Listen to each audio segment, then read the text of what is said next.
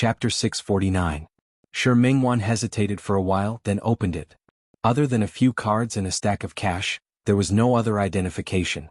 Shi Mingwan was about to close the wallet when she saw that the place where the photo was supposed to be was white. It seemed to be the back of the photo. A strange thought flashed through his mind. What kind of situation was this? Why didn't they show the front of the photo? She looked at the back of the photo and felt that she could see a secret. Out of politeness, she should put down her wallet and contact Jean Hauser to get it. But she really wanted to know whose photo was in his wallet. She reached for the photo and was about to pull it out. Miss Shi's manners seemed to be lacking. Didn't anyone tell you not to touch other people's things? The sudden voice at the door shocked her so much that she almost threw the purse in her hand. Although he didn't throw it out, it was close enough. Her purse fell on the table with a thud. She looked at the tall figure at the door and felt guilty. Mr. Jean? Jean Hauser stood at the door, expressionless. His thin lips were pressed into a straight line. His slender legs were now striding inside. With every step she took, Shi Mingwan felt as if the other party's footsteps were stepping on her heart. She tried to stand up but found that her body was very weak. There was no strength in his legs at all. She could only press her back against the back of the chair she was sitting on. She wasn't a timid person, but she didn't have the confidence to be caught red-handed doing such a bad thing. Jean Hauser had already walked to the desk. He walked around the desk and stood in front of Shi Mingwan. Shi Mingwan blinked and tried her best to remain calm. Mr. Jean, my staff found this wallet. It is now returned to its rightful owner. She placed the wallet in front of Jean Hauser. Jean Hauser didn't take it. Instead, he bent down and looked at her. His gaze was too sharp. Even Shi Mingwan, who had seen many celebrities, felt a little scared when she was stared at like this. Mr. Jean? You're not going to play the game of mistaken identity anymore? What does that mean? Shi Mingwan blinked and took a few seconds to understand what he meant. Her face was a little red. She couldn't tell if she had mistaken him for someone else. Mr. Jean, if there's nothing else, we're already off work. She lowered her eyes, feeling an indescribable sadness in her heart. That year was deeply engraved in her heart, leaving an unerasable mark. But the person who had left such a heavy stroke in her life didn't remember anything between them. Shi Mingwan's rationality returned. She remembered that the man in front of her was no longer her dear brother. Now he was Jean Hauser, another woman's boyfriend. She stood up and casually tidied up the things on the table. Just as he was about to leave, he realized that Jean Hauser was standing there without moving. She was about to reach for her bag when she paused. She thought about it, picked up the wallet again and handed it to Jean Hauser. Mr. Jean. Jean Hauser stared at her face for a long time, then reached out and took the wallet. The moment he took the purse away, his fingertips brushed against the back of her hand. His hands were a little cold. It was already past the Mid-Autumn Festival. Lin City was very hot during the day, but it was a little cold at night. However, she still felt that his hands were a little too cold. The moment he retracted his hand, he met Jean Hauser's gaze. He was still staring at her. His eyes were long and narrow and his gaze was sharp. The bridge of his nose was high and his thin lips were slightly pursed. Shi Mingwan stared at his lips and suddenly had an urge to lean forward and kiss his thin lips. His lips were as cold as his hands, or were they warm? Realizing what she was thinking, Shi Mingwan's face slowly turned a little red. She had never been in love before, and such a secret thought made her feel a little ashamed. Mr. Jean? Jean Hauser stared at her face and finally retracted his hand. He wrapped the money up. Shi Mingwan heaved a sigh of relief. The atmosphere was too awkward for a man and a woman to be alone in the same room. However, Shi Mingwan quickly realized that she was happy too early. Her studio was on the third floor of an office building in a pretty good area in Lin City. There was a corridor that wasn't long from the studio, and then there was the elevator. When the two of them walked to the elevator together, Shi Mingwan realized that she was going to take the elevator with Jean Hauser. Realizing this, she took 2 steps back. Jean Hauser happened to press the elevator button at this moment. When he saw her actions, he turned around and glanced at her. Oh, Mr. Jean, you go first. I seem to have forgotten to lock the door. As she spoke, she took another step back. The elevator arrived at this moment, and Jean Hauser stood there without moving. You locked it just now. When I came out, you locked it. Was that so? Shi Mingwan felt inexplicably awkward. The elevator opened and Jean Hauser stood there looking at her. She had no choice but to grit her teeth and quickly walk into the elevator. Jean Hauser looked at her back and followed her into the elevator. The door closed and only the two of them were left in the narrow space. Shi Mingwan had never been like this before. The short 3 floors made her feel like a year. Jean Hauser was standing less than 50 centimeters away from her. She could even smell the scent on his body. It was faint, similar to the scent of mint. The last time she thought he was her dear brother, she smelled the same scent. She moved to the side without a trace, putting some distance between the two of them. When she looked up, she realized that Jean Hauser was staring at her face. Her moving footsteps were frozen there. Her face was a little hot. Such an abnormal person wasn't like her usual self at all. The elevator didn't move. She couldn't help but look up at the elevator and realized that they had actually stopped on the 3rd floor. She was stunned for a moment. She didn't understand why Jean Hauser didn't press the floor button. She looked at Jean Hauser and he was also looking at her. Shi Mingwan felt uncomfortable being stared at by him. She didn't understand what he wanted to do.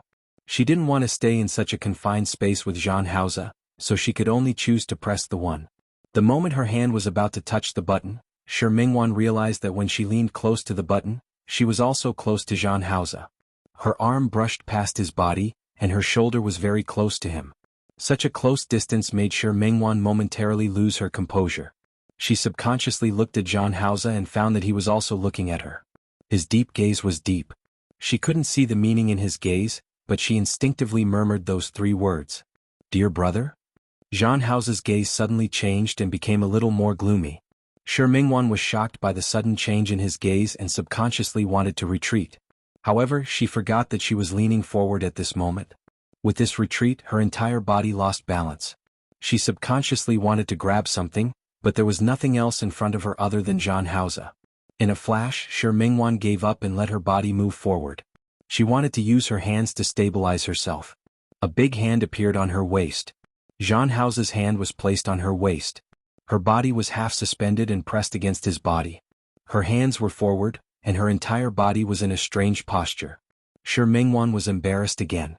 She was in a rather sorry state. She used both her hands and feet to try to leave Jean Hauser's body. However, in her panic, her hand hit his face instead. She didn't really hit him but brushed past his face. She was shocked and quickly retracted her hand. As a result, her upper body couldn't exert any strength, and she leaned completely on Jean Hauser's body. "Throwing yourself into my arms?" Shi Mingwan's face was very red. She mumbled and wanted to explain herself, but Jean Hauser easily scooped her body up at this moment and pressed her against the elevator wall. "Jean? First, you mistook me for someone else and then you threw yourself into my arms? Miss Shi, do you always treat your clients like this?" His almost humiliating words made Shi Mingwan's face instantly turn as pale as blood.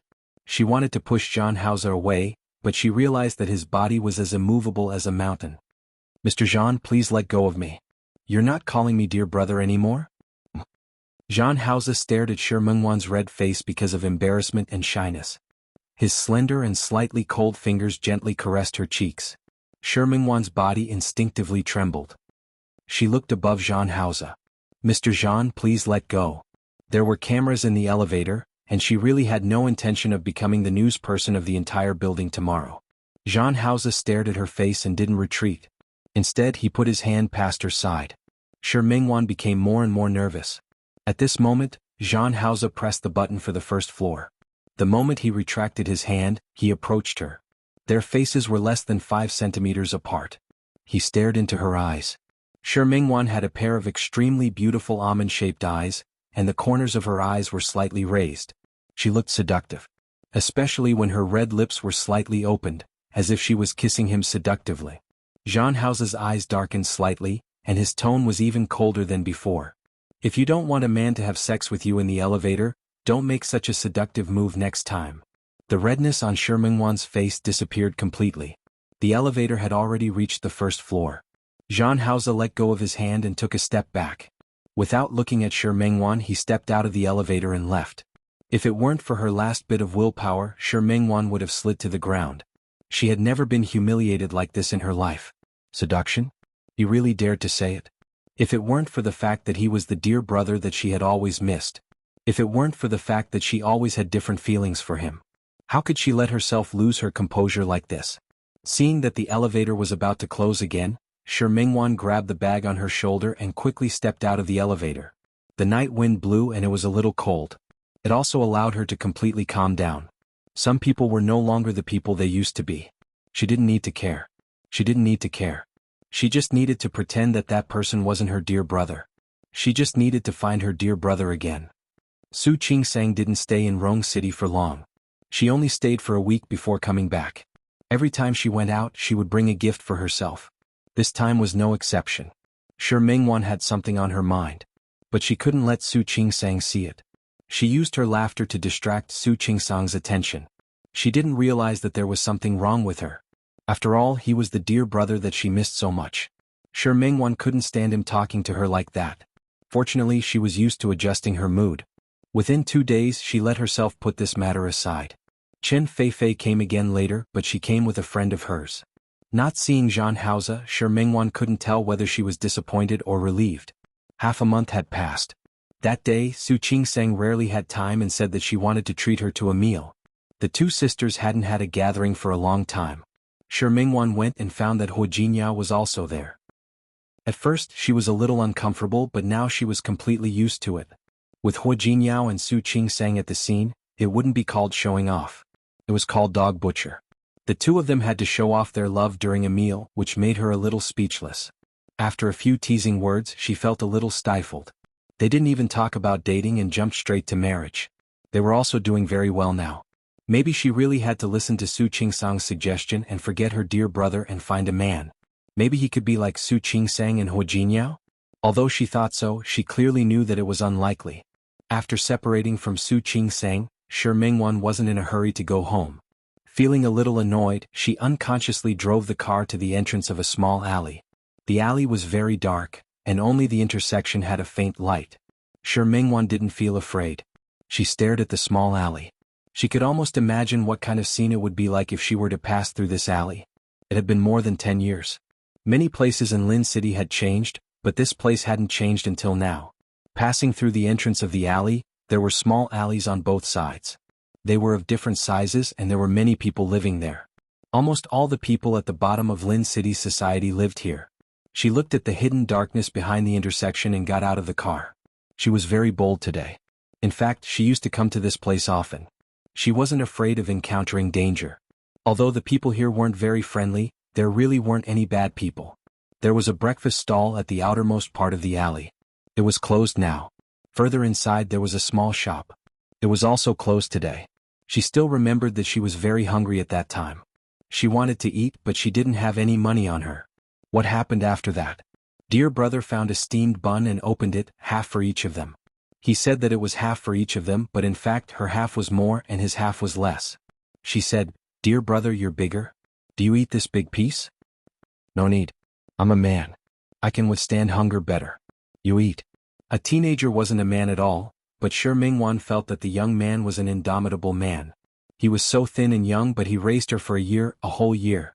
At that time, she was eating the steamed bun and watching dear brother finish the small half of the steamed bun in a few bites. She knew that dear brother wasn't full. She deliberately left half of it, saying that she didn't have an appetite today and couldn't eat any more. Before dear brother could react, she put the steamed bun into his mouth. At that time, how did dear brother react? Sure Mingwan's memories were interrupted. She heard a voice coming from the fork in the alley not far ahead. It was getting late and Sure Mingwan didn't intend to cause trouble. She turned around and wanted to leave, but she heard a voice that wasn't unfamiliar to her. "Cut the crap. Do you want to come one by one or do you want to come at me together?" This voice was clearly Zhan Haoze's. Sure Mingwan was stunned for a moment. Not only did she not leave, but she also walked closer. Very arrogant. Since that's the case, let's teach him a lesson. A sharp male voice sounded. Sure Mingwan quickly heard muffled groans and the sound of fighting. She could tell that there were quite a few people on the other side. Using the dim street lamp at the entrance of the alley, she approached very carefully. Using a telephone pole as cover, she carefully poked her head out. She saw a group of people fighting. No, it wasn't right to say that it was a group of people fighting. It should be a group of people fighting around a person. The person who was surrounded was naturally Zhan Haoze. When she saw that face clearly under the street lamp, Sure Mingwan almost screamed. Why was he here? Also, why were so many people beating him up? Could it be that he got into trouble again? She thought of that year dear brother worked very hard every day to support her. Once, when he was about to come back, he was stopped at the entrance of the alley by two youths who looked taller and stronger than dear brother. The other party wanted dear brother to hand over all his money.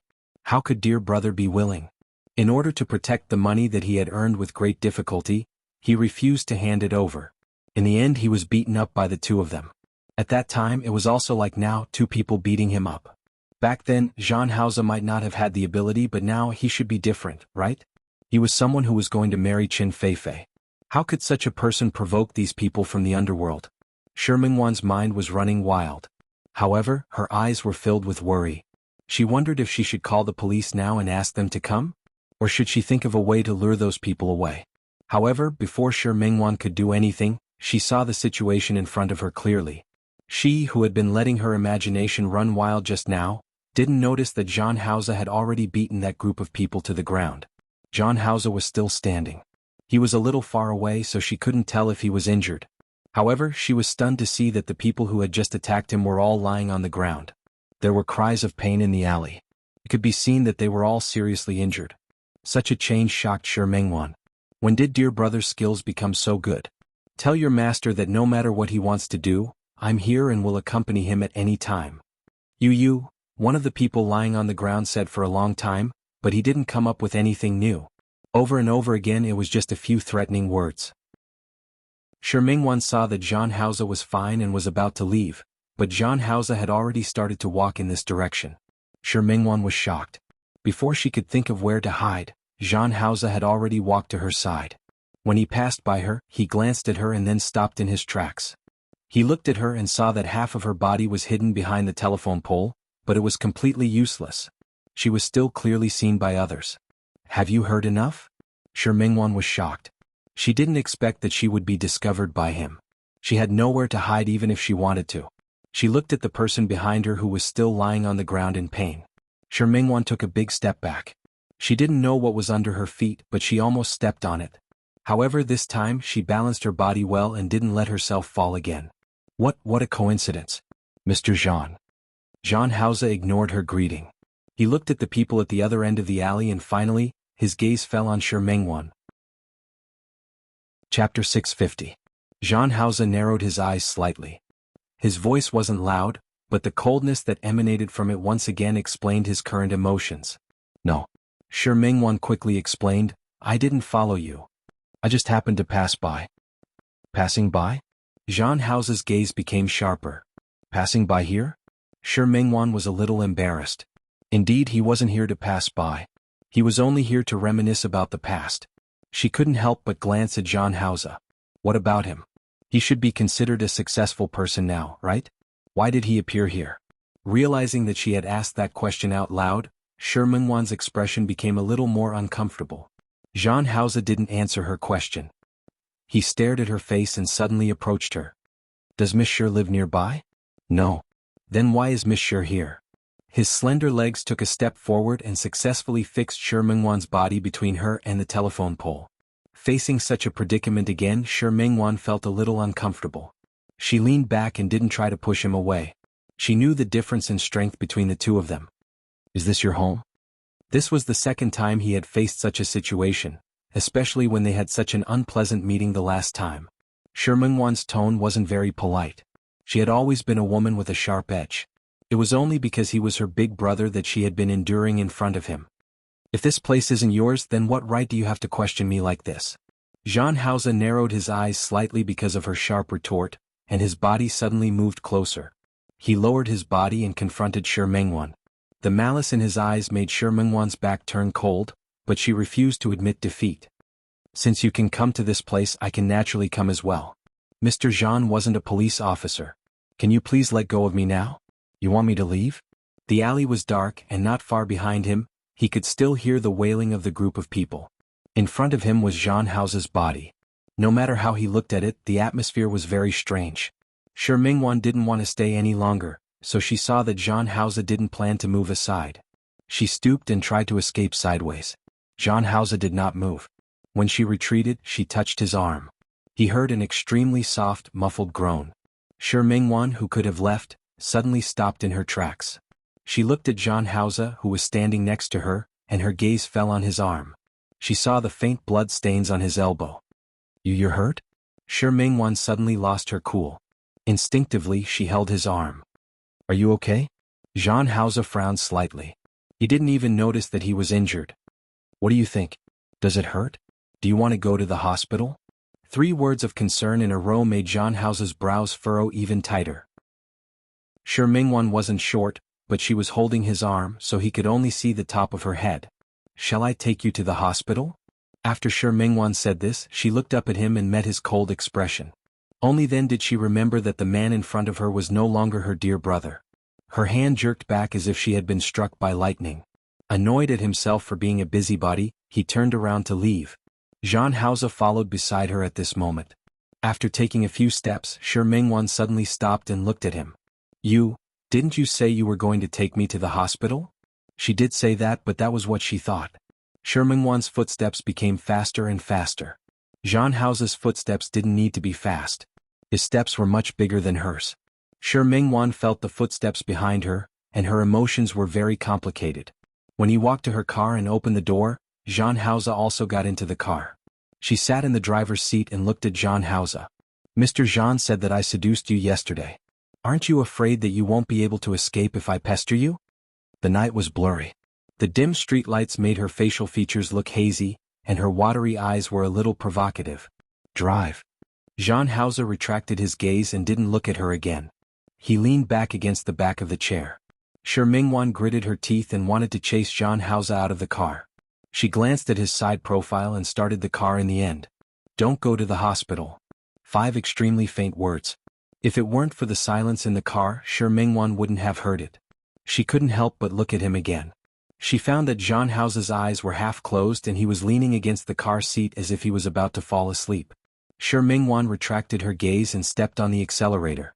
On the way, Shi Mingwan turned around and looked at Zhang Haoze. His arm was still bleeding. Her heart trembled slightly. She thought of her dear brother. More than 10 years ago, Shi Mingwan, who was only 12 years old, got lost from her parents. Although she said she got lost, she actually ran away from home. She was from Lin City, but she wasn't from Lin City. She was from a small county town under Lin City. Shi Mingwan's father was the eldest in the family. He had 2 younger brothers. The small county town where Shi Mingwan lived was very patriarchal. Shi Mingwan's 2 uncles both had sons. Only Shi Mingwan didn't. Shi Mingwan's grandmother was very dissatisfied with Shi Mingwan's mother because of this. Shi Mingwan's mother didn't have a good life in the Shi family. Because she had injured her body when giving birth to Shi Mingwan, it wasn't easy for her to get pregnant again. Until Shi Mingwan was 9 years old, she hadn't had a second child. Shi Mingwan's father was the eldest of the 3 brothers of the Shi family, but he didn't have a son. Shi Mingwan's grandmother disliked this eldest daughter-in-law more and more. It wasn't until Shi Mingwan was 11 years old that her mother finally got pregnant miraculously. Shi Mingwan thought that this mother would definitely give birth to a younger brother. This way her mother's life should be better. But who knew? The second child Shi Mingwan's mother gave birth to was still a daughter. Shi Mingwan's grandmother's expression became even uglier. Even Shi Mingwan's father's heart was heavy. There was clearly a little sister in the family, but no one had a smile on their faces. Shi Mingwan was already sensible. She didn't like the atmosphere at home.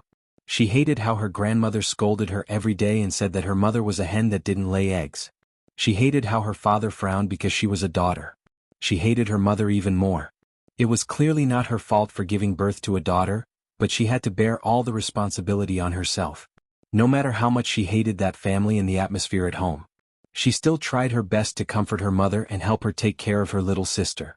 She comforted her mother and told her that giving birth to a boy or a girl wasn't something she could decide alone. She didn't need to blame herself or feel guilty. Even if her mother didn't listen at all, she still had to say it. She had learned all of this from her textbooks and had seen it on TV. Also, men and women were already equal now. The teacher had already said so, but her mother still thought so. She was backward and ignorant. Regardless of whether her mother listened or not, she tried her best to maintain the peace and harmony in the family. Until she heard her grandmother persuade her father to send her sister away. She could give birth to another child then. She said that if her mother didn't agree, she would let her father take the second or third uncle's children and adopt them. Shi Mingwan was finally angry. Her little sister was so cute. Even if she was a girl, she was still her father's child. Her father actually wanted to give her sister away? Shi Mingwan, who had been taking care of her sister for a few months and had feelings for her, was furious on the spot. What are you giving her away for? If you want to give her away, just send me away. My sister is still so young. Haven't you thought about what will happen to her in the future if you send her away? Grandma didn't expect her to hear it. She exploded and started to curse. After scolding Shi Mingwan's mother, she started to curse Shi Mingwan. She said that it was all her fault and that she didn't bring her younger brother. Shi Mingwan was furious. If that's the case, then I'll leave this family. I want to see if you can do as you wish without me. Shi Mingwan's father and grandmother both thought that she was saying it out of anger. But Shi Mingwan was serious. She really ran away from home. She took her usual New Year's money and pocket money and directly picked a car from town to the county town. That day there was still the last bus to Lin City in the county town. Shi Mingwan was really bold. She got on the bus to Lin City just like that. But it wasn't until night fell and the car stopped at Lin City station that she realized what she had done in a moment of impulse. She, a 12-year-old girl, had run away from home just like that. Shi Mingwan, who got out of the car, had a moment of regret. She had never left home in her life.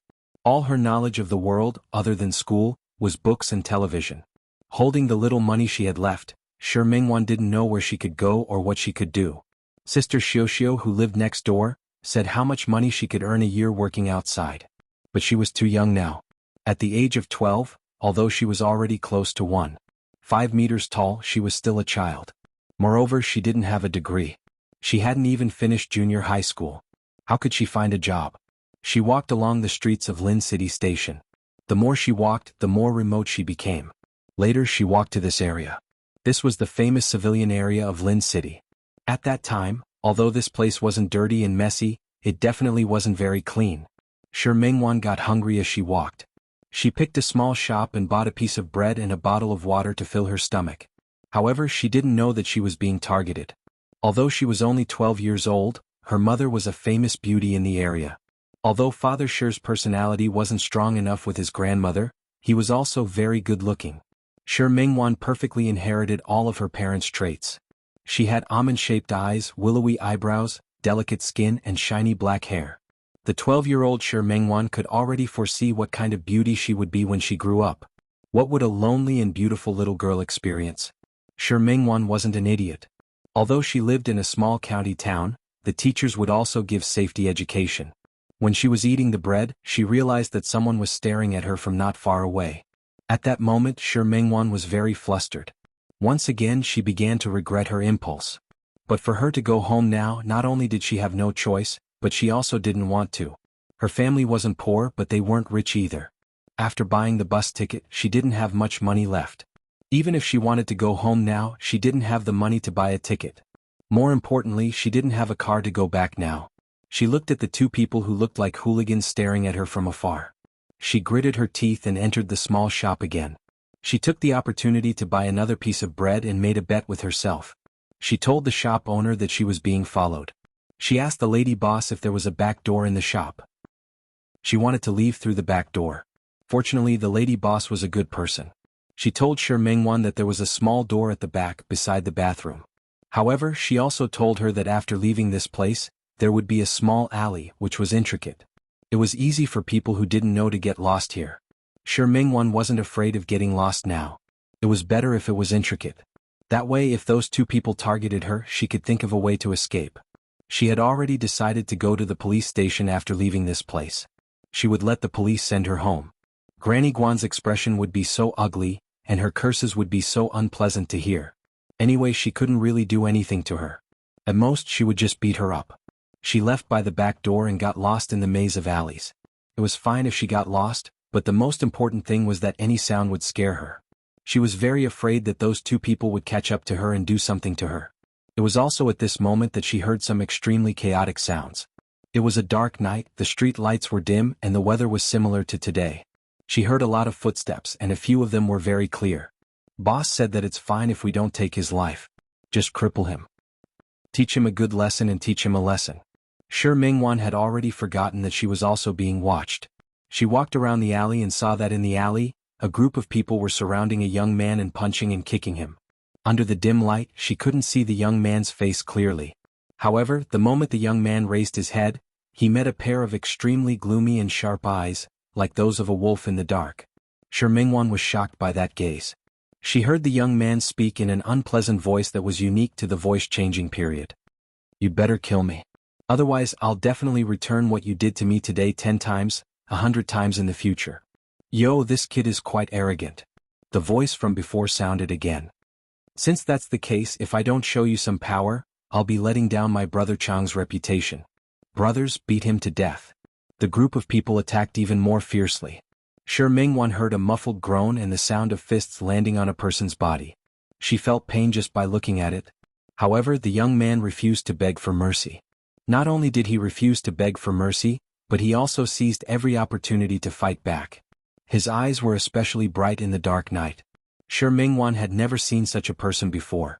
He was clearly beaten to such a state, but he could make himself look calmer and calmer than them. She looked around, but there was no one here. There were too many people and she was only a little girl. She still had a headache. She didn't know how she could help the other party. It wasn't until she saw the man who spoke pick up a steel pipe and was about to hit the young man's hand. Shi Mingwan didn't even think about it and shouted in a louder voice. "Uncle Police, it's over here. There are people fighting over here." As she spoke, she grabbed the stone on the ground and kept hitting it at a trash can beside her. She stomped her feet on the ground with all her might. It felt like there were many people walking at the same time. The man called Brother Chang who was holding the steel pipe froze for a moment and snorted. He threw the steel pipe and kicked the young man. "Brat, consider yourself lucky. Brothers, let's go."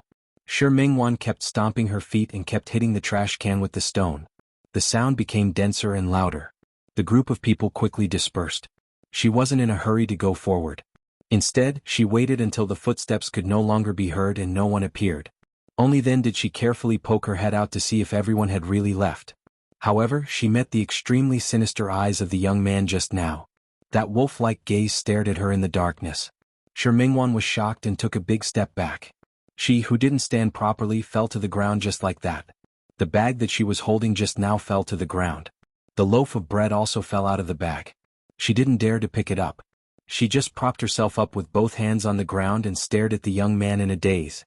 He looked very disheveled, very disheveled. His nose was bruised and his face was swollen.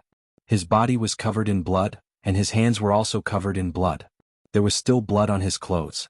The blood that flowed from the corner of his mouth was especially frightening on a night like this.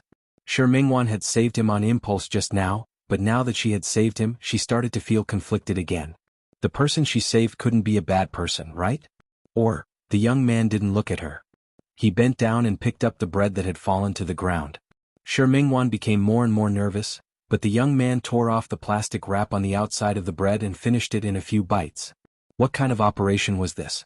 Shi Mingwan looked at the young man and swallowed her saliva. She wanted to say that he ate her bread. However, the young man also saw the bottle of water in the bag. He glanced at her, took the bottle of water, and drank the remaining half of the bottle just like that. Throwing the bottle on the ground, the young man glanced at Shi Mingwan and turned to leave. However, Shi Mingwan stopped him. The young man turned around and looked at Shi Mingwan again. Shi Mingwan's lips moved. She wanted to say, "Are you going to leave just like that after eating my food?" However, the words that came out of her mouth were, "You threw the trash on the ground. That's not right." A trace of mockery flashed across the young man's hostile face. He took 2 steps forward and stood in front of Shi Mingwan. She was still sitting on the ground and the young man was standing there. The young man was nearly 1.7 meters tall. Shi Mingwan shrunk her neck. For the first time she felt afraid. The young man stared at her face. Just when she thought that he would make a move on her, he finally made a move. He bent down. Shi Mingwan was shocked and instinctively covered her head with her hand. The young man picked up the plastic bags and bottles on the ground. Then, after rolling them into a ball, he threw them into the trash can at the side with great accuracy. After throwing them, he glanced at Shi Mingwan, turned around and continued to walk forward. Shi Mingwan stood up and followed behind him for some reason. After taking a few steps, the young man suddenly turned around and looked at her. Chapter 651. Shi Mingwan was shocked. This time she stubbornly looked at him. The youth took a step forward and raised his hand, pretending to hit her. Shi Mingwan shrunk her neck but didn't run back. The youth clenched his hand into a fist, then retracted it and continued forward. Shi Mingwan followed behind him. She looked at the youth and didn't know why she wasn't afraid of him at all. "Why did those people hit you?" There was silence. The youth directly ignored her. "You seem to be seriously injured. Do you want to see a doctor?" The youth's footsteps quickened, and Shi Mingwan had no choice but to quicken her footsteps. Where are your parents? Do they not care about you? Where are you going now? Aren't you afraid that those people will come looking for you again? Shut up. The youth finally couldn't take it anymore. He turned around and glared at Shi Mingwan. Don't follow me. Shi Mingwan bit her lip and followed behind the youth again as he continued to walk forward. The youth walked very fast. He made up his mind to get rid of Shi Mingwan. Shi Mingwan ran with him. She even thought that it was fortunate that the youth was injured. Otherwise she wouldn't have been able to catch up. Yes, the youth's leg seemed to be injured so he couldn't walk fast. He ran for a long time, but when he realized that he couldn't get rid of Shi Mingwan, he finally gave up. He didn't take another detour. Instead, he walked directly into an extremely small alley at the side. Then he found one of the doors with familiarity and pushed the door open. Shi Mingwan stood at the door for a long time. Seeing that the youth had no intention of closing the door, she followed him in. The house was very small. She could almost see the entire layout at a glance. There was a small living room with a room inside. On the right was the kitchen and the bathroom. There was nothing else. The living room was very small. There was an extremely shabby cloth sofa. The original color could no longer be seen. The coffee table in front of the sofa was also missing a corner. There was an open medicine box on it. The youth took out bandages and medicine from inside and treated his wound. The most serious part of his injury was on his hand. And with just one hand he couldn't apply good medicine to himself. Looking at the youth's overly clumsy movements, Shi Mingwan went forward and sat down beside him. She took the medicine from his hand. Let me help you, she said. You know how. I won't. Shi Mingwan shook her head honestly. However, I've seen the veterinarian near our house bandage the dog's wound. She felt the young man's face darken in an instant. Startled, she retracted her hand that was holding the medicine. You're cursing me? The youth was not old, but his entire body was filled with a vicious aura. Shi Mingwan had never seen such a person before. She shook her head quickly. The youth didn't say anything else.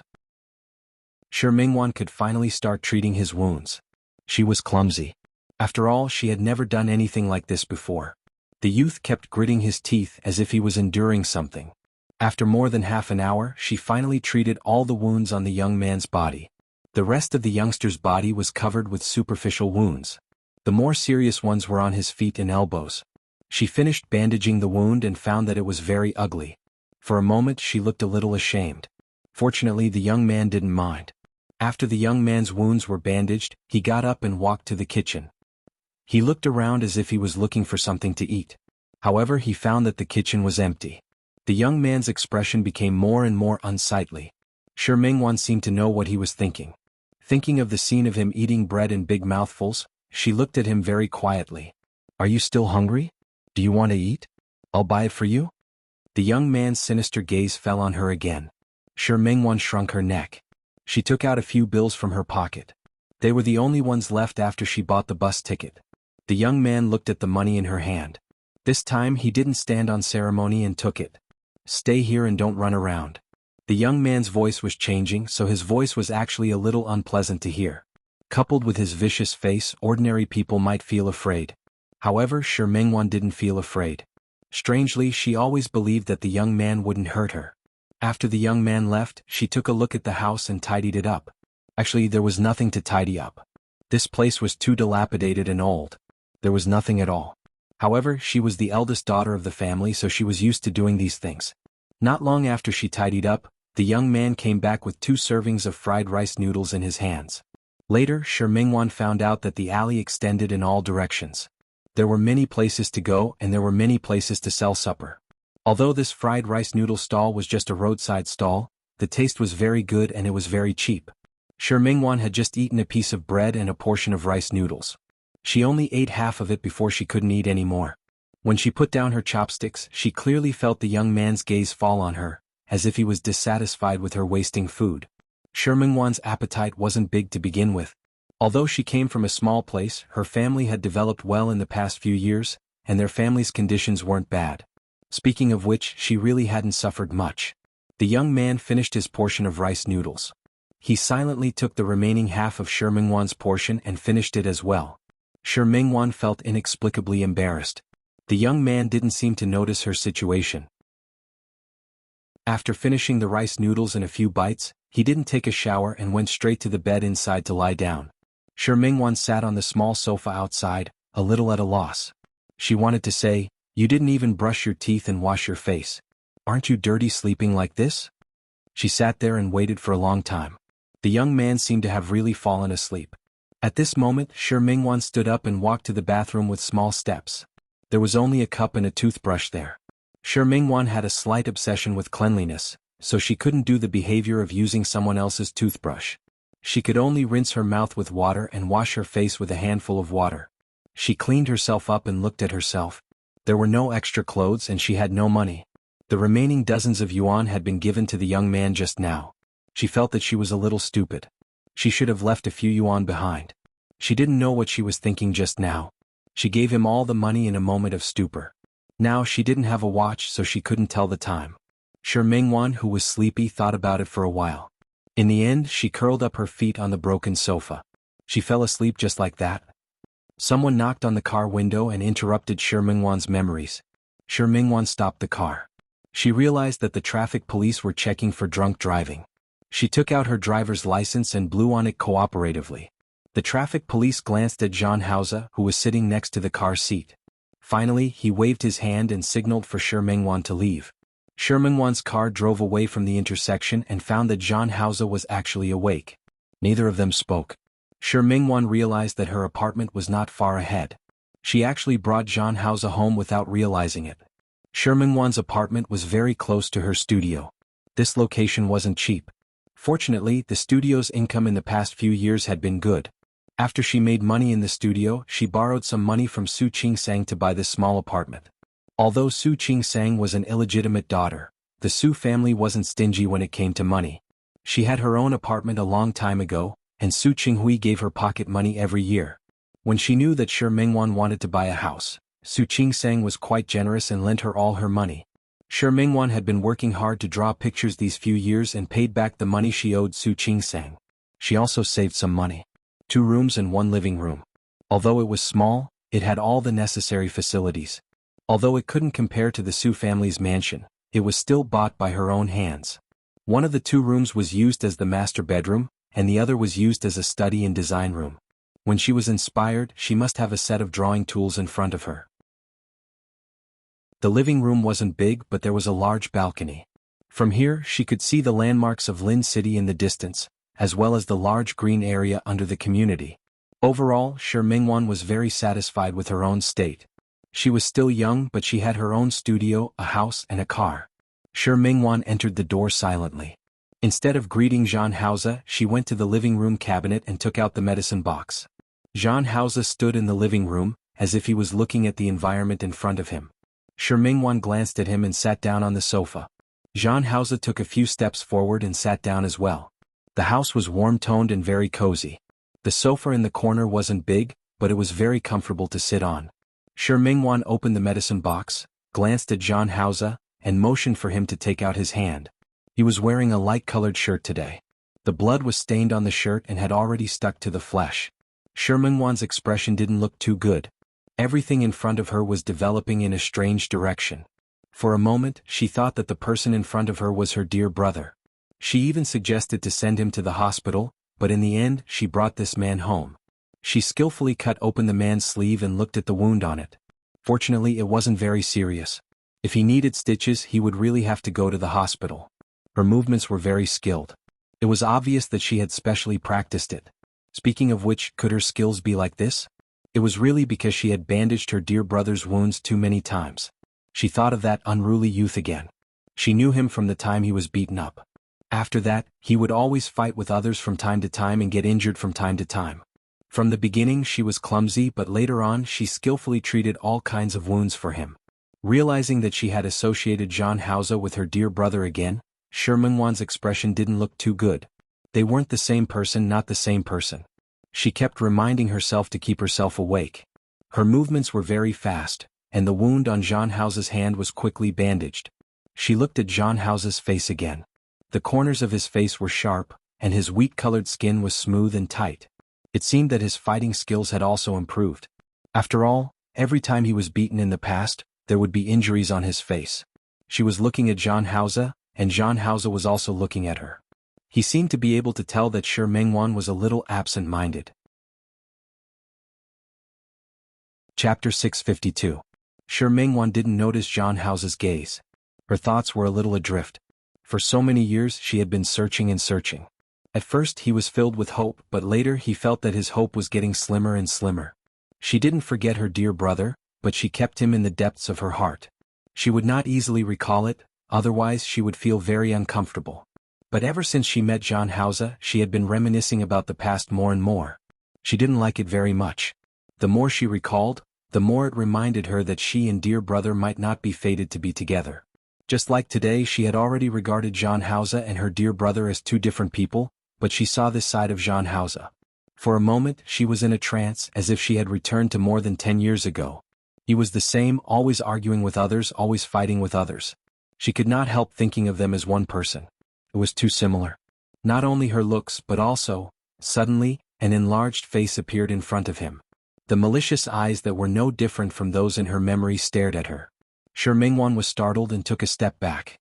Behind her was the sofa, and her back touched the back of it. Zhang Hao's body leaned over and Shi Mengwan gulped. "Mr. Zhang, the wound has been bandaged. You can go now." Zhang Hao pursed his lips slightly and looked at the nervousness on Shi Mengwan's face. He stretched his hands forward and placed them on her sides. "Where are you going?" Shi Mengwan blinked. "Where to? Of course it was to leave this place. Mr. Zhang, this is my home." "I know this is your home. When you brought a strange man home, didn't you think about the consequences?" Seeing that Zhang Hao's face was getting closer and closer, Shi Mengwan pressed hard against his chest. "Mr. Zhang. Sorry for the misunderstanding. She couldn't say the rest of her words. She just thought of him as her dear brother. She just replaced the past memories in front of her. However, the man in front of her did not know her and did not admit that he was her big brother. In short, it's all a misunderstanding. It's getting late and I still need to rest. Please go ahead." Zhang Hao's body blocked her way. Shi Mengwan didn't move, nor did she escape. She didn't want what happened in the elevator to happen again. "Mr. Zhang, can you make way?" Zhang Hao stared at Shi Mengwan's face for a long time, and finally stood up very slowly. Shi Mengwan didn't relax because he stood up. The other party was too tall. She was nearly 1.7 meters tall, and her sitting posture only made the other party look even taller. She didn't know that when her eyes stared at Zhang Hao's face with vigilance, there was an infinite flirtatious look in her eyes. The corners of her eyes were slightly raised, and there was a seductive air about her. But she was completely unaware of her own charms. Zhang Hao stood there, not in a hurry to leave, nor was he in a hurry to move. Shi Mengwan was a little nervous. She gulped. His eyes were filled with anticipation. Zhang Hao's eyes darkened at his eagerness to leave. Not only did he not leave, but he also leaned down. Shi Mengwan felt more and more nervous and leaned back. It was almost a silent invitation. Zhang Hao looked at her half-opened lips and stopped less than a centimeter away from her lips. Breathing hot, Shi Mengwan stared at the enlarged face in front of her and felt inexplicably thirsty. She subconsciously pursed her lips. Zhang Hao's face leaned closer, almost touching hers. "Miss Shi." Zhang Hao's voice sounded a little low. "If you don't intend to let a man do anything to you, don't casually bring a man home, and don't casually put on such a seductive posture." After saying this, Zhang Hao got up and left. The sound of the door closing brought Shi Mengwan back to her senses from the other party's words. After she came back to her senses, she was filled with anger. What did this Zhang Hao mean? What did he mean by casually bringing someone home? And what did he mean by casually putting on a seductive posture? Shi Mengwan wanted to curse, but the person who could make her curse had already left. She wanted to curse, but she didn't know where to start. Gritting her teeth, Shi Mengwan couldn't suppress her anger no matter what. She told herself that if she still cared about Zhang Hao next time, she would be a pig. She was so angry. When Zhang Hao entered the door, he found that the lights in the hall were shining. Chen Feifei sat on the sofa, and her expression wasn't particularly good. She kept a straight face until Zhang Hao entered the door. Chen Feifei's expression finally looked better. She stood up as if she was flying and quickly pounced in front of Zhang Hao. "Brother Hao, you're back." Chen Feifei's eyes were a little red. When she walked in front of Zhang Hao, she had already cleaned up the expression on her face. When he entered the door, he put on his suit jacket, and the wound on his hand was covered up. Chen Feifei didn't notice that when she pounced on him, she touched his wound. Jean House's brows furrowed imperceptibly. He resisted the urge to pull Qin Feifei's hand away. It's so late. Why aren't you sleeping yet? You still know that it's so late? Qin Feifei pouted. It's so late and you still haven't come back. Don't you know that I'll be worried? Go to sleep. Jean House's voice was considered gentle, but he didn't coax her like before. Qin Feifei was a little unhappy. Brother Hao, where did you go? Nowhere. I'm just working overtime at the company. I must tell Dad not to give you so much work. Look at you, you don't even have time to accompany me. Don't mess around. Jean House's voice was a little serious. Work is work, not play. If you don't want to say it, then I won't say it. Qin Feifei became more and more unhappy. But you're always busy. You used to be willing to accompany me, but recently, you've been spending less and less time with me. Her tone was full of complaints. Jean House looked at her and his expression softened. I'll accompany you after I'm done with my work. You said it. Qin Feifei hooked his arm. Don't lie to me. If you stand me up, I'll tell Dad. What are you going to tell me? The sudden voice made the two of them look at the stairs together. Qin Yongchang had come down at some point and looked at the two of them holding hands. Dad. When Qin Feifei saw her father, she quickly let go of her hand and ran towards Qin Yongchang. Why aren't you sleeping yet? My precious daughter isn't sleeping. How can I sleep? Qin Yongchang patted Qin Feifei's hand. What's wrong? You haven't said what you want to tell me yet. Let me tell you, give Brother Hao less work. Look, he's so busy that he doesn't have time to accompany me. Really? Qin Yongchang glanced at Jean Houze, then looked at Qin Feifei. You're not young anymore. Don't be too willful. Houze is someone who wants to do great things. How can he accompany you every day? I don't care. I just want Brother Hao to accompany me. It was rare for Qin Feifei to be willful. Her tone was full of coquettishness. Qin Yongchang couldn't do anything about this daughter. Good. But it's getting late now, you should go to sleep. Then? Qin Feifei looked at Jean Houze, wanting him to send her back to her room. Go to sleep first. I have something to discuss with Houze. Got it. Qin Feifei pouted, her face full of unhappiness. Dad hates it the most. It's not enough for Brother Hao to help you during the day, but at night, you still want to snatch him from me. Feifei, Qin Yongchang called her name. Qin Feifei was unhappy. She stomped her feet and went upstairs. A grown girl really can't be kept at home. Qin Yongchang looked at his daughter, glanced at Jean Houze and walked towards the study. Jean Houze followed behind him silently. The study was on the first floor. Qin Yongchang entered the door and gestured for Jean Houze to sit down. He didn't sit down but stood opposite the desk. It's been so many years, but you're still so polite. Qin Yongchang seemed to be lamenting. Jean Houze didn't respond, and he didn't need his response. There haven't been many things happening in the company recently. You came back so late today. Is there something wrong? There was a hint of inquiry in Qin Yongchang's eyes. It's nothing big. Jean House's voice was very indifferent. It's just a small matter. I've already taken care of it. I believe you know what to do. Qin Yongchang didn't continue this topic but changed the topic. That year Feifei saved you and brought you back. It's been more than 10 years now. You know how Feifei feels about you. This child has been stubborn since she was young. She has decided on you, and as her father, I can't do anything about it. You're not young anymore. It's time to think about starting a family. Don't you think so? Jean Houze was silent and didn't respond. The last time Feifei was hospitalized, you also promised me that you would marry her. Although her body is better now, she still has to be carefully nurtured. To be honest, I don't feel at ease handing her over to someone else. After so many years, I've seen your character. Houze, I should be able to trust you, right? Jean Houze pursed his lips slightly and finally nodded gently. I promised you that I would take care of her. Okay. It's getting late. You should go and rest first. You don't have to go to work tomorrow. Accompany Feifei. Jean Houze didn't refute. He nodded slightly and turned to leave. After returning to his room, Jean Houze took off his suit jacket. There were still bloodstains on the shirt inside. He took it off and threw it into the trash can. His gaze was a little gloomy as he looked at the bandaged wound. Thinking of Qin Yongchang's words just now, he took out his phone. He pressed a set of numbers from memory. After the call was connected, he only said one sentence, I agree to what you said last time. After hanging up the phone, Jean Houze deleted the call record. He made 2 more calls.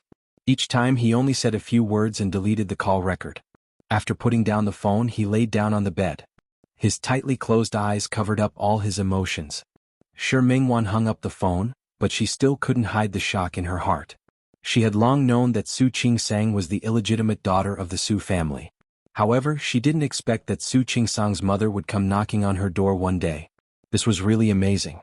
Today, Su Qingsang called to ask her to go to dinner and meet Su Qingsang's mother. Shi Mingwan later met Xiang Kaiping, an auntie who looked quite kind and cute.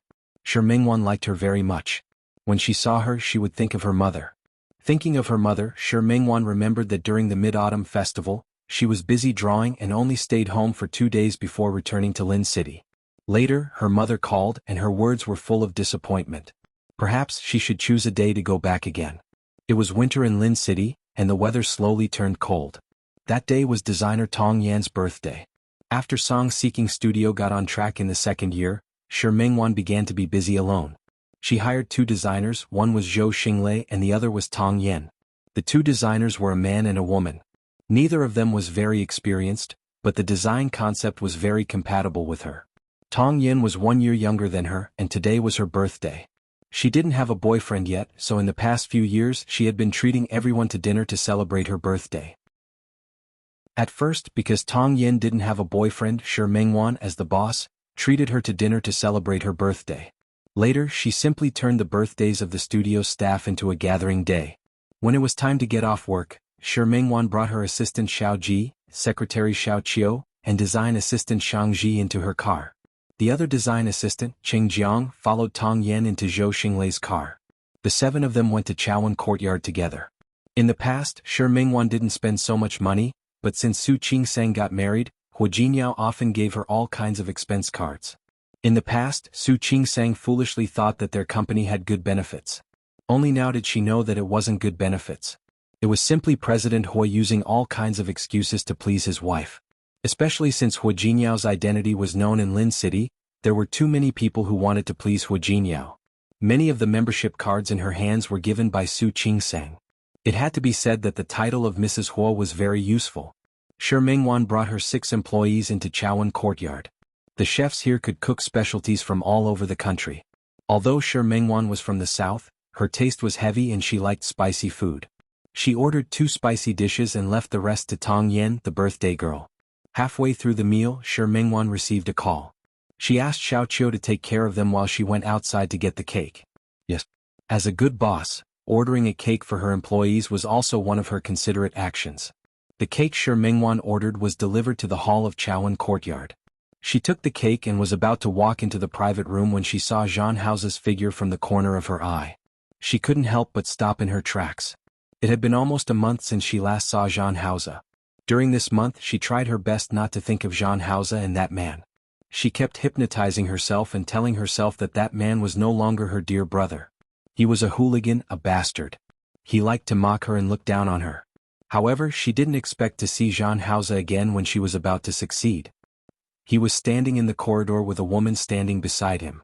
That woman wasn't Chen Feifei but someone else. When Shi Mingwan was about to enter the private room, she saw the woman fall into Zhan Hao's arms, and Zhan Hao's arms were around her waist. That scene made Shi Mingwan frown. She couldn't tell what she was feeling. Dear brother could probably only become a shadow in her memory. She turned around and entered her private room without looking back. What she didn't see was that after she left, Zhan Hao's hand had already left the woman's hand. I'm really sorry, President Zhan. Ling Shui steadied herself and slowly removed her hand from Zhan Hao's hand. The heels were too high and I couldn't stand firm. I almost bumped into President Zhan. It's okay. Zhan Hao was expressionless. Your father is still waiting for us in the private room. Miss Ling, please. President Zhan, you actually don't have to be so polite. Ling Shui nodded at Zhan Hao. Speaking of which, I'm about the same as President Zhan. You Miss Ling come and go like this. Isn't that too polite? Why don't you call me by my name Ling Shui? Ling Shui was pretty good looking. She was also very confident in her family background and appearance. At this moment her gaze at Zhan Hao was naked and direct. She almost said it out loud, I'm interested in you as a man. Zhan Hao's expression didn't change. He took 2 steps forward and opened the door of the private room. Miss Ling, please. Ling Shui took a deep look at Zhan Hao and slowly entered the door. Ling Shui's father was the chairman of a company that worked with the Chen family. Recently, the two companies were discussing a cooperation project. Qin Yongchang's health hadn't been good these few days, so he handed this matter to Zhang Haoze. Today was the day to sign the contract. Originally, after the contract was signed, it would be over. However, the other party was a business partner after all. Qin Yongchang asked Zhang Haoze to do his part and treat the other party to a meal. The place was set at Chaowen Courtyard. Zhang Haoze brought his secretary Lu Xen over. And Chairman Ling brought his daughter Ling Shui. It was inevitable that they would have to drink at the dinner table. Zhang Haoze's alcohol tolerance wasn't bad. This was also the reason why Qin Yongchang was at ease to let him come out to socialize. Lu Xen tried to block it, but Zhang Haoze still had to drink the wine from Chairman Ling. After 3 rounds of drinking, Chairman Ling looked drunk. "Brother Zhang, I really admire you. You're so young but you're so capable. Brother Yongchang is really lucky to have a talent like you. Chairman Ling, you're too polite." Zhang Haoze didn't take such praise seriously. There wasn't much pride on his face. Chairman Ling was also someone who had been in the business world for many years. He really admired Zhang Haoze, who didn't show his emotions and strive to be perfect in everything he did. He envied Qin Yongchang's good luck and couldn't help but look at Ling Shui again. "Come, Shui. Let me toast Brother Zhang again." Ling Shui picked up her wine glass and toasted Zhang Haoze. "President Zhang. President Zhang, let me toast you." Zhang Haoze didn't decline. He picked it up and drank. Ling Shui smiled. She glanced at Chairman Ling. "Dad, I've already toasted you. Now it's your turn." "Good, good, good." Chairman Ling raised his wine glass. "Brother Zhang, let me toast you. I wish us a happy cooperation." Happy cooperation. Zhang Haoze drank it in one gulp again. Lu Xen wanted to stop him, but he couldn't. Zhang Haoze drank a lot. When he was about to leave, Chairman Ling stood up. "Brother Zhang, I drank a little too much today. I drank a little too much today. Do you mind letting your secretary send me home?" "I don't mind." Lu Xen didn't drink much today. Zhang Haoze called him over so that he could send Chairman Ling and his daughter home after he got drunk. He watched as Chairman Ling left with Lu Xen. Zhang Haoze stood up and planned to leave as well. However, the door of the private room was opened again. This time Ling Shui came in. "President Zhang, why aren't you leaving yet?" "Miss Ling? I dropped something. Come up and look for it." As Ling Shui spoke, she started to look for it in her original seat. Zhang Haoze wasn't in a hurry to leave out of politeness. "What are you looking for, Miss Ling?" "A necklace." Ling Shui pointed at her neck. "I was wearing it just now. I don't know why it's gone now." Zhang Haoze frowned slightly. Just as he was about to say goodbye, Ling Shui raised her head and looked at him. "President Zhang, do you mind helping me look for it?" "I don't mind." At this time, Zhang Haoze couldn't refuse. He was still working in Qin Yongchang's company, and the person in front of him was still his collaborator. He bent down and helped Ling Shui look for her necklace. The table in the private room was very big, and Ling Shui was beside Zhang Haoze. She was wearing a V-neck dress today. When she bent down, Zhang Haoze could see the scenery when she lowered her head. He turned his face away without any fluctuation, but Ling Shui exclaimed at this moment. "Here." As she spoke, she reached out her hand in his direction. As the two of them were squatting, Zhang Haoze didn't notice and was actually knocked to the ground by Ling Shui's suddenly approaching body. Ling Shui's hand reached behind Zhang Haoze. This way she was almost sticking to Zhang Haoze's body. "I'm sorry, President Zhang." Ling Shui picked up the necklace. Zhang Haoze didn't say anything and waited for her to leave his arms. At this moment, Ling Shui took the opportunity to press on his body and pressed her hands against his chest. "President Zhang, how should I thank you for helping me find the necklace?" "You're welcome. Miss Ling, can you get up first?" Ling Shui didn't say anything. She lowered her head and was about to kiss Zhang Haoze's lips. Zhang Haoze avoided her, and Ling Shui's kiss landed on Zhang Haoze's face. Zhang Haoze frowned. Just as he was about to push Ling Shui away, he suddenly realized that something was wrong with his body. Hot. He felt the heat coming from little Yu Fu, and the waves of heat surged down. He suddenly looked at Ling Shui, his gaze sharp and cold like a knife. "President Zhang, you're so handsome." She had seen many handsome men, but she liked people like Zhang Haoze. He was abstinent, cold, and looked like he was 1,000 miles away. She liked this kind of man and she liked this kind of style. She couldn't help but want to have a closer relationship with Zhang Haoze. Even if she couldn't marry him or be with him, it didn't matter. She only needed a one-night marriage. To her, having such a top-notch man was a bargain. Unfortunately, when they were talking about cooperation, No matter how she hinted, Jean Hauser didn't seem to understand. Helpless, she could only think of another way. Today was the day the two families signed the contract. When she knew that Jean Hauser had arranged a meal, she made an appointment with him in Chowan Courtyard. Chapter 653. She had seen Shin Feifei before. She was a sickly person. She heard that she had heart disease and looked weak. She hated women like that the most. She felt that they were pretentious and fake. She was an ambitious woman. And Ling Shui never hid her ambition. President Jean, I've admired you since the first time I saw you. As she spoke, she reached into Jean Hauser's clothes. Even if only a small part of his wheat-colored chest was exposed, it was enough to make her imagination run wild. Jean Hauser's breathing became heavier. He finally understood that this woman had added something to the wine he had just drunk. President Jean. Ling Shui saw his face turn red. She leaned down, pressed her slender hand on his chest and unbuttoned one of his buttons. I really admire you. I'm very willing to have a chance to communicate with you further. As she spoke, she had already unbuttoned the second button of his shirt. Jean Hauser held her hand at this moment. Ling Shui's eyes widened, but Jean Hauser pushed her away and stood up. His movements were too fast, so fast that Ling Shui didn't have time to stop him. You, she only said one word before she saw Jean Hauser's face turn red and he took 2 steps back. He looked down at Ling Shui's face. His breathing was a little heavy, but it couldn't hide the coldness in his eyes. I appreciate Miss Ling's good intentions. I'll remember Miss Ling's appreciation for me. I still have something to do, so I'll leave first. His voice was a little low and a little hoarse. In fact, the medicine that Ling Shui had given him made his body heat up and he felt very uncomfortable. He used his greatest willpower to suppress the heat in his body. He quickly left the private room. After a short moment of surprise, Ling Shui quickly reacted. She stood up and wanted to chase after Jean Hauser. However, she realized that Jean Hauser could no longer be seen in the corridor outside. She stomped her feet in hatred. She knew that if she missed this opportunity today, she wouldn't have it again. She was angry, but there was nothing she could do. Now she could only wait for the next chance to come again. After Shi Mingwan sent Tong Yen and the others away, she walked in the direction of her car. She didn't drink. She had always followed the habit of not drinking when driving and not driving when drinking. Tong Yen and the others said that they were going to karaoke, but she wasn't interested. Although he was easy to talk to, he was still the boss. With her around, Tong Yen and the others would probably feel uncomfortable. She might as well promise them that she would pay for the expenses, but she wouldn't be going. After leaving Chowan Courtyard, Shi Mingwan walked towards her car. It was night time in Chowan Courtyard, and the parking area was a little dark. Passing through the greenery on both sides, the parking space around the corner was hers. However, his body was suddenly pulled into the bushes. The sudden change gave Shi Mingwan a fright. Her first reaction was to struggle, but as her body moved closer to him, she smelled the familiar scent of mint. The light was dim, but she could see clearly.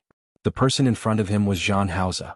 His reddened eyes in the dark, his slightly heavy breathing, and his hand that was tightly wrapped around her waist. You, she only had time to say the word you before she felt a warm sensation on her lips. What followed was an almost suffocating plunder. He was like a leopard that had bitten its prey. Once it was bitten, it refused to let go. Kiss fierce. Indulgence. It was as if it wanted to swallow her whole. This was Shi Mingwan's first kiss. She had never been kissed like this before. Or perhaps she had. When she was kissed, her consciousness became a little erratic. She remembered that this couldn't be considered her first kiss. Her first kiss was lost when she was 12 years old. The strength on her lips increased again. She felt pain and raised her foot to kick the other party's crotch. However, she neglected her current position. She was pulled over by the man, and her body was half nestled against his chest. She was pressed into his arms and kissed wantonly. The moment she raised her foot, her body lost balance and she got closer to him. It was like a branch that was entangled by a vine. They were intertwined. There was me and you and me. They couldn't tell each other apart. Shi Mingwan felt her body being hugged by him. She took a step back and leaned against the tree trunk beside her. She wasn't wearing thick clothes and the cold and hard tree trunk made her feel uncomfortable. She struggled again. Just as the other party's hand was about to reach for the hem of her clothes, she couldn't help but raise her hand and slap the other party's face. She was a little angry but more so resentful. What did he take her for? The humiliation from before. Today it was a real bullying. She had just seen him cuddling with a woman, and now he was pestering her again. In the end he had changed. He was no longer the person she remembered. Or could it be that he had just returned to his true nature, that he had always been a casual person? No matter which one it was, she didn't want to continue. The pa sound was especially clear in the night. The man's movements stopped for a moment. She was carried into the man's arms. The man's chin was pressed against the pit of her neck, and his breathing was heavier than before. Shi Mingwan smelled the smell of alcohol. She tried to push the other party. Strangely, this time she actually succeeded. After pushing the other party away, she quickly ran to her car. The car door opened twice. She didn't know what she was nervous about. When she got into the car, Shi Mingwan realized that someone was sitting in the front passenger seat. Jean Hauser. His face was abnormally red. His breathing was heavy and the smell of alcohol was strong. He seemed to be drunk. Shi Mingwan leaned her body towards the car door and stared at Jean Hauser with a face full of vigilance. Mr. Jean? Jean Hauser's voice was low and hoarse. He seemed to have seen Ling Shui come out. He didn't want her to see him in Shi Mingwan's car. President Jean? I said drive. Shi Mingwan gritted her teeth, stepped on the accelerator for the last time and quickly left. The moment her car drove away, Ling Shui arrived at the parking lot and looked at Jean Hauser's car, which was still parked there. Jean Hauser hadn't left yet? That made sense. He drank alcohol and was drugged. The alcohol had triggered the drug, so it wouldn't be easy to get rid of it. He should still be in the villa. With this thought, Ling Shui went back to look for Jean Hauser. Shi Mingwan stopped the car halfway. She wanted Jean Hauser to get lost. She wanted to leave her car, but Jean Hauser didn't look right. His eyes were tightly shut, and he seemed to be very uncomfortable. Shi Mingwan's brows furrowed tightly. President Jean? Mr. Jean? Jean Hauser seemed to have heard her. He opened his eyes and glanced at her. Where's your house? Tell me the address. I'll send you back. The other party was her dear brother, the person she had always cared about and wanted to find. She didn't want to really leave him on the road. Jean Hauser didn't answer her question. Instead, he closed his eyes. Mr. Jean? Jean Hauser? Shi Mingwan called out a few more times, but she didn't get a response. Helpless, she could only drive the car back to her home. When the car was parked, Shi Mingwan got out of the car first. She originally wanted to just leave Jean Hauser here. After thinking about it, she went around and opened the car door. Mr. Jean? Jean Hauser didn't move. Shi Mingwan gritted her teeth. Mr. Jean, can you get out of the car by yourself? Jean Hauser's eyes seemed to move. Shi Mingwan took a deep breath and bent down to look at him. Mr. Jean, can you hear me? Jean Hauser finally reacted. He opened his eyes. Shi Mingwan was shocked by his gaze. His eyes seemed to be even redder than before. Are you okay? Jean Hauser suddenly reached out and placed his hand on her shoulder. She almost went limp, but he got out of the car. Shi Mingwan instinctively supported his body. Most of his weight was on her. He was very heavy and Shi Mingwan almost couldn't support him. Being so close to him, his body was full of the smell of alcohol, mixed with the faint smell of mint. Shi Mingwan closed the car door and looked up at him. Mr. Jean, can you stand steadily? Jean Hauser narrowed his eyes and didn't say anything. However, he almost carried her into the apartment. Shi Mingwan followed him helplessly and brought him upstairs. As soon as they entered, Shi Mingwan threw him on the sofa. During the short journey just now, she was covered in sweat. Jean Hauser lay on the sofa and didn't move. His face was even redder than before. There was a flash of worry in Shi Mingwan's eyes. But it was only for a moment. Soon she didn't plan to care about Jean Hauser anymore. No matter how worried she was, it was useless. He had a fiancée and had forgotten about her. She turned around and went back to her room to change her clothes. She planned to take a shower and sleep. Today's torment was enough. After returning to her room, Shi Mingwan had just found her pajamas and took off her top. The door to the room was suddenly opened and she was shocked. Before she could turn around, her body was already hugged by Jean Hauser. In front of her was the bed. Without thinking, he directly pressed her down on the bed. Mr. Jean? Her lips were blocked. It was the same domineering and predatory kiss as before. This time she didn't even have a place to escape. Behind her was the bed.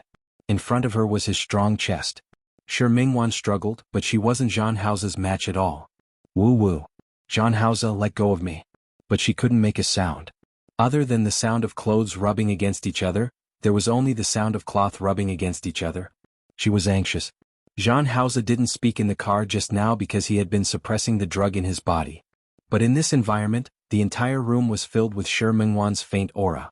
The drug seemed to be unable to be suppressed anymore. He kissed Shi Mingwan as if he was biting her. Shi Mingwan was in pain. The moment Zhang Hao's lips left her chin, she used all her strength to push him away. She quickly got up and wanted to run to the other side. But before she could run away, Zhang Hao pounced on her again. Shi Mingwan was anxious. She pressed her hands against his chest with all her might, forcing him to see her clearly. Zhang Hao? Zhang Hao, look clearly. Who am I? I'm Shi Mingwan, not Qin Feifei. Look clearly. Zhang Hao's movements paused for a moment. Shi Mingwan took the opportunity to push his body away again. Zhang Hao, you have a girlfriend. Please calm down. She didn't know if he could listen to her, and she didn't know how much he could listen to, but she had to say it. Zhang Hao's body froze there, and he kept panting heavily. His eyes were red, and he seemed to be trying his best to control himself. Shi Mingwan saw that his hands were tightly clenched into fists, and his body looked very stiff. A trace of unconcealable worry flashed across her eyes. Zhang Hao. Zhang Hao glanced at her and didn't say anything. He stood up as if he was about to leave. However, his footsteps staggered at this moment and he was about to fall. Shi Mingwan went forward to support him without thinking. Zhang Hao. Was he okay? Shi Mingwan finally realized that something was wrong with Zhang Hao. Not only was he drunk, but his skin was also boiling hot. Even through a layer of shirt, she could feel the heat of his skin. You're sick. Zhang Hao stared at Shi Mingwan's red lips that were open and closed and pushed her away forcefully. Zhang Hao? Shi Mingwan took 2 steps back. Thinking of Zhang Hao's actions just now, she seemed to understand something. Do you want to wash your face? She went forward to support Zhang Hao. This time he didn't push her away. He hugged her tightly and kept rubbing against her body. Shi Mingwan half supported and half dragged him towards the bathroom. Her house wasn't big. She was also a person who didn't care about anything when she was busy. There was only a shower in the bathroom but no bathtub. She helped Zhang Hao stand under the shower. Do you want to take a cold shower? She read the book as if it would be better this way. Although she didn't know if it was true. As she spoke, Zhang Hao had already turned on the water. Shi Mingwan was caught off guard and was drenched. She had always cherished her body.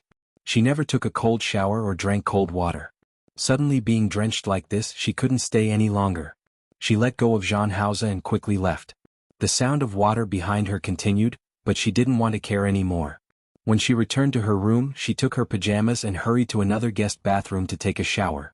At this time, she had to be glad that she didn't connect the guest bathroom to the main bathroom and turn it into a big bathroom. When she came out, she found that the sound of water in the bathroom was still there. She frowned slightly. She wanted to go in and take a look, but she was afraid that Zhang Hao's symptoms were still there. After thinking about it, she decided not to care anymore.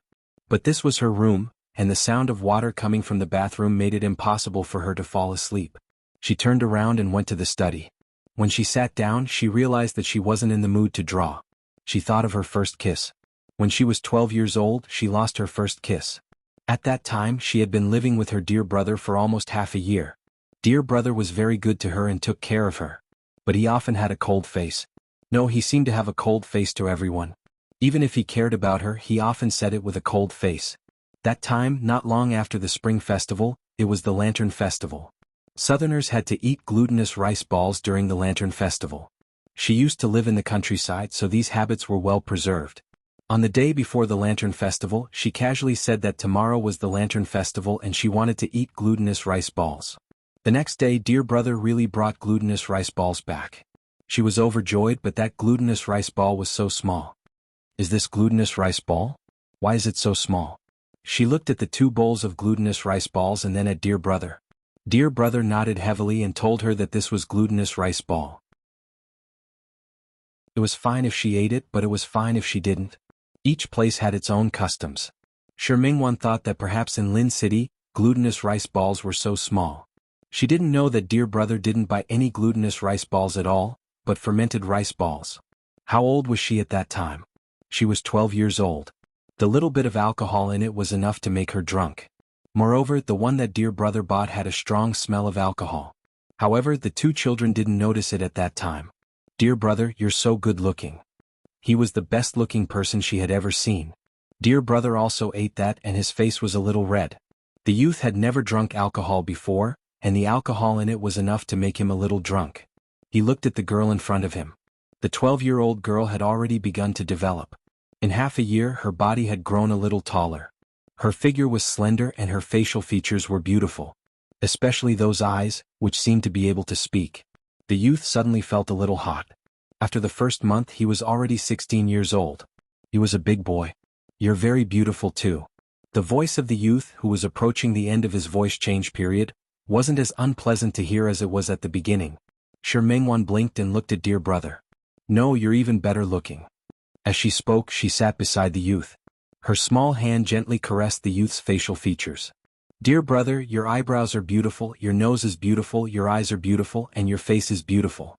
And her hand landed on his lips. She blinked and her voice was a little drunk. "Your mouth is also beautiful." The youth felt even hotter than before. The girl in front of him had bright eyes, white teeth, and skin like porcelain. He caught her hand and turned it to stroke her face. "Wanwan is also beautiful. Her eyes are beautiful, her face is beautiful, and her mouth is also beautiful." He was imitating her words. Shi Mingwan blinked and suddenly smiled. "You missed my nose. Is my nose not beautiful?" "Okay." The youth was very willing to coax her. Moreover, this was the truth. "My Wanwan is beautiful in every way." Shi Mingwan smiled. Her smile made the small and shabby room seem to have suddenly become bright. The youth looked at Shi Mingwan's bright red lips in front of him. He couldn't help but lean over and gently kiss her lips. Their eyes met. The youth looked at the girl's clear eyes and the girl looked at the youth's raised eyebrows. The youth suddenly realized what he had done and quickly retreated. The tips of his ears were dyed red without a trace. Half of it was because he was shy and the other half was because he blamed himself. What was he doing just now? He actually kissed her. She was only 12 years old. Even after the new year she would only be 13 years old. The girl didn't realize that she had been taken advantage of. She leaned over and held the youth's face. "Dear brother, your mouth is so sweet." He had just eaten the wine-fermented meatballs, so his lips naturally had the taste of the wine-fermented meatballs. She wanted to eat it again, so she leaned over and took the initiative to press her lips against the youth's. It was a young and clumsy kiss. It was both the youth and the girl's first time. After the kiss, the girl felt satisfied. Under the influence of alcohol, she went back to her room and fell into a deep sleep. She didn't know that because of her kiss, the youth had an extremely shameful and absurd dream at night. She also didn't know that the youth, who had always been lazy, woke up early the next morning and hurriedly washed his clothes. He even changed the bed sheets. Shi Mingwan only knew that when she woke up the next day she still remembered the kiss from yesterday. She blushed a little but she felt happy. That person was her dear brother. From that moment on, a seed was planted in the girl's extremely secretive thoughts. She liked her dear brother, so she naturally didn't hate this kiss. But from the next day her dear brother started to avoid her. He would avoid her sight, avoid her contact, and Shi Mingwan thought that her dear brother hated her and felt that she was frivolous. Yes, which good girl would run away from home at the age of 12 or 13? What kind of good girl would live with a half-grown boy? And which good girl would take the initiative to kiss a boy? All the education she had received since she was young told her that these things were wrong and wrong. She blamed herself, felt guilty and felt ashamed. She felt that she had done something wrong. She shouldn't have taken the initiative to kiss her dear brother. Her dear brother probably hated her too. For those few days she was extremely sad. In the end, she couldn't help but wake up early one day when the youth was about to go out and block the youth's path.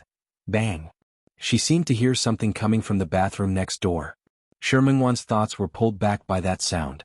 She hurriedly got up and returned to her room. She hesitated for a moment. Listening to the sound of water inside, she resolutely went in. The showerhead had fallen off at some point. John Hauser sat on the ground. His clothes were messy and all of them had been torn off by him. His body was abnormally red. His breathing was so heavy that she could easily hear it. She could even see John Hauser's tent that was set up high. He seemed to be very uncomfortable. He was constantly fighting with himself, but he didn't seem to succeed. The scene in front of her was really too special. Shi Mingwan's face was a little red, but she was more worried. She went forward and looked at John Hauser with obvious concern. "John Hauser? John Hauser?" She first turned off the showerhead that was still spraying water at the wall. She bent down to help John Hauser up. John Hauser leaned against the wall with his eyes half closed. When he heard Shi Mingwan's voice, he opened his eyes. Shi Mingwan happened to bend down at this moment. She was shocked when she met Jean House's eyes. It was a pair of wolf-like eyes. Fierce, violent, sinister and deep. Shi Mingwan's body instinctively retreated, but it was already too late. Jean House pulled her into his arms and kissed her accurately. Shi Mingwan didn't even have time to let out a low cry before she was kissed speechless by Jean House. His body had been drenched in cold water for so long, but not only did his temperature not drop, it became even hotter and hotter than before.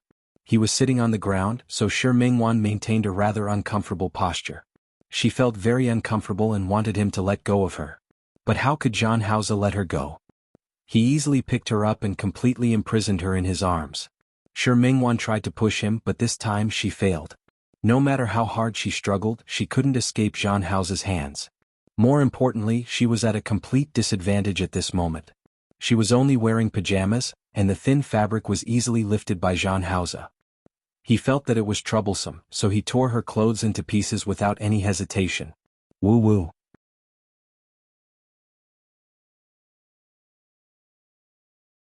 Chapter 654.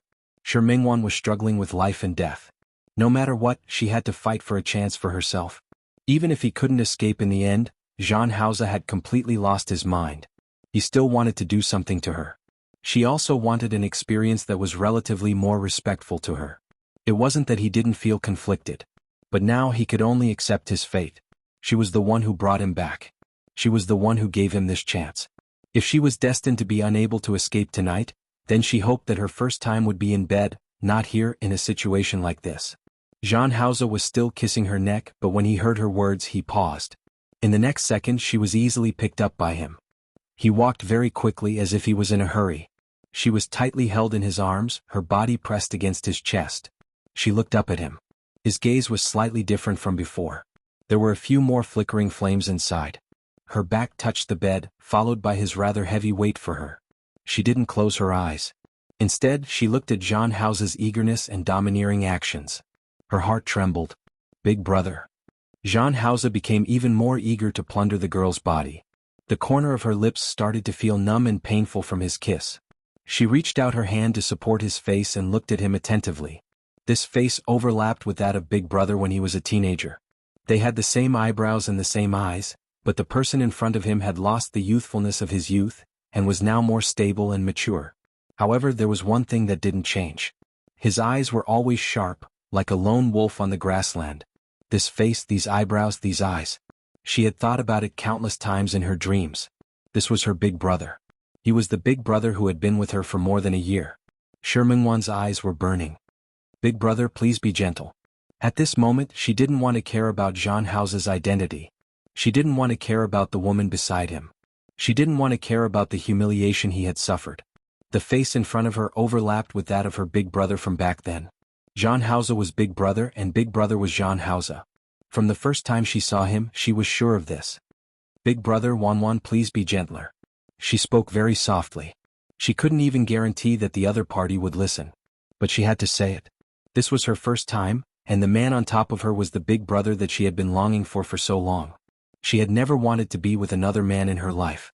If she was destined to have a man, she wanted her first time to be with her big brother. His lips were sealed once more, but this time, it was less urgent than before.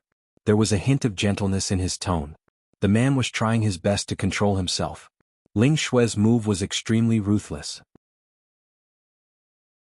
There was no way he could resist the effects of alcohol and drugs. Perhaps there was a trace of clarity, but that trace of clarity disappeared when Shi Mingwan called him, dear brother. The woman's eyes were like silk and her body was soft. Her eyes were filled with gentleness. The flames that he had been restraining and suppressing just now were now completely ignited. Everything that happened after that was out of their control. Shi Mingwan's reality and memories were mixed together. Jean House and her dear brother had become one person. It was as if she had returned to the time when she was 12 years old. That arrogant and cold youth, but he treated her differently. Their skin was close and their breaths were in harmony. She was like a cloud floating up, down and up with the wind.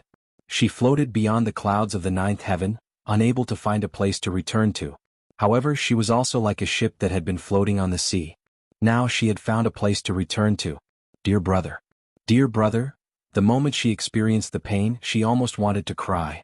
She hugged him tightly and felt what he gave her. The man's breathing became even heavier. She was broken into pieces and was no longer complete. However, he filled her up and finally returned to being complete. Back and forth it kept repeating. This night was exceptionally long. Sure, Mingwan didn't sleep for long. She was a person who couldn't sleep easily when she had something on her mind. At dawn she opened her eyes. Looking at the sky that was about to brighten, she turned over. Her body was extremely uncomfortable. It was as if her entire body had been disassembled. She followed the hand that was tightly wrapped around her waist and raised her eyes to look at the owner of the hand. Jean Hauser had fallen asleep. His eyes were tightly closed. It seemed to be because of the intense exercise, but it also seemed to be because of the alcohol last night.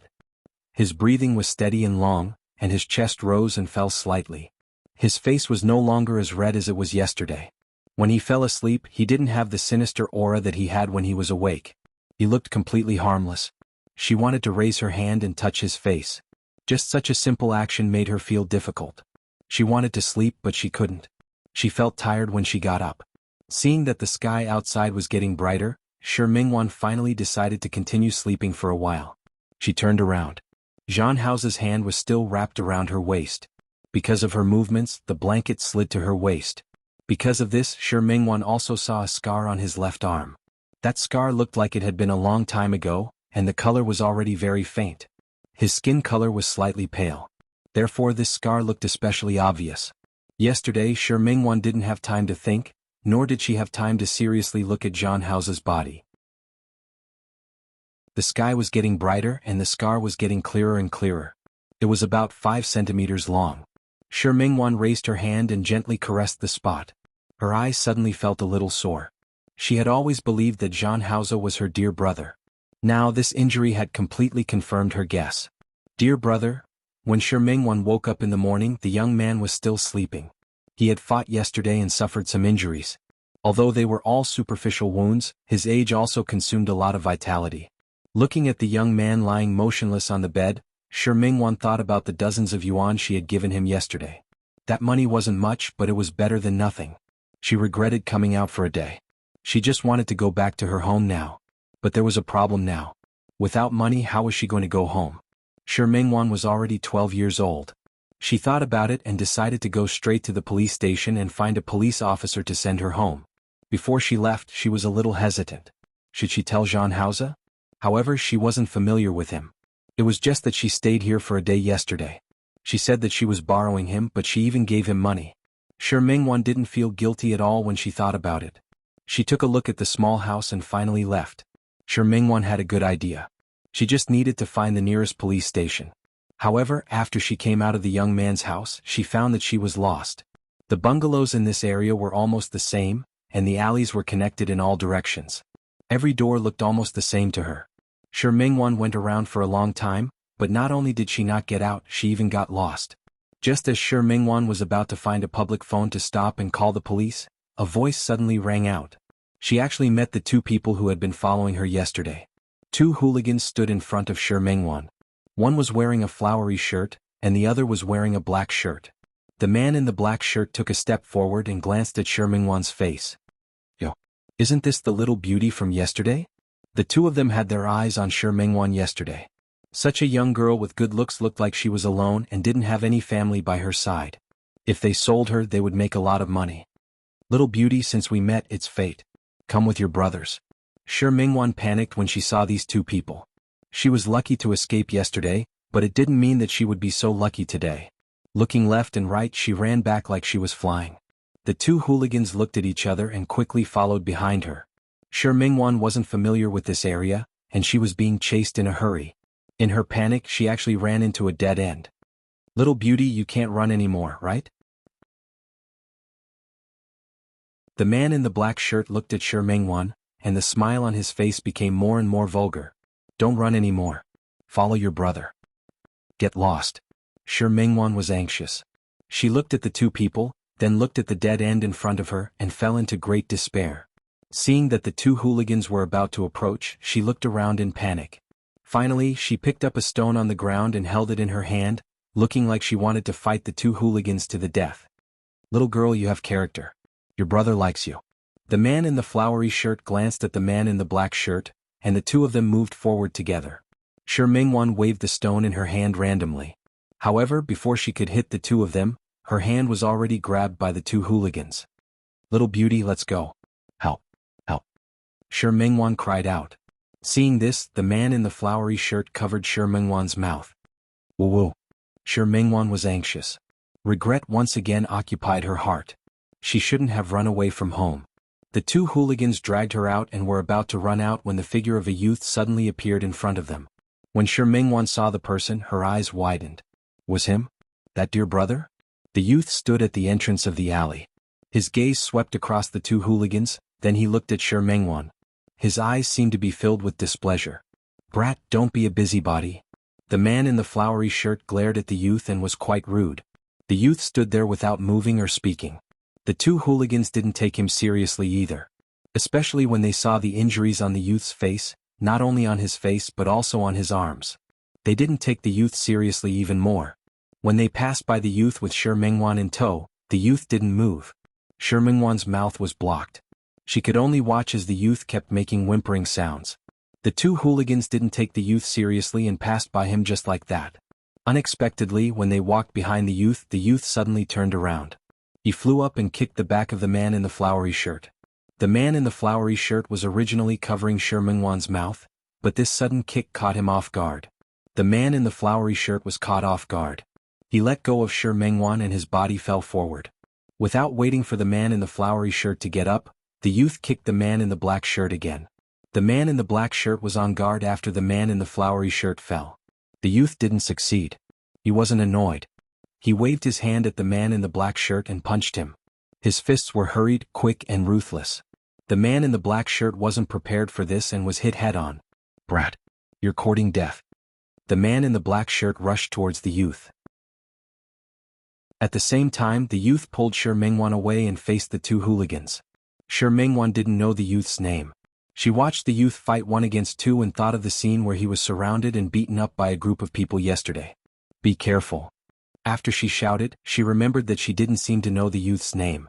Seeing that the man in the flowery shirt also stood up and rushed towards the youth, she panicked. "Dear brother, be careful." The word "dear brother" made the youth look at her. Before the man in the flowery shirt's fist swept over, he quickly threw a punch at the other party. The young man's martial arts were all developed through punches and kicks in actual combat. The two hooligans couldn't take advantage of him for a moment. The man in the black shirt was anxious. When the man in the flowery shirt was holding the youth back, he took out a knife from his pocket. However, he didn't point it at the youth but at Shi Mingwan. Shi Mingwan was stunned. She didn't expect such a sudden turn of events. Before she could react, the youth saw the man in the black shirt's actions and pounced in Shi Mingwan's direction. He hugged her tightly and tried to dodge the knife from the man in the black shirt. However, his arm was still stabbed by the man in the black shirt. Blood gushed out. The bright red blood stimulated the youth. There was still a knife in his arm, but it was as if he didn't care about his life. He pulled out the knife and rushed towards the two hooligans. Such a reckless move scared the two hooligans. The two of them actually fled in panic and didn't continue to tangle with him. "Dear brother, are you okay?" Shi Mingwan went forward and looked at the youth's bleeding arm. "What should we do? You're bleeding a lot." "Shut up." The youth glared at her and casually tore off his shirt and wrapped it around his arm. You have to go to the doctor like this." "Dear brother, I'll send you to the doctor." "Go to the doctor?" The youth turned around and looked at Shi Mingwan. There seemed to be a hint of mockery on his face. "Do you have money on you?" Shi Mingwan bit her lip and was speechless for a moment. However, the youth just covered his bleeding arm and walked forward. Shi Mingwan didn't want to go home anymore. The other party had saved her, so she followed behind him worriedly. The young man turned into another alley, and there was an extremely small clinic there. The youth entered the door. There was a middle-aged man wearing a white coat inside. When he saw the youth enter and looked at the injuries on the youth's body, his expression immediately turned ugly. "Why did you fight again? Do you want to die?" The youth didn't say anything. He just pulled open the wound and showed it to the middle-aged man. The middle-aged man stood up and looked at the youth's injury. "It's a little serious. Although it didn't hurt the bones, it still needs stitches. But I don't have any anesthesia here. If you don't have it, then you don't have it. Cut the crap." Okay. You're quite capable." The middle-aged man was angry. After the youth sat down, he didn't give him any anesthesia and directly treated the youth's wound. When he was cleaning the wound, the youth's expression began to turn rather ugly. When the needle that was about to be stitched into the youth's flesh, the youth's entire body began to tremble. Dear brother? Shi Mingwan wasn't an idiot. She had read The Romance of the Three Kingdoms and heard that Guangong scraped bones to treat wounds. However, the person in front of her wasn't Guangong. He was just a youth who looked 15 or 16 years old. Dear brother? Are you okay? She couldn't help but glare at the doctor. You gave him anesthesia. Little girl, don't disturb me. Otherwise I can't guarantee that the stitches will go smoothly. The middle-aged man didn't even raise his head. He just focused on stitching the wound. Don't worry, a few stitches will be enough. You won't die. But? Shi Mingwan looked at the youth worriedly. His fists were clenched tightly and large drops of sweat fell from his face. Shi Mingwan couldn't help but hold his wrist. He was injured because of her, and it was also because of her that he became like this. Dear brother, the doctor stitched the wound and was still in the mood to joke. Kid, when did you get to know a girl? She doesn't look like you. Shut up. The youth's voice was really unpleasant to hear at this moment. He glared coldly at the middle-aged man, then looked at Shi Mingwan. She held his wrist, looking as if it was more painful than him. Inexplicably, he felt that the wound on his arm didn't seem to hurt so much anymore. The wound was finally stitched up and treated. The middle-aged man retracted his hand and looked at the youth's face. All right, I won't say much. You've always had your own ideas. But I still have to remind you that your wound hasn't come into contact with water these few days, and you haven't carried heavy objects. Most importantly, for the sake of your life, you'd better not fight with others anymore. Got it? You're so long-winded. The youth stood up and moved his arm. Indeed, his bones weren't injured. It was just a flesh wound. He didn't care, nor did he thank him. He directly left the small clinic. Dear brother? Shi Mingwan quickly followed behind the youth. The youth's footsteps weren't fast, so she easily caught up to him. Thank you for today, thank you. You're welcome. We're just even. The youth glanced at Shi Mingwan. Although Shi Mingwan was young, she understood what he meant at this moment. She helped the youth yesterday and he helped her today. However, Shi Mingwan felt that this was different. If it weren't for the youth today, she would have been taken away by those two hooligans. She really didn't dare to think about what kind of fate she would have had.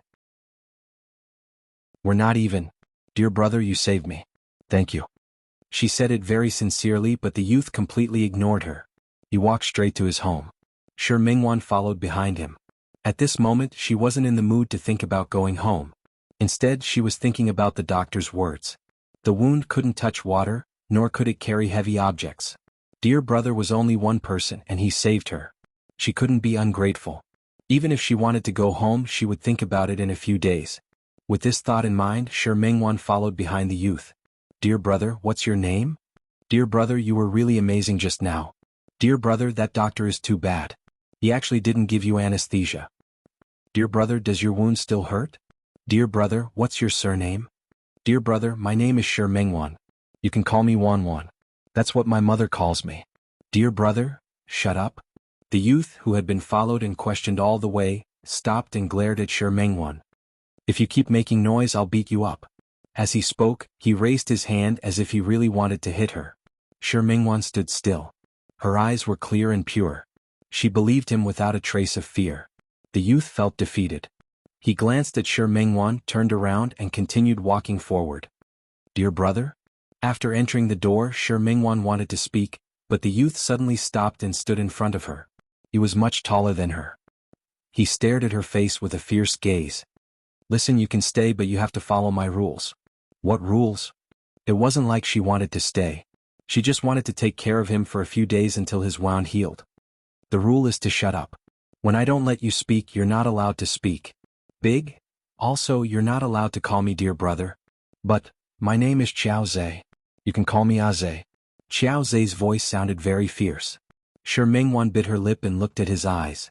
She said timidly, but I think dear brother sounds better.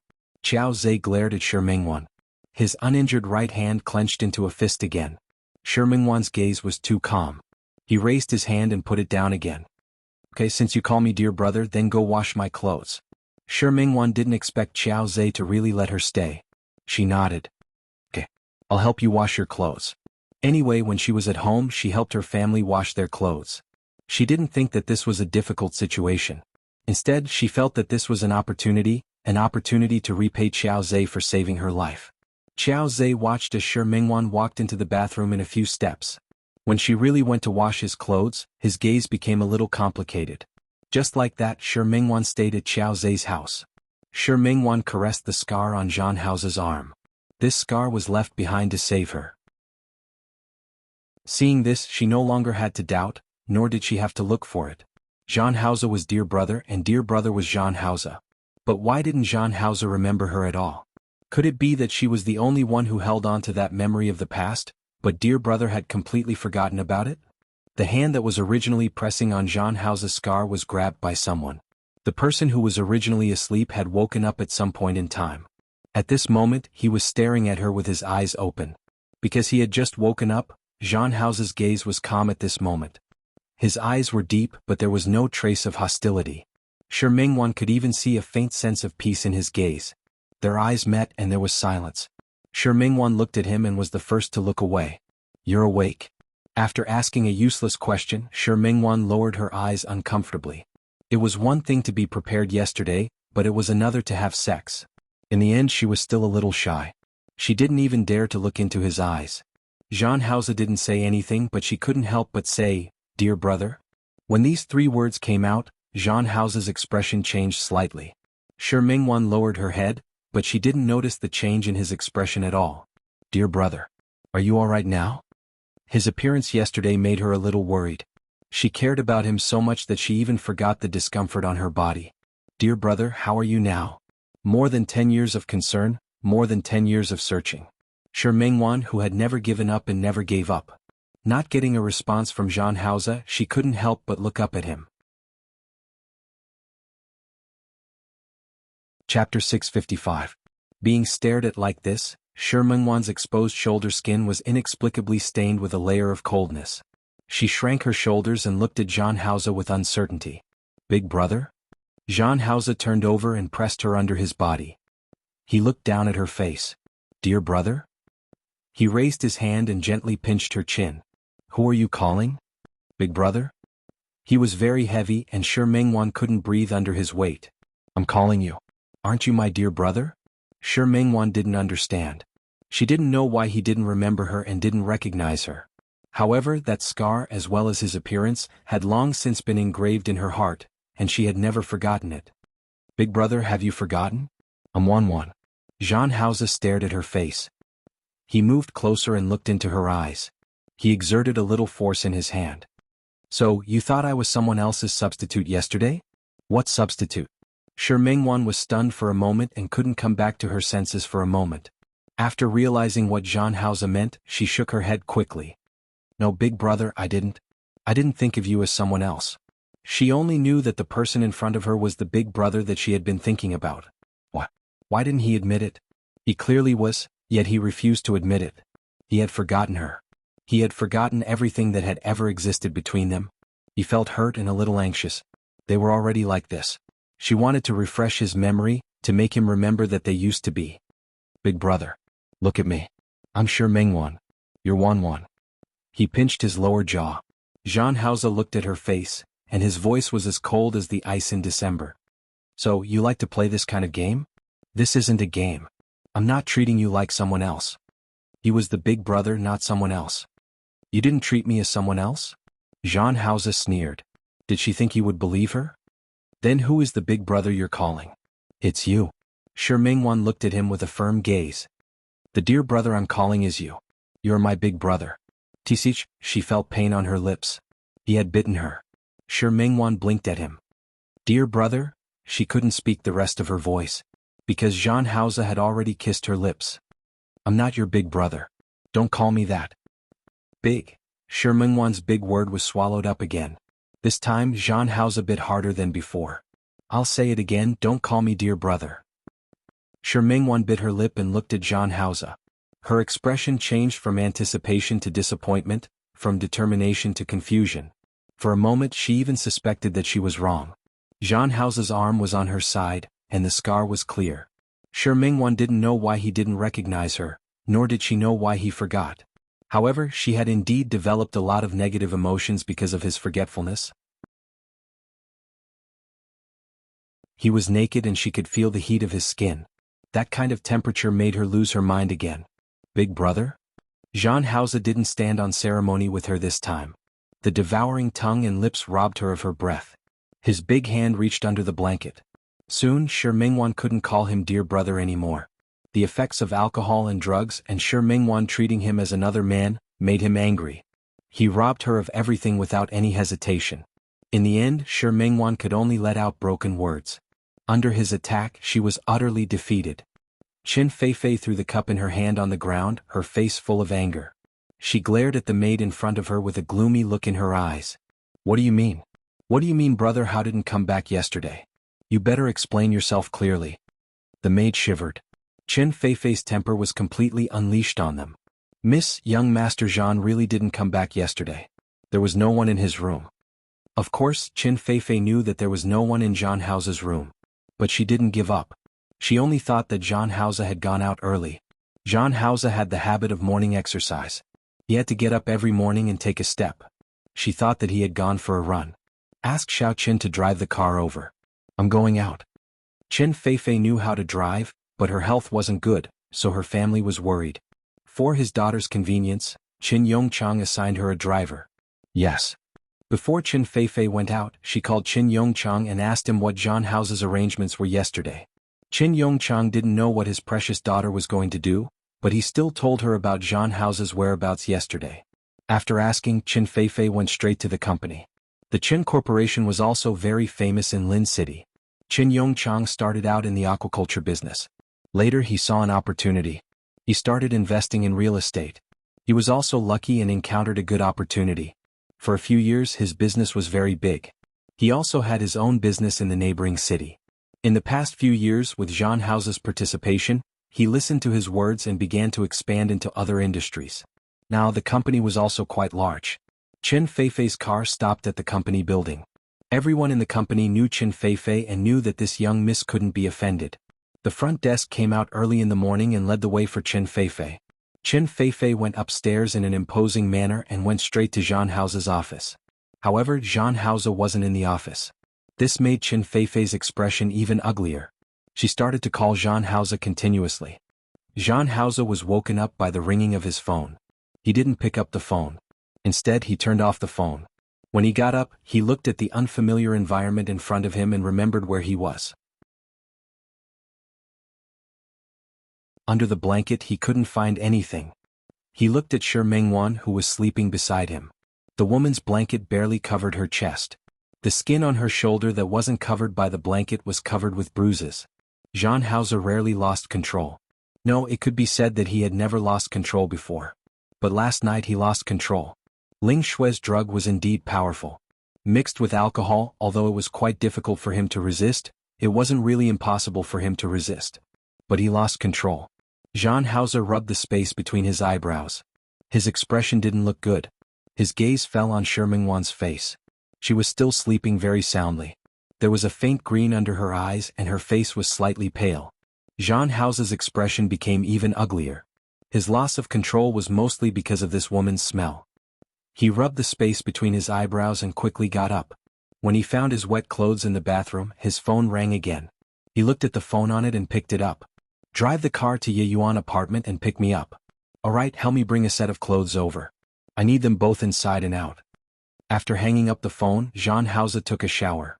When he came out of the bathroom he only had a bath towel around his waist. Shi Mingwan was still sleeping and didn't show any signs of waking up. He stood by the bed and stared at her face for a long time. When there was a knock on the door he left the room. The person standing outside the door was Tang Hua, his personal assistant. He didn't have any doubts about Jean Hauser appearing in an unfamiliar place. He just handed the bag in his hand to Jean Hauser. From the inside to the outside there were shoes and clothes. Jean Hauser turned around, pulled off the bath towel and began to change his clothes. Young Master Jean, Miss has been looking for you since she woke up. She seems to have gone to the company now. Yes. Young Master Jean, yesterday, Tang Hua wasn't a talkative person, but there were some things that he was indeed very concerned about. That woman Ling Shui drugged me. Jean Hauser put on his clothes and turned to look at Tang Hua. I'll leave the Ling family to you. I don't want to see this company again in the business world. Yes. Tang Hua had always obeyed Jean Hauser's orders. Jean Hauze had already tidied himself up. He looked at Tang Hua. Let's go to the company first. Yes. Tang Hua followed Jean Hauze and the two of them left together. The moment the door closed, Jean Hauze looked in the direction of the room, but quickly looked away. Coincidentally, Shi Mengwan's apartment was very close to the company. Before going upstairs, Jean Hauze instructed Tang Hua a few things. A flash of surprise flashed across Tang Hua's eyes, but it was only for a moment. He quickly lowered his head. Yes, I got it. Go.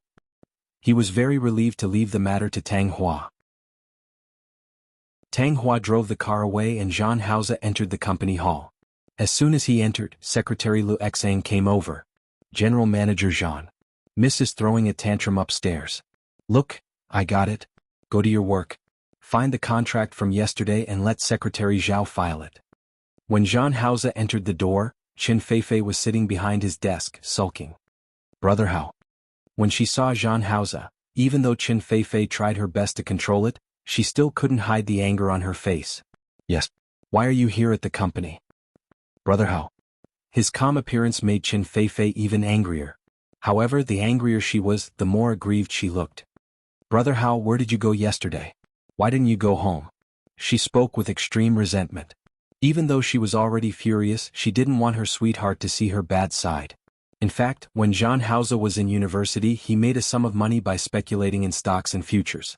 Then he bought a house near the university town. For a period of time, he used the excuse that he was busy with his studies and company matters. He didn't want to travel back and forth and lived in his apartment. However, Qin Feifei refused. She said that if Jean Hauze wanted to live in the apartment, she would follow him. Later, Qin Yongchang had no choice but to buy the apartment opposite Jean Hauze. However, Qin Feifei's health wasn't good, so she couldn't be alone. No matter how big the apartment was, it wasn't as comfortable as home. Qin Yongchang loved his daughter. He had no choice but to beg Jean Hauze to agree to move back home. In the end, Jean Hauze took a step back, but asked to wait until he graduated from university. This request wasn't too much. Qin Yongchang had no choice but to agree. After Jean Hauze graduated from university, he entered Qin Yongchang's company. He moved back to the Qin family. He would occasionally go to the apartment for 2 days. But every time it would make Qin Feifei unhappy. I was too busy last night, so I slept in the apartment. Brother Hao, is what you said true?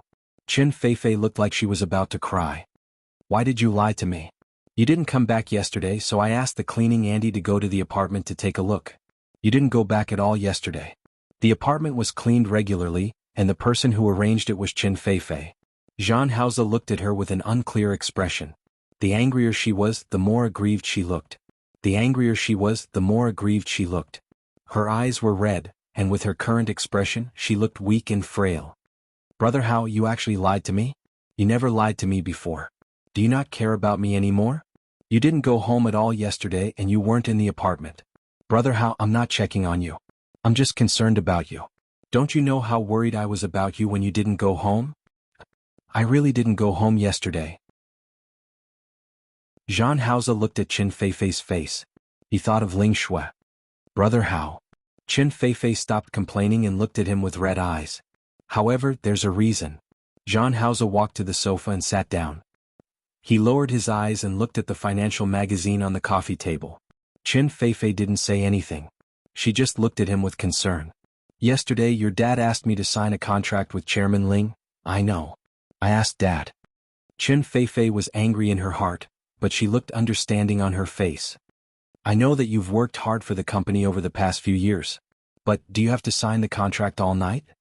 She pouted and her eyes were still red as she looked at Jean Hauze. Such a delicate beauty in front of a man, showed such complete trust, and was also full of gratitude. If it was another man, he would probably want to hold Qin Feifei in his arms and comfort her. Feifei, I didn't sign the contract all night, but something happened yesterday. Jean Hauze raised his head and looked at Qin Feifei with a complicated expression. Something happened yesterday. What happened? Can you tell me? Chairman Ling's daughter Ling Shui was also there yesterday. She's very interested in me. What did you say? Qin Feifei stood up and looked at Jean Hauze. She realized that she had lost control. She sat down in front of Jean Hauze again and regained her worried expression. Doesn't she know about my relationship with you? She knows, but I think she doesn't care, right?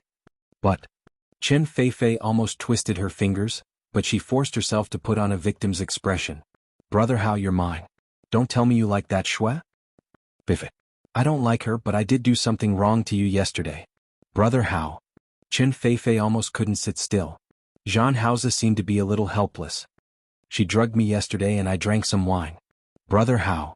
Chen Feifei's expression completely changed. She sat there with a pale face as if she would collapse at any moment. What do you mean? Feifei, I'm sorry. Zhang Haoze didn't say anything else. What else did Chen Feifei not understand? You guys. You guys really? Really? Chen Feifei's face was pale and she looked like she had been hit. Zhang Haoze lowered his head, looking like he didn't want to say anything more. Chen Feifei reached out and hugged Zhang Haoze tightly. Brother Hao, it's okay. It's okay. I know you didn't do it on purpose. You couldn't help it. I won't blame you. If she wanted to blame someone, blame that damn woman. Chen Feifei raised her head and looked at Zhang Haoze. Brother Hao, don't worry. I'm really not angry. I'll tell Dad to arrange less work for you in the future. Even if you want to talk about cooperation with others, I'll tell him to arrange more people for you. Feifei, there's no need. Not everyone is like Ling Shui. Of course, not everyone was as shameless as that woman. Chen Feifei was so angry that her gums started to hurt. Holding Zhang Haoze's arm, her voice was very soft. Brother Hao, thank you. You're enduring it for me. I won't take this matter to heart and I won't be angry. Don't worry. Okay. Zhang Haoze nodded and didn't intend to continue this topic. You came here so early. Did you have breakfast? I didn't eat. You didn't come back all night. How could I be in the mood to have breakfast? I'll get someone to bring breakfast in. You can eat first. Okay. Chen Feifei nodded and wasn't in a hurry to leave. After eating with Zhang Haoze and telling him not to work too hard, she got up and left. However, she didn't go home as she had told Zhang Haoze just now. Instead, she went around to Qin Yongchang's office. Damn woman, damn Ling Shui, she dared to steal her man. She wanted to teach her a lesson. After Chen Feifei left, Zhang Haoze's face didn't have the same expression as before. He stood up expressionlessly and walked to the back of his desk to sit down. It would take some time for Tang Hua to swallow Ling's company. Before that, he would leave a small role like Ling Shui to Chen Feifei. After all, he was very clear about Chen Feifei's combat strength after all these years. Chen Feifei thought that she had disguised herself very well in front of him, but she didn't know that no matter how she disguised herself, her true nature would still be revealed. After dealing with Chen Feifei and Ling Shui, Zhang Haoze was in a good mood. The moment he opened the file, Shi Mingwan's sleeping face suddenly flashed across his mind. She was exhausted yesterday. At this time she should still be sleeping, right? Zhang Haoze, who realized what he was thinking, had an ugly expression on his face.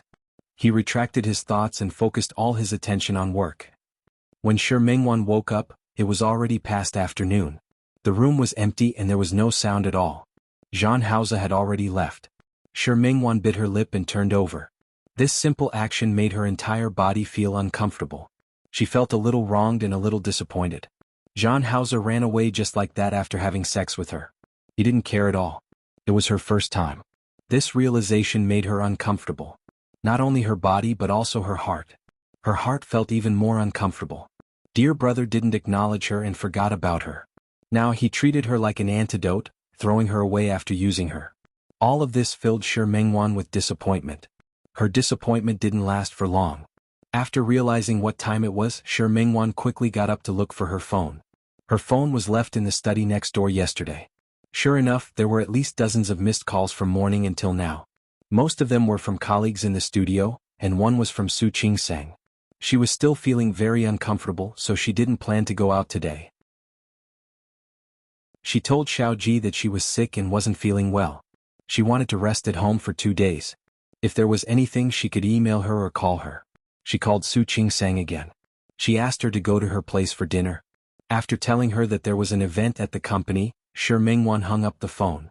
She went to the kitchen and casually cooked a bowl of noodles for herself. She was still feeling uncomfortable, so she went back to sleep after taking a shower.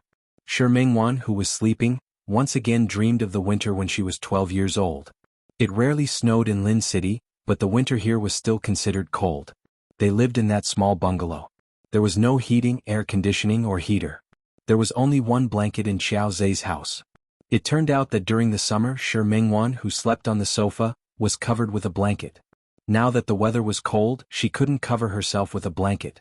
Shi Mingwan was woken up by the cold for several nights. Then she could only wrap herself tightly with the blanket, but it was useless. On the third night, Qiao Zhe woke up. He looked at Shi Mingwan and told her to sleep on the bed. "Dear brother, I'll sleep on the bed. Are you going to sleep on the sofa?" At that time, Shi Mingwan was still very naive. However, Qiao Zhe was only a teenager. Compared to her, the sofa was even smaller for him. He couldn't even stretch his feet straight when he slept on it. Shi Mingwan took the initiative to speak after seeing how Qiao Zhe slept.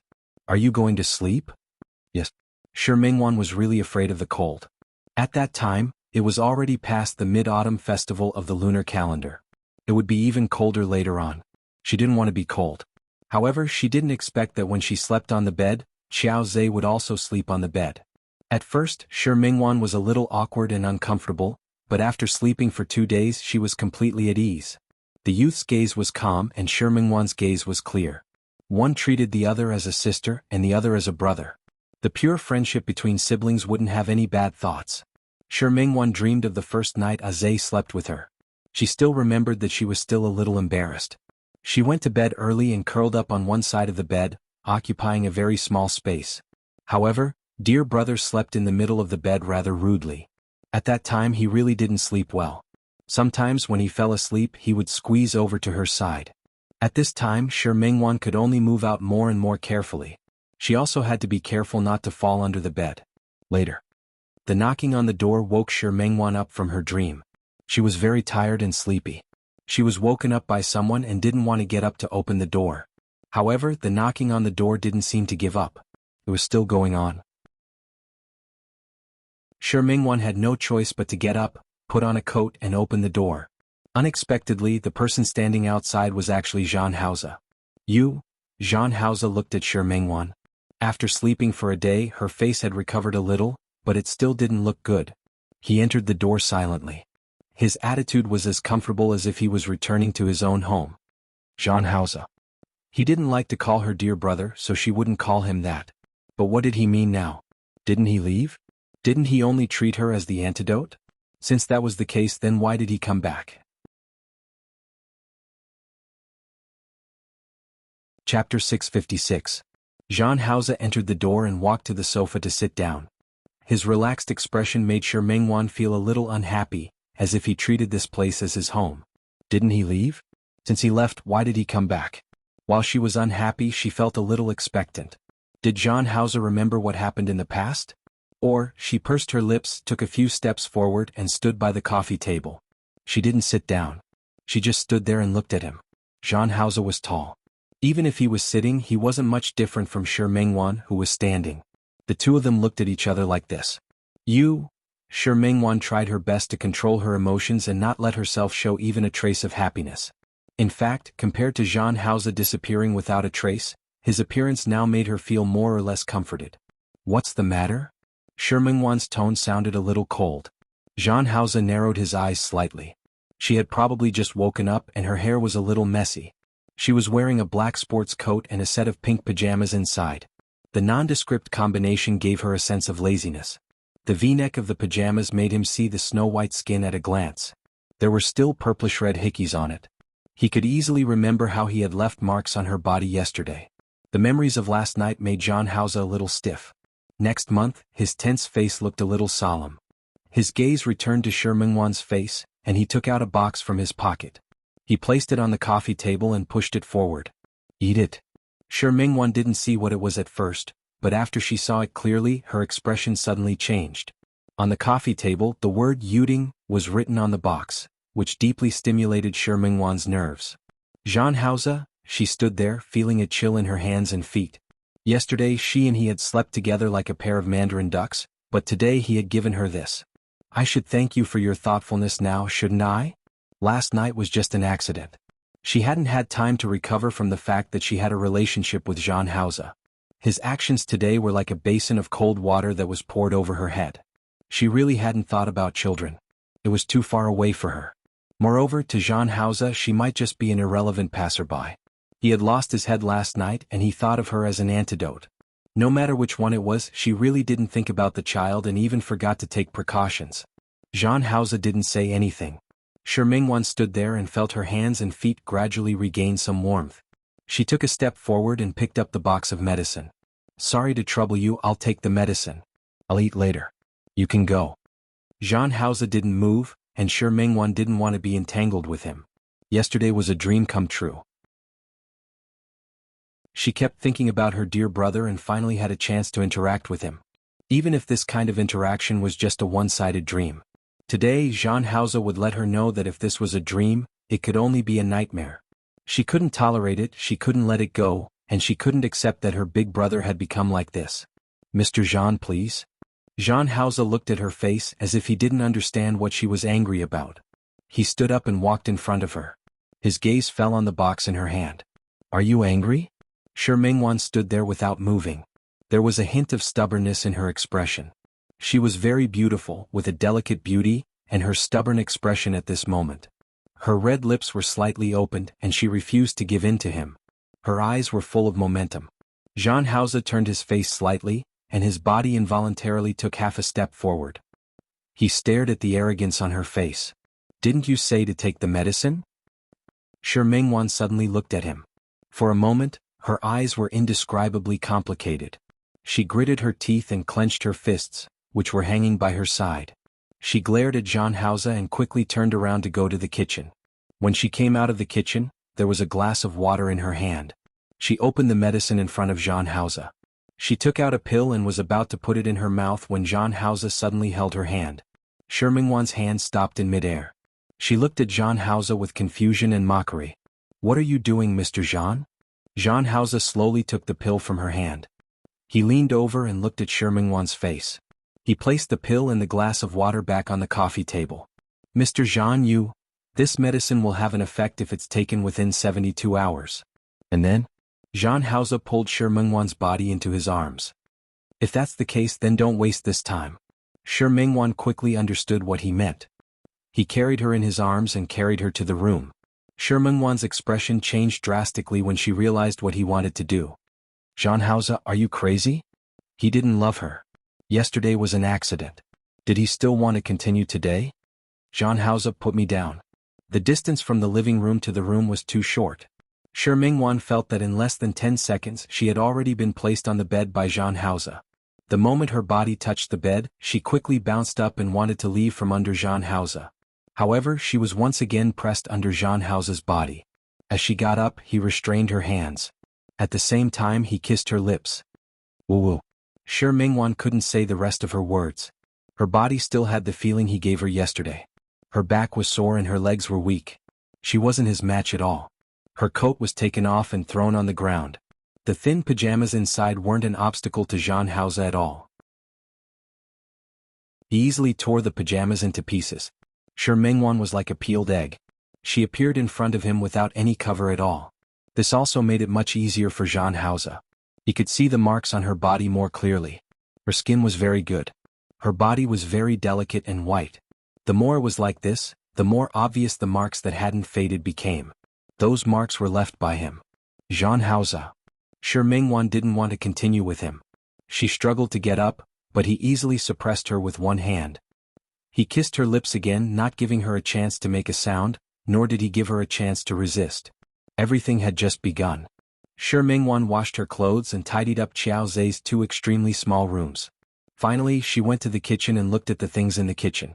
Yes, there was an electric rice cooker, a pot, and even a pressure cooker. The pots, bowls, ladles, and pots were all complete. There were also daily necessities, rice, oil, and salt. Shi Mingwan tidied up the kitchen, came out of the kitchen, and went to look for Qiao Zhe. Dear brother? Ah. Unexpectedly, she saw Qiao Zhe changing his clothes. She let out an ah, and quickly turned around. The young man's shirt was covered in blood. He had no choice in the small clinic just now. Now that he was out, he naturally had to change. He still had to go out at night. The young man's body was slender, so there was nothing to look at. However, Shi Mingwan was still a little girl, so she naturally felt embarrassed. What are you screaming for? Qiao Zhe impatiently buttoned 2 buttons on his shirt and walked in front of Shi Mingwan. Haven't you seen it before? It wasn't that she hadn't seen it before. When she was at home, her father and a few uncles would also be bare-chested. However, those were her family. And Qiao Zhe. Why did you call me? Shi Mingwan realized that he was already dressed, so she only dared to look up at him. The young man had recovered quite well. Yesterday his face was bruised and swollen, but today his injuries had healed a lot. She pursed her lips and told him about her discovery. I just realized that there's rice in the kitchen. Look, it's not healthy for you to eat outside. Why don't we buy some vegetables and cook at home? Of course, Qiao Zhe knew that there was rice and oil at home, but the problem was, do you know how to cook? Yes. She was the eldest daughter in the family. When her mother was pregnant, she was the one who helped with the chores. Every day when she came home from school, she had to cook for her parents. The young man glanced at Shi Mingwan and suddenly sneered. Buy vegetables? Where did you get the money? Didn't I yesterday? Shi Mingwan's words were interrupted by the young man. You mean your dozens of yuan? I just paid the medical fees. Shi Mingwan let out an ah. She didn't remember seeing the young man pay, but since he said he paid, then he paid. At this moment, the young man suddenly approached Shi Mingwan with an evil smile on his face. Why don't I sell you? That way I'll have money to buy vegetables. Shi Mingwan was shocked by his sudden approach, but she shook her head firmly. You won't sell me. You're not me. How do you know I won't? I know anyway. You just won't. After Shi Mingwan said this, she lowered her head. She wasn't in the mood to argue with Qiao Zhe now. If there's no vegetables, then there's no vegetables. Then let's eat plain rice. I'll do it. After paying the medical fees, she had no money to buy vegetables, so she could only eat plain rice. Shi Mingwan entered the kitchen, but she began to feel a little conflicted. Dear brother was still injured, so he should eat better. But in this situation he couldn't even eat vegetables. How could she give dear brother nutrition? Perhaps she should think of a way to earn money? When Shi Mingwan washed the rice, she began to be a little lost in thought. What could she do? She was only 12 years old, so she definitely wouldn't be able to find a job. Perhaps she could start collecting trash tomorrow? But that wasn't good either. She wasn't familiar with this place. These alleys were full of twists and turns, so she wouldn't be able to recognize them all without some time. Why don't I tell dear brother? Let him bring her along? If he wasn't willing, then she would think of another way. She washed the rice and put it into the rice cooker. She measured the water and plugged it in. When the rice was ready, Shi Mingwan leaned against the kitchen stove in a daze. In the past, her parents would occasionally give her pocket money at home. At that time, she still felt that she didn't have much use for money. If she had known earlier, she would have taken more money when she ran away from home. Now it was all right. She heard the sound of the door closing and came out of the kitchen. She found that Qiao Zhe had returned at some point in time. He was holding 2 bags in his hand. When did you go out? Shi Mingwan didn't see him go out at all. Why did he come in from outside now? Go cook. The youth handed the bag in his hand to Shi Mingwan. Shi Mingwan looked at the vegetables inside. There were potatoes, tomatoes, vegetables, eggs, and meat. It wasn't a lot, but it was enough for 2 people. Where did you get the money? Didn't he say that he had no money just now? Cut the crap. Didn't you say that you know how to cook? Go quickly. Shi Mingwan nodded and took the vegetables into the kitchen. Her cooking skills weren't good, but she was used to doing housework, so she moved quickly. In less than an hour, 3 dishes and a soup were ready. After she finished, she realized that she seemed to have cooked a little too much. There were only the 2 of them eating, so why would they need so much? However, what happened next exceeded her expectations. Not only did the youth eat all the dishes she cooked, but he also finished the rice she cooked for 2 people in the rice cooker. The way he wolfed down the food made Shi Mingwan wonder if this person hadn't eaten for a few days. After eating, Shi Mingwan could tell that the youth was in a good mood. This also meant that she could stay here. Shi Mingwan washed the dishes and tidied up the kitchen. She thought that Qiao Zhe was actually quite a good person. He had saved her and taken her in. When Shi Mingwan was about to take a shower at night, she finally realized the problem. She originally thought that she could go home today, so she wore this outfit yesterday. She could barely sleep on the sofa with her clothes on. But today she was caught by those 2 hooligans and ran so far away. Her body was even stained with Qiao Zhe's blood. Her clothes were so dirty that she couldn't wear them anymore, but there were no clothes she could wear here. Shi Mingwan thought about it and went to look for Qiao Zhe. Dear brother, do you have any extra clothes? Qiao Zhe was taller than her, so he definitely didn't have any clothes she could wear. But she still wanted to ask. A t-shirt will do. Any clothes will do.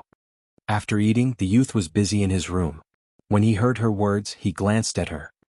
He had noticed just now that the clothes on the girl's body were stained with his blood. He went to the closet, found a t-shirt and threw it to her. The youth was taller than her, and the t-shirt was also longer. Shi Mingwan took the shirt and thought that it could be used as pajamas. She went to the bathroom to take a shower, then changed her clothes and washed them.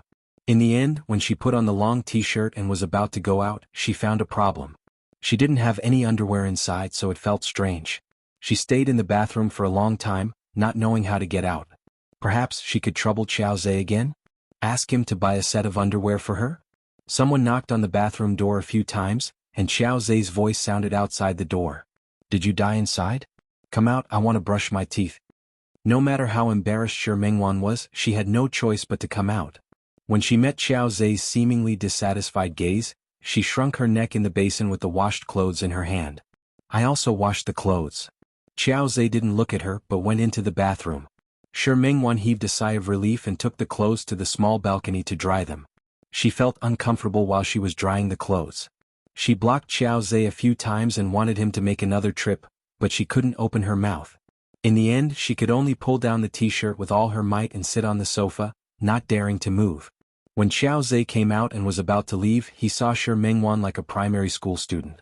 Her legs weren't tight, and her hands were placed on her knees without moving. You're going out? Seeing that Xiao Zhe was about to leave, Shi Mingwan immediately stood up. However, when she realized what she was wearing, she took a step back.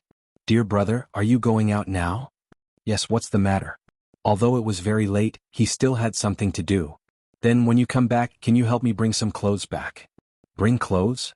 The youth glared at her, and his tone was exactly the same as when she asked him to buy groceries just now. Do you have money? Money was Shi Mingwan's weakness. She bit her lip and shook her head. The youth snorted and turned around to leave. Shi Mingwan was anxious and grabbed his hand without thinking. Then even if I don't have money to buy clothes, can you buy me a set of underwear? When Shi Mingwan said the last two words, her voice was so soft that it was almost like a mosquito buzzing. Of course, Xiao Zhe didn't hear her clearly. By what? Underwear. Shi Mingwan said it again. Her face was almost red to the base of her neck and she was very embarrassed. The youth's gaze swept across Shi Mingwan's body. His thin t-shirt covered Shi Mingwan's body, and it looked a little awkward for a small person to wear an adult's clothes. The young girl had already begun to develop. The two places in front of her body weren't full of waves, but they were slightly bulging. The youth's gaze looked down, but it was only for a moment before he quickly retracted it. You sleep first. The youth glanced at her. I'm going out for a while. We'll talk about it when I come back. Okay. Shi Mingwan was indeed embarrassed. The dirty clothes had already been washed and she had no clothes to wear now. She didn't dare to run out just like that, but she wasn't used to it being empty like it was now. In the end, Xiao Zhe left without looking back. After he left, Shi Mingwan carefully closed the door and sat down on the sofa. She seemed to have thought of a problem at this moment. Dear brother ran out just like that. It was so late, where would there be clothes to sell? Shi Mingwan fell asleep when she was in a daze from waiting. By the time she woke up, it was already dawn the next day. When she heard the sound of the door opening, she quickly sat up from the sofa. Xiao Zhe entered the door from the outside. This time he was carrying a big bag in his hand. When Shi Mingwan was sleeping just now, her clothes almost rolled up to her thighs. Now that Xiao Zhe was back, she hurriedly straightened the hem of her clothes and pulled them up. Dear brother. Xiao Zhe wasn't a patient person. He directly threw the bag into her arms. The bag was a little heavy. Shi Mingwan instinctively caught it, hugged it, and looked inside the bag. When she opened it, there were clothes and underwear. She took it out and took a look. The clothes were the simplest jeans and t-shirt. This is for me? What else? Could he wear it? Thank you, dear brother. Shi Mingwan hugged the clothes, her eyes filled with gratitude. However, dear brother? It seemed that he was really nice. Go change. Xiao Zhe glanced at her. As for the one you're wearing, I'll use it as your pajamas. Thank you, dear brother. Shi Mingwan was extremely happy. Not only because dear brother bought her clothes, but also because dear brother was stubborn but soft-hearted. He said that he wouldn't care about her, but he still did. Dear brother was so nice. Sister Shi, how about we order the takeout from the restaurant you mentioned last time? Sister Shi? Yes. Shi Mingwan came back to her senses and found that Xiao Qiu was staring at her with a puzzled gaze. Shi Mingwan sat up straight. What did you say? I said, how about we order the takeout from the restaurant you mentioned last time? Didn't you say that you were tired of the previous ones? Okay. Shi Mingwan didn't object. You decide. Then I'll go order. Xiao Qiu looked at Shi Mengwan and didn't ask further. However, before she left, her gaze swept across the design drawing in front of Shi Mengwan. Shi Mengwan naturally noticed her gaze. She looked at the design drawing, picked it up and tore it up without hesitation. After tearing it up, she supported her forehead with one hand and half closed her eyes. She thought of Jean Hauze again. When she woke up this morning, Jean Hauze was no longer in the house. If it weren't for the glass of water and the box of birth control pills on the coffee table, Shi Mengwan would have thought that yesterday was her fantasy again. Jean Hauze, Qiaoze.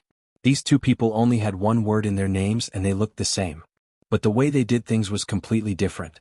Dear brother was stubborn but soft-hearted. No matter what, he would protect her and take care of her. But what about Jean Hauze? What kind of person did he think she was? He came and went as he pleased? She didn't see Jean Hauze this morning and this was the second time. Shi Mengwan couldn't help but feel a little wronged. What did Jean Hauze mean? For the next half a month, Shi Mengwan didn't see Jean Hauze again. After the Mid-Autumn Festival in Lin City, the weather began to cool down. It was December. Shi Mengwan's studio also began to get busy. At the end of every year, major companies would have many annual meetings. Often at this time the orders would increase. Not only were there engagement dresses, but there were also many people who came to make dresses. Many people came in advance to prepare. Shi Mengwan became busy and didn't think too much about Jean Hauze. Occasionally, in the dead of night, she would think about what that person was doing. But soon this kind of mood would be replaced by busyness. This kind of busyness continued until the end of December. As the wife of the president of Tianyu Group, Su Qingsang also had to attend the annual meeting of Tianyu Group. Her dress was prepared by Shi Mengwan. On the day of the meeting, Shi Mengwan also attended. 1-1. When Shi Mengwan entered the door, Su Qingsang walked towards her. You're here? Yes. I have to see a lot of people today. I might not be able to take care of you. Take care of yourself later. Call me if you need anything. Don't worry, I'm not a child. I need you to take care of me wherever I go. Shi Mengwan really didn't need Su Qingsang to take care of her. She walked to the long dining table to get a drink. Her gaze fell on Su Qingsang. She might not even know it, but ever since she married Hu Jinyao, her temperament had begun to change. A hint of envy appeared in her eyes. Whether Hu Jinyao was the president or an employee, he was really good to Su Qingsang. Shi Mengwan casually took a drink and took a sip, only to realize that she was drinking wine. However, this wine tasted good, so she simply drank up the whole glass. The moment she put down the glass, she saw Jean Hauze's figure from afar.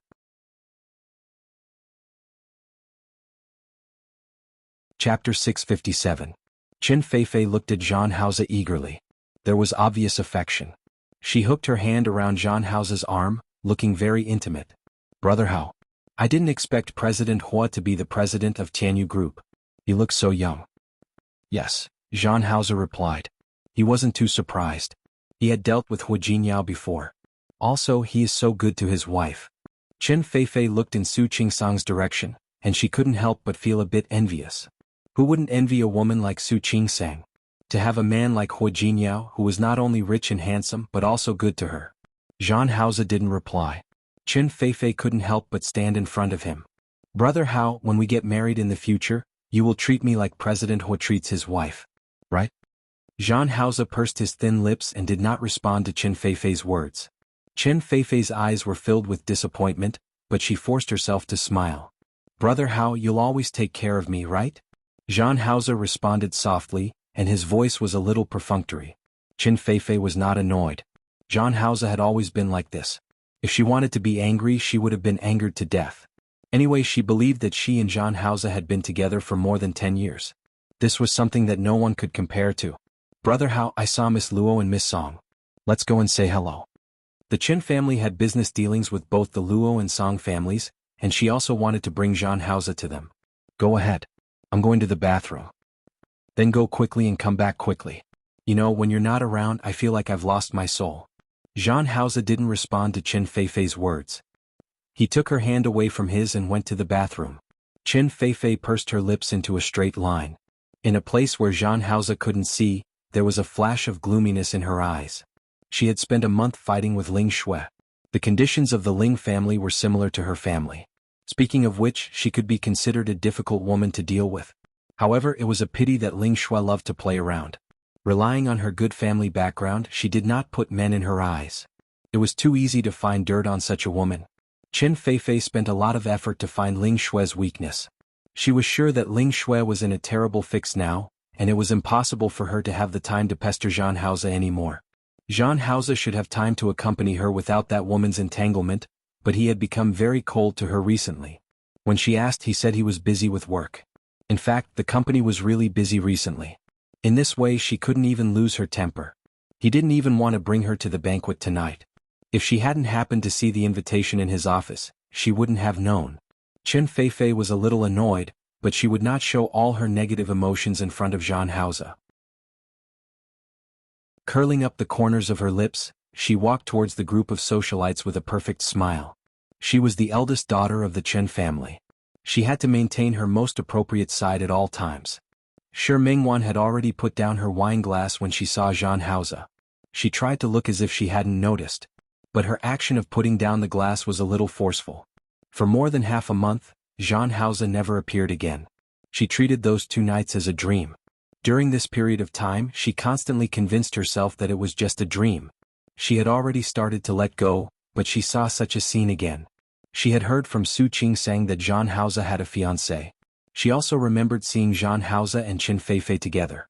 At that time, the two of them didn't have a real relationship, and she wasn't 100% sure that the other party was Qiao Zhe. But now she couldn't bear to watch any longer. She walked away from the table and headed for the bathroom. After leaving the banquet hall, Shi Mingwan's phone rang. It was a call from home. She took the phone and walked to the corner at the end of the corridor to answer it. The stairwell was right next to it, and it was far away from the elevator, so there was no need to worry about people coming over. Her mother asked her if she would go home on New Year's Day. Shi Mingwan didn't give a precise answer. There were many things to do at the end of the year. She really couldn't guarantee that she would have the time to go back. Your sister misses you very much. She's asked about you several times. He said he wanted to go to Lin City to see you. Shi Mingru was Shi Mingwan's younger sister. The little baby girl from back then was already 13 years old and was in junior high school.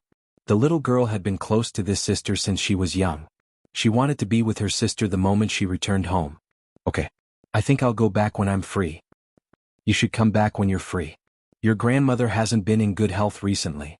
She's been missing you. Grandmother would miss her? Didn't she always think of herself as a money-losing commodity? Even though she had earned money outside and even bought a house. In her grandmother's eyes, she was inferior to her uncle's cousin. Wasn't it a little ironic? She was already used to it. Her grandmother's preference for boys was engraved in her bones and couldn't be changed easily. Silence. Even if Shi Mingwan went back, she wouldn't go to see her grandmother. So there was no need to say anything else. Mom? Shi Mingwan's voice sounded a little cautious. Is there anything else? Mom?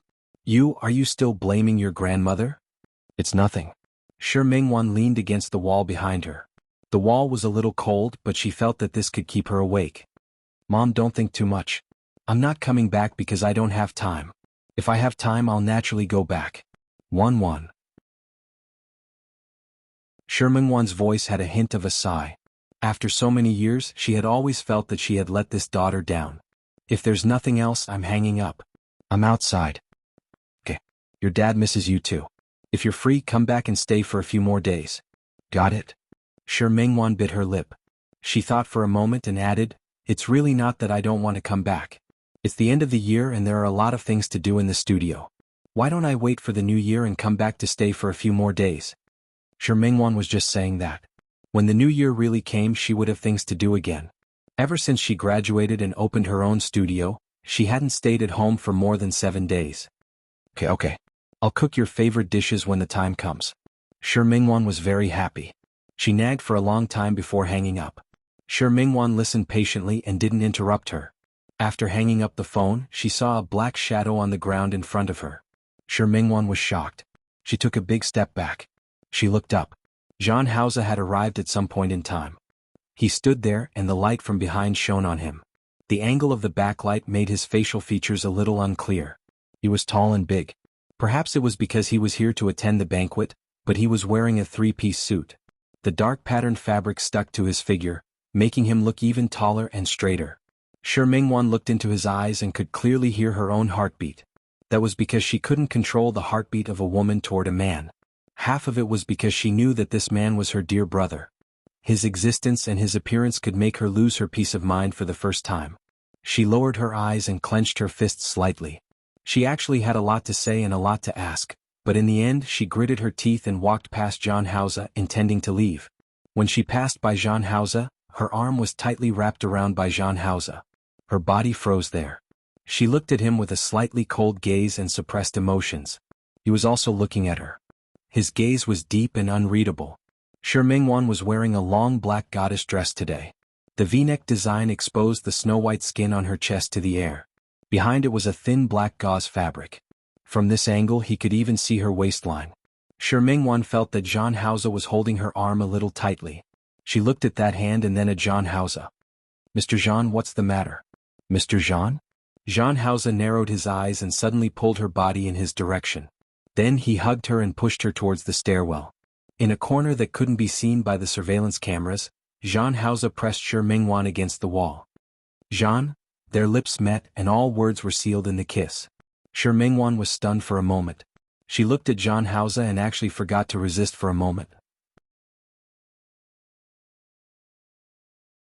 His face was magnified in front of her eyes. The man in front of her was undoubtedly good-looking. Not only was he good-looking, but he also had a temperament that enchanted women. Cold, arrogant and deep. With a hint of arrogance and untamed. Such a man was dangerous to women. He was like poppy soya. His lips were slightly cold. In this season, it was undoubtedly a little cold outside. Shi Mingwan had been outside for so long, and her limbs were already cold. Compared to his lips, his chest was much warmer. She was hugged by him and stimulated by his kiss. Her limbs were warm, but at the same time she regained her rationality and thought. What was he doing? He was kissing her. At the same time that he brought his fiancée to this banquet hall, he was actually kissing her here? What kind of person did he think she was? Shi Mingwan was furious. She tried to push him, but she couldn't push him away. She raised her foot to kick him, but he clamped her foot. Shi Mingwan tried to struggle, but she couldn't break free no matter how hard she tried. She was furious. She couldn't push John Hauser away, so she opened her mouth and bit his lips hard. However, she didn't expect John Hauser, who was already prepared, to let go of her at this moment. Shi Mingwan didn't notice and bit her lips. The pain made Shi Mingwan let out a low cry. She had bitten very hard just now, and the skin on her lips was even slightly broken. The pain made her even angrier. She looked at John Hauser. He was still trapping her between the wall and him. She raised her eyes and looked at him. Her gaze was filled with coldness. "Let go of me." The location wasn't right, so she couldn't shout. She deliberately lowered her voice and couldn't suppress her anger. "John Hauser, what do you mean? Your fiancé is still inside. John Hauser, let go of me." John Hauser didn't answer her question. He looked at the anger on Shi Mingwan's face and narrowed his eyes slightly. "She's not my fiancé." This could be considered an explanation. After all, he had never had any romantic feelings for Chen Feifei. Who would believe it? Thinking about the only 2 times she met John Hauser and his performance with Chen Feifei was just short of hanging on him. Even if she wasn't his fiancée, she was still his girlfriend. Shi Mingwan was silent.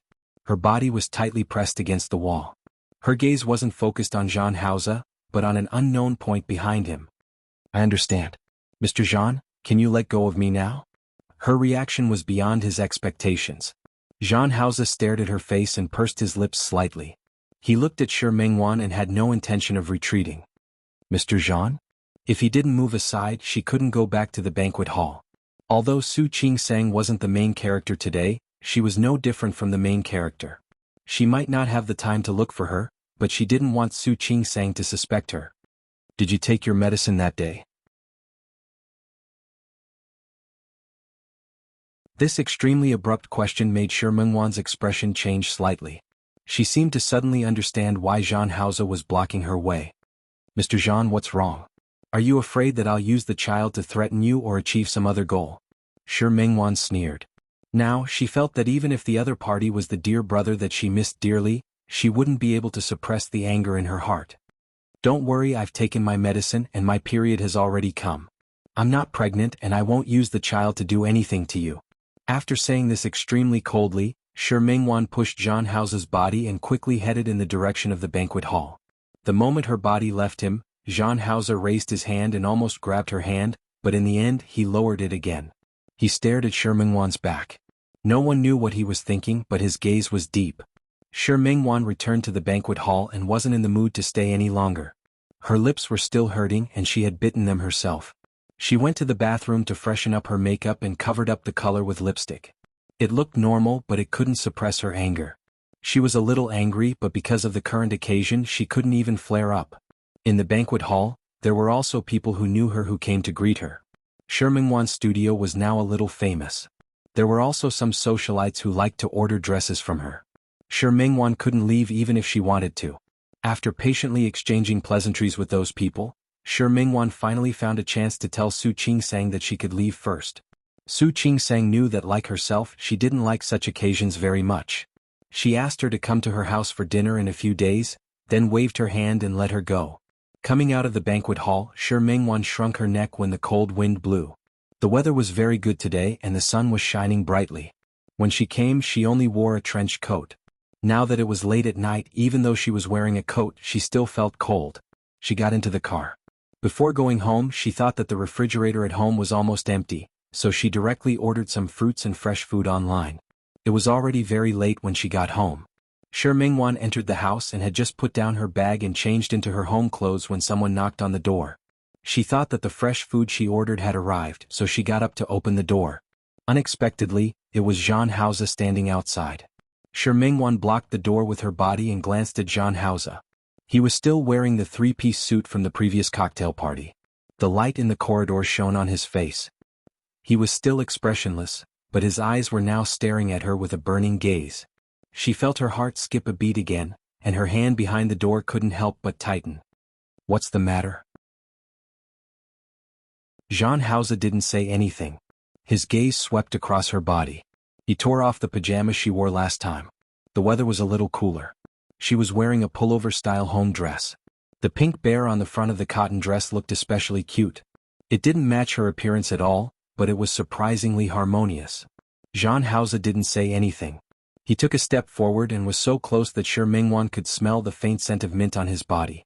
She took a deep breath and tried her best to make her voice sound normal and calm. "Mr. Zhang, what's the matter?" She deliberately kept the distance between the two of them so that Zhang Haoze wouldn't discover the fluctuations in her heart. She also didn't let him know that her heartbeat was out of order because of him, and that her emotions were affected because of him. Her unapproachable appearance made Zhang Haoze's brows furrow imperceptibly. "What? You're not calling me dear brother anymore?" Shi Mingwan's hands behind the door tightened. She looked up at Zhang Haoze and met his eyes. "Didn't you tell me not to call you that? Mr. Zhang, since you don't admit that you're my dear brother, then just take it that I've recognized the wrong person. It's getting late. Please go ahead." Shi Mingwan's palm exerted force and directly slammed the door shut. Zhang Haoze, who didn't expect her to do this to him, was stunned and shut outside the door by her. Shi Mingwan didn't realize what she had done until she closed the door. She leaned against the door with a very ugly expression. Yes. He clearly said that he wasn't her dear brother, and he clearly didn't admit it. Why did he have to tease her heartstrings again and again? There was another knock on the door behind her. Shi Mingwan felt angry and didn't want to pay attention to it at all. The knocking on the door stopped. In less than 2 minutes it sounded again. Shi Mingwan still ignored it and let him stay. Who cared what he wanted to do? Since he wasn't her dear brother, she had nothing to say to him. Shi Mingwan wanted to go back to her room to take a shower, but when she heard the knock on the door again, she couldn't restrain herself. She angrily ran to open the door and said without thinking, "Zhang Haoze, what do you want?" "You clearly..." When she saw the delivery man standing outside with a confused face, Shi Mingwan's expression suddenly became very embarrassed. "Sorry. You, Miss Shi Mingwan, right? We're from T-Cat Direct. These are the goods you ordered from T-Cat. Thank you." Shi Mingwan awkwardly took the delivery box from the other party's hand. After signing, she was still a little embarrassed. "I'm sorry. I wasn't angry at you just now." "I know. You were angry at this gentleman, right?" The courier stood a little to the side, and Shi Mingwan realized that Zhang Haoze hadn't left yet. The courier misunderstood and thought that the two of them were lovers quarreling. "Miss, even if you quarreled with your boyfriend, don't lock him outside the door. When I stepped out of the elevator just now, I was almost shocked when I saw someone." "You misunderstood, we're not. Thank you for your patronage. If you're satisfied, remember to give me a 5-star rating." The courier ignored Shi Mengwan's explanation. This matter had nothing to do with him.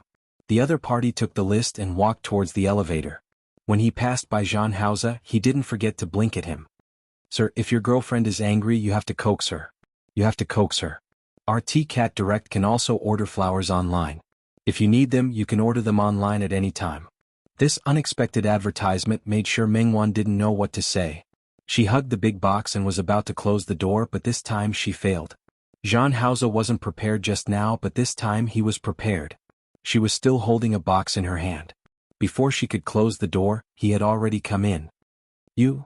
Shi Mengwan wanted to chase him out, but Jean Hauser directly closed the door. Jean Hauser. Shi Mengwan stared at him for a long time. The box in her hand was really not light. She turned around and went to the kitchen, planning to chase him away later. After entering the kitchen, Shi Mengwan had always had the habit of tidying up things properly. She took out the fruits and vegetables inside and sorted them out. She hadn't eaten anything just now and planned to make herself a bowl of noodles. Knowing that Jean Hauser wouldn't be able to chase him away for a while, Shi Mengwan decided to solve her own needs first. She would talk about it after she was full. She took out tomatoes and eggs and planned to cook tomato and egg noodles. The cabbage that was delivered today was also not bad. She washed it together. Shi Mengwan didn't like to eat whole leaves of vegetables when she cooked noodles. When she ate vegetables, she had to cut them into pieces. This was a very strange habit. Shi Mengwan cut the vegetables and processed the ingredients. Her culinary skills weren't bad. As the eldest daughter of the family, she had been studying and working outside for so many years. Her culinary skills were quite good. In less than 20 minutes, she had already taken the noodles out of the pot and scooped them up.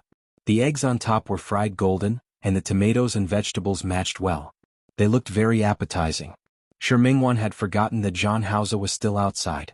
Just as she was about to take the noodles to the dining table outside, she turned around and found Jean Hauser standing at the kitchen door.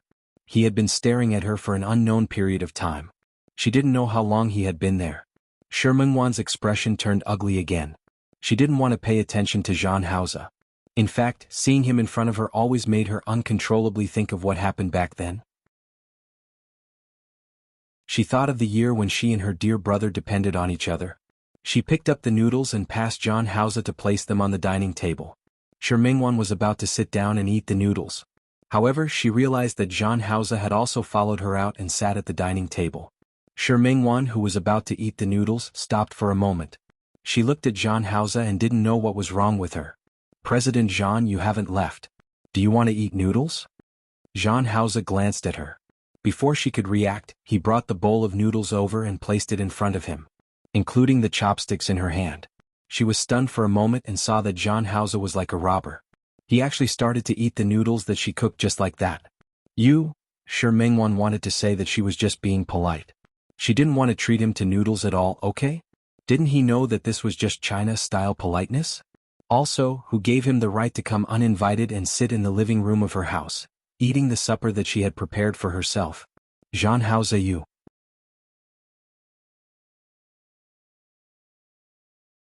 Chapter 658. There was a faint aroma of food in the air. Shi Mengwan was wearing the clothes that Qiao Zhe had bought. She scooped up the food in the kitchen and carried it out. Qiao Zhe sat on the small table like a master. It was unknown where Qiao Zhe found this table. Previously, Shi Mengwan and Qiao Zhe were eating at the coffee table. This morning she cooked porridge. When she brought it to the coffee table, she felt that it was very inconvenient to eat on the sofa. She had to bend over. We should get a table, she said. Wouldn't it be more comfortable to sit down and eat? When she said that, Qiao Zhe moved the table over at noon. It was a square table that was commonly seen in the countryside. There were also 2 chairs that were brought along with him. Shi Mengwan didn't even know how Qiao Zhe appeared. She watched as Qiao Zhe picked up the bowl and ate in big mouthfuls. The youth was still growing, so his appetite was astonishing.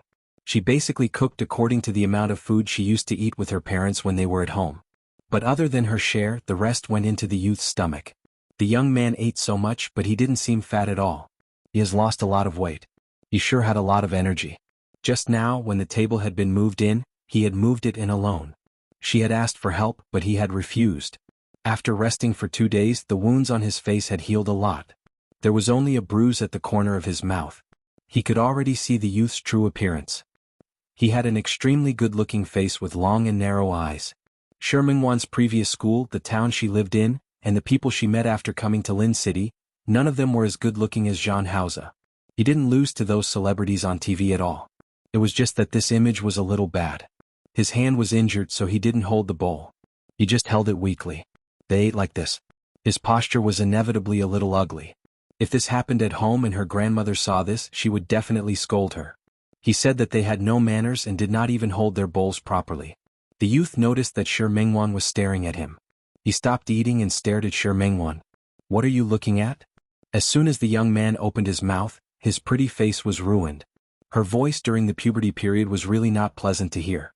Shi Mingwan was caught peeping at the youth, so she looked a little uncomfortable. No matter what, she was only 12 years old this year. Staring at a boy like this was really too unrestrained. "I just want to ask, where did you get that table?" The youth didn't say anything. He finished the rice in his bowl in a few bites. When he went to scoop the next bowl of rice, he glanced at Shi Mingwan. "What? Afraid my desk was stolen? What if they come looking for you?" "She didn't." Without waiting for Shi Mingwan to explain, the youth snorted. "Don't worry. I didn't steal it. No one will come to catch you. Big brother." Shi Mingwan bit her lip. She was a little hurt by the youth's hostile and impatient attitude. "I was just curious. I picked it up," the young man answered casually. "If I were going to steal, I wouldn't steal such a crappy table. Indeed, it was a little rotten. Look at the corner of the table, the paint had peeled off." Shi Mingwan didn't ask any more and ate quietly. However, when she saw the youth put down the bowl, she had a new question. "Where did you get the money to buy groceries?" The ones she bought yesterday and the ones she bought today. If she only gave the youth a few dozen yuan, it would not be enough. One had to know that the young man had actually bought ribs and meat today. Not only that, the young man also gave some rice and flour to the family. She was really curious.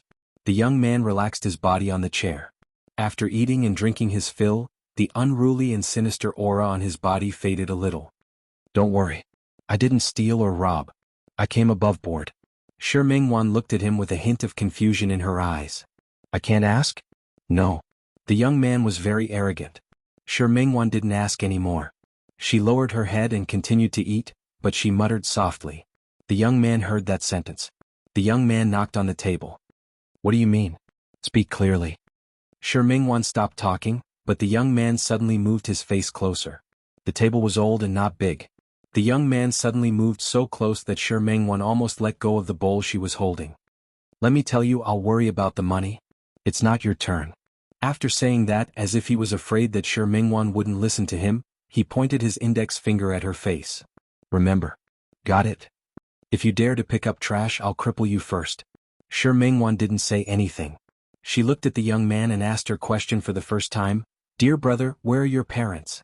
Why are you living here alone?" Moreover, other than the simplest furniture, there wasn't a single photo in the house.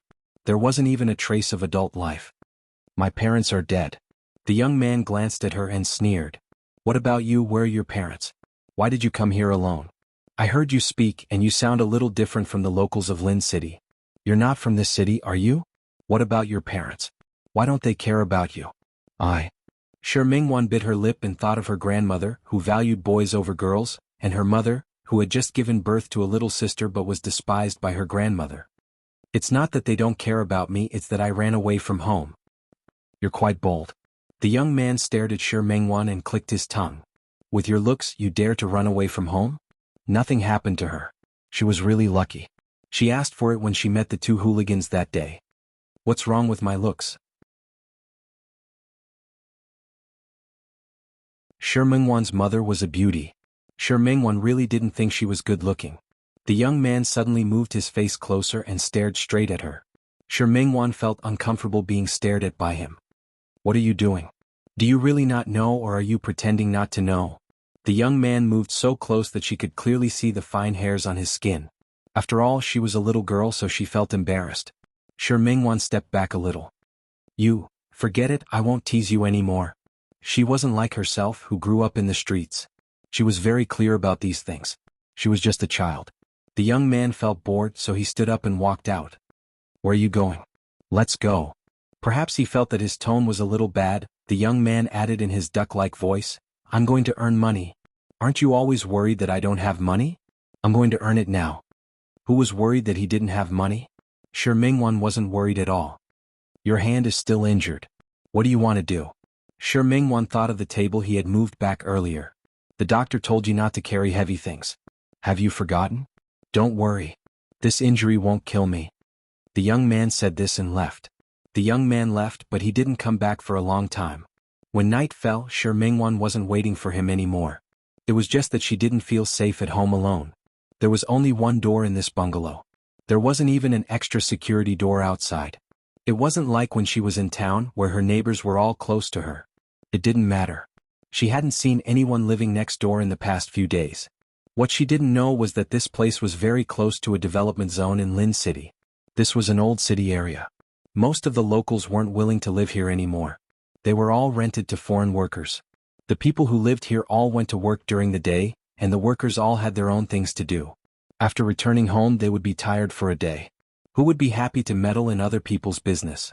This was also the reason why no one came to help Shi Mingwan when she was chased by two people last time. Shi Mingwan curled up on the small sofa and stared at the door. She didn't dare to sleep. She didn't know where Qiao Zhe had gone and why he wasn't back yet. She got up and looked at the time again. The old alarm clock was already pointing at 11:30. The weather didn't seem to be good today. She heard the sound of rain hitting the window. The voice came again and again, making her more and more anxious. After all, she was only 12 years old. She ran away from home alone to Lin City. That young man, even though she clearly wasn't familiar with him, even though the young man looked vicious. But he was here, at least it wouldn't be so empty. She turned around again, but she still couldn't sleep. The rain outside seemed to be getting heavier and heavier. She couldn't sleep anymore, so she simply got up and wrapped herself in a blanket. She curled up and sat on the sofa. It was at this moment that the door opened.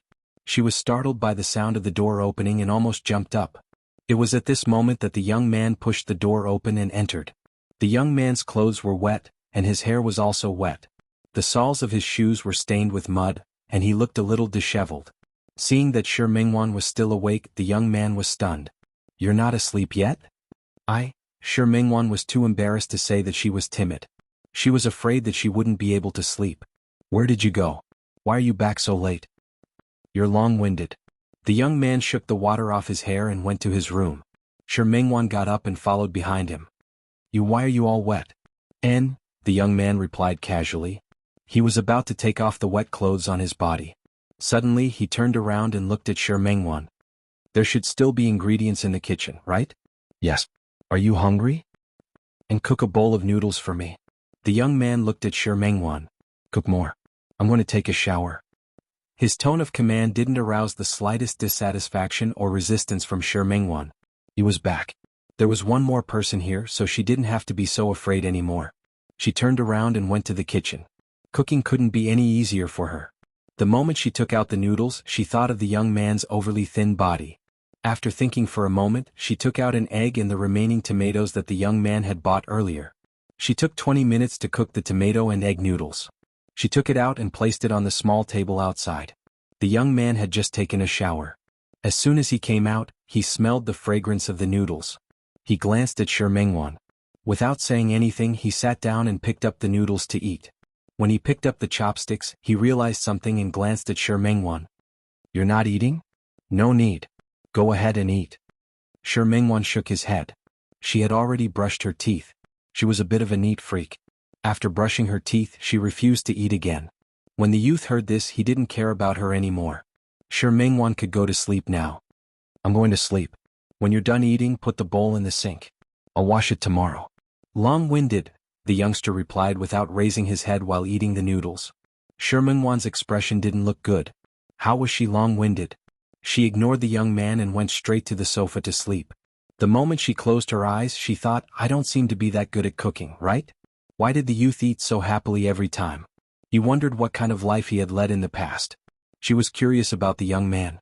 But at this time, she knew that she couldn't get anything out of him. The sound of the bowl being placed on the table brought Shi Mingwan back to her senses. Only then did she realize that Zhang Haoze had already finished eating the noodles and was staring at her. She retracted her gaze and returned to the kitchen without another word. The materials were all ready-made and her movements were fast, so it was not complicated to make. He cooked another bowl of noodles for himself. However, he realized that he didn't have much appetite. In that year, how many times had she cooked for her dear brother? How many times had she cooked noodles?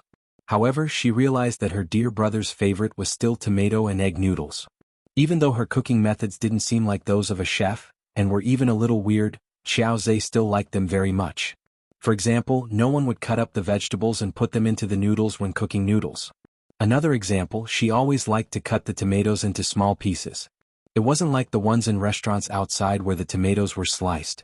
In the past, Su Qingseng had laughed at her and said that no one cooked tomato and egg noodles like her. She retaliated and said that this was her own creation. Was that okay? Fortunately, Su Qingseng wasn't good at cooking, but she wasn't picky. Whenever the two sisters had a gathering, she would eat whatever he cooked. Just like her dear brother, no matter what she cooked or how she cooked, he would eat the same. And when she looked at John Hauser just now, she thought of her dear brother. Although one of them looked a little rough when he wolfed down the food, and the other looked slow and elegant. However, she really saw the similarities between the two of them. For example, whether it was her dear brother or Jean Hauser, they both liked to pick up the noodles first. After picking up the noodles with his chopsticks, they didn't eat it. Instead, they drank a mouthful of the soup in the noodles. Also, Jean Hauser's way of holding the chopsticks was the same as her dear brother's. A normal person would hold the chopsticks horizontally. However, Jean Hauser's fingers were especially long. When he held the chopsticks, the angle was a little lower than the average person's. It looked like he was holding it crooked. After confirming once again that Jean Hauser was her dear brother and finding the similarities between the two of them, Shi Mingwan wasn't happy at all. Her dear brother had long forgotten about her. She looked at the bowl of noodles and had no appetite, but she forced herself to carry it out. She was stunned when she didn't see Jean Hauser. She was so distracted that she didn't hear the sound of the door closing. She thought that Jean Hauser had already left. She couldn't tell if she was disappointed or something else.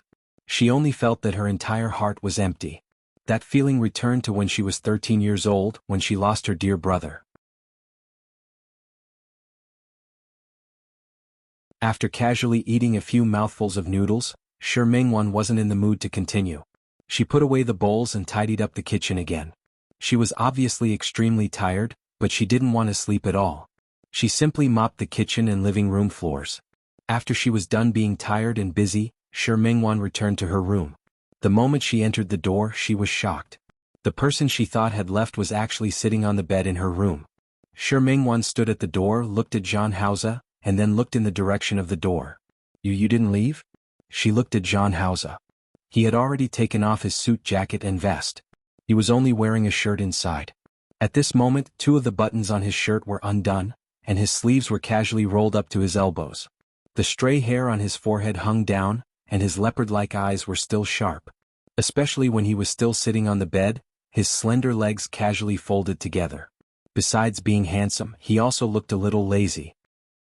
The words she wanted to chase him away were stuck in her throat, and she couldn't say a word. She didn't know before, but now she realized that it wasn't just women who misled people. It was the same for men. It took her a few seconds to find her voice, and Shi Mingwan took a step back. Looking at the enlarged face in front of her, she couldn't find her voice for a long time. She pinched her fingernails into her palms and reminded herself that the person in front of her wasn't her dear brother. She couldn't be entangled with him anymore.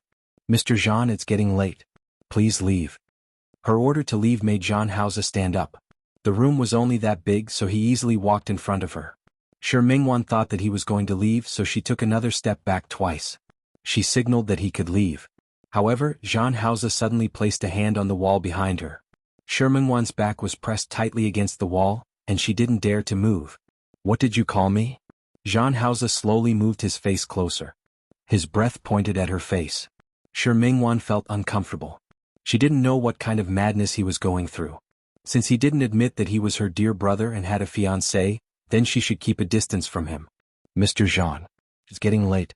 Please, woo-woo. Her lips were kissed by someone, and the man's minty scent assaulted her face. Behind her was the cold wall, and in front of her was his hot chest. In one day she had experienced the same scene twice. She didn't understand what Jean Hauser was thinking. All of her consciousness was confused by this domineering kiss. She thought of the way Jean Hauser ate noodles and the way her dear brother ate noodles. She thought of the way Jean Hauser sat on her bed with his legs folded, and then she thought of the way her dear brother sat on the sofa in the small bungalow. The two faces of youth and maturity overlapped in front of her. She couldn't escape from Jean House's kiss. She even forgot how she resisted Jean House in the hotel. Or perhaps at that time she had to worry about someone passing by, but now she didn't have to worry. The kiss slowly changed and Jean House's hands began to move around her body. Perhaps it was because the temperature in the room wasn't low, but she actually felt that his hands were a little hot. Her consciousness became more and more blurry. The only remaining string of reason told her that this was wrong. She couldn't do this. However, when Jean House's hand reached into her clothes, that kind of reason completely collapsed. She was utterly defeated in front of him and retreated step by step. She didn't know when her body arrived on the bed. She didn't know when her clothes fell to the ground. She only remembered feeling Jean House's kiss, Jean House's touch, and the feeling Jean House gave her. Although it wasn't rough, it wasn't as urgent as last time. However, it couldn't be said to be very gentle. Although she tried her best to restrain herself, it still carried a barbaric, almost plundering attack. When she merged with him, her mind went blank and the only thought left was dear brother. Dear brother, she whispered those 3 words softly, but it made Jean House's eyes become deeper and gloomier. He kissed her lips but felt that it wasn't enough. He increased his strength and smashed her into pieces. Naturally, that voice couldn't come out anymore. Everything would come to an end. When everything returned to calm, Shi Mingwan's remaining rationality finally began to return. She suddenly realized what she had done. What did Jean House do? She turned to look at him. The person was lying on the bed looking at the ceiling above his head. His breathing was a little heavy. There was only the sound of the two of them breathing in the room. Shi Mingwan turned her face away.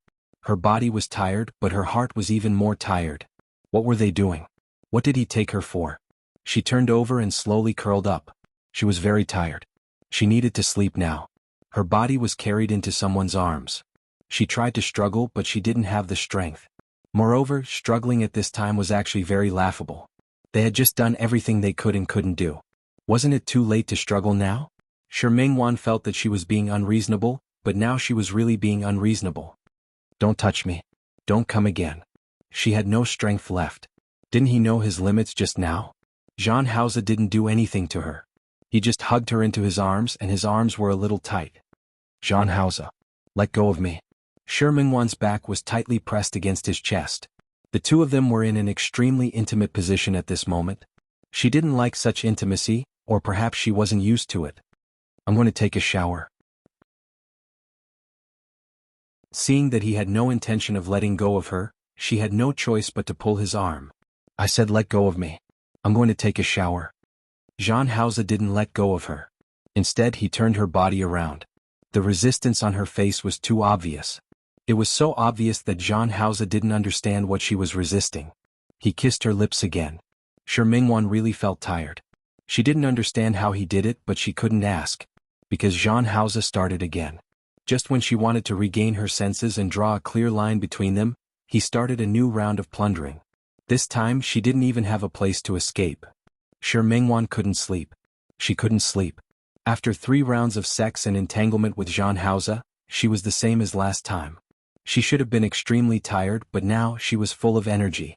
She looked at the ceiling above her head and didn't quite understand how things had turned out like this. Her gaze fell on Jean House's face. What was he thinking? Why could he have sex with her while being affectionate with his girlfriend? She had never seen them get along, but she felt that she didn't need to see it. Just based on the fact that Qin Feifei had been holding Jean House's hand just now. She knew. In places that she didn't see, the two of them were definitely intimate. But why?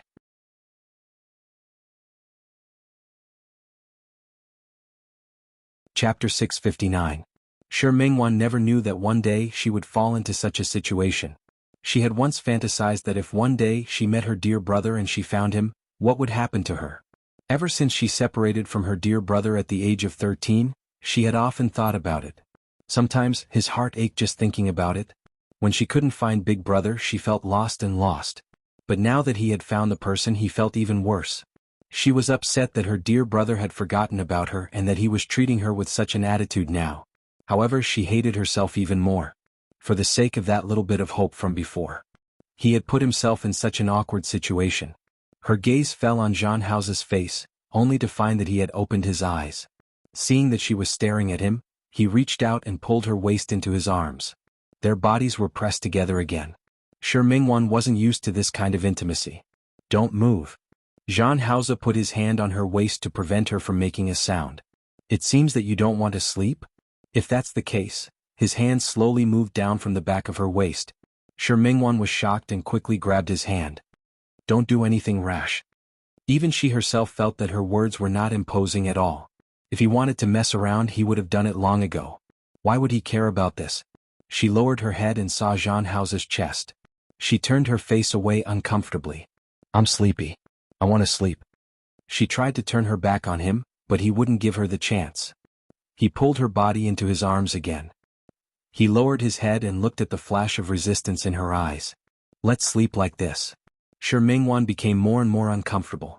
How could she fall asleep like this? If you don't sleep, I'll continue. His hand rested on her waist again. Zhang Haoze threatened again.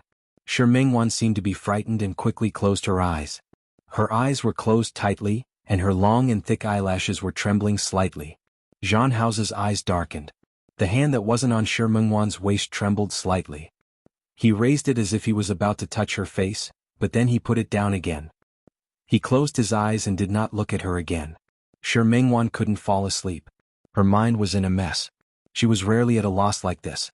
Zhang Haoze's chest was burning, and his hands on his waist were firm and strong. She couldn't break free, but she was afraid that he would really do it again. She closed her eyes and forced herself not to look at him.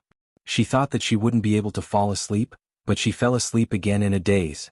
The dream came without warning, and Sure Mingwan saw her 12-year-old self again. She had been with Qiao Zhe for more than a month.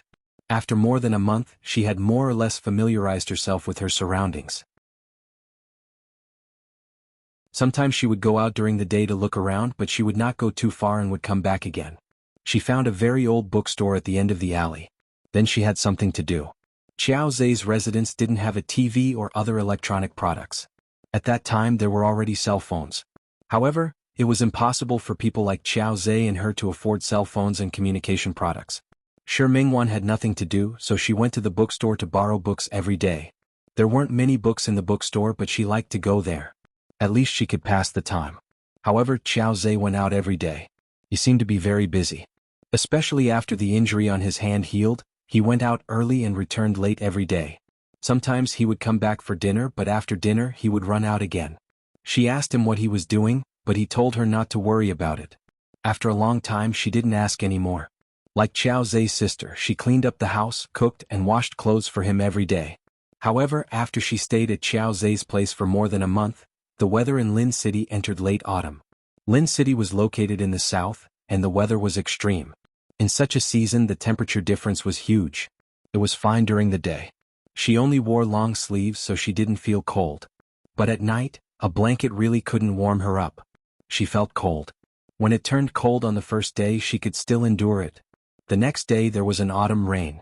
She was extremely cold. She curled up on the sofa and looked at Qiao Zhe's room with a conflicted expression. She had stayed at Qiao Zhe's place for more than a month, so she naturally knew that the young man's house only had a blanket and nothing else. She didn't know where the young man got the money from during this period of time, but he had enough to eat and buy clothes for her. But she wasn't sure if her dear brother would agree to buy a blanket. She was so cold that she felt uncomfortable. She tossed and turned on the sofa for a long time, but she couldn't fall asleep. What are you doing? Her movements were so loud that even Qiao Zhe, who was inside, was disturbed by her. He got up and looked at Sure Mingwan, who was sleeping on the sofa. His face was full of unhappiness. Sure Mingwan got up and wrapped herself tightly with the blanket. She looked at the young man timidly. I'm cold. She was too embarrassed to continue. She originally wanted to take care of Qiao Zhe until his hand recovered and then go home. She thought about how she quarreled with her grandmother and how her family was like that. If she went back and her parents didn't change their mind and still wanted to send her sister away, she would rather not go back. But after staying for more than a month, although Qiao Zhe sometimes looked fierce, he treated her well. Qiao Zhe treated her well, but she was a little embarrassed. He saved her from being bullied.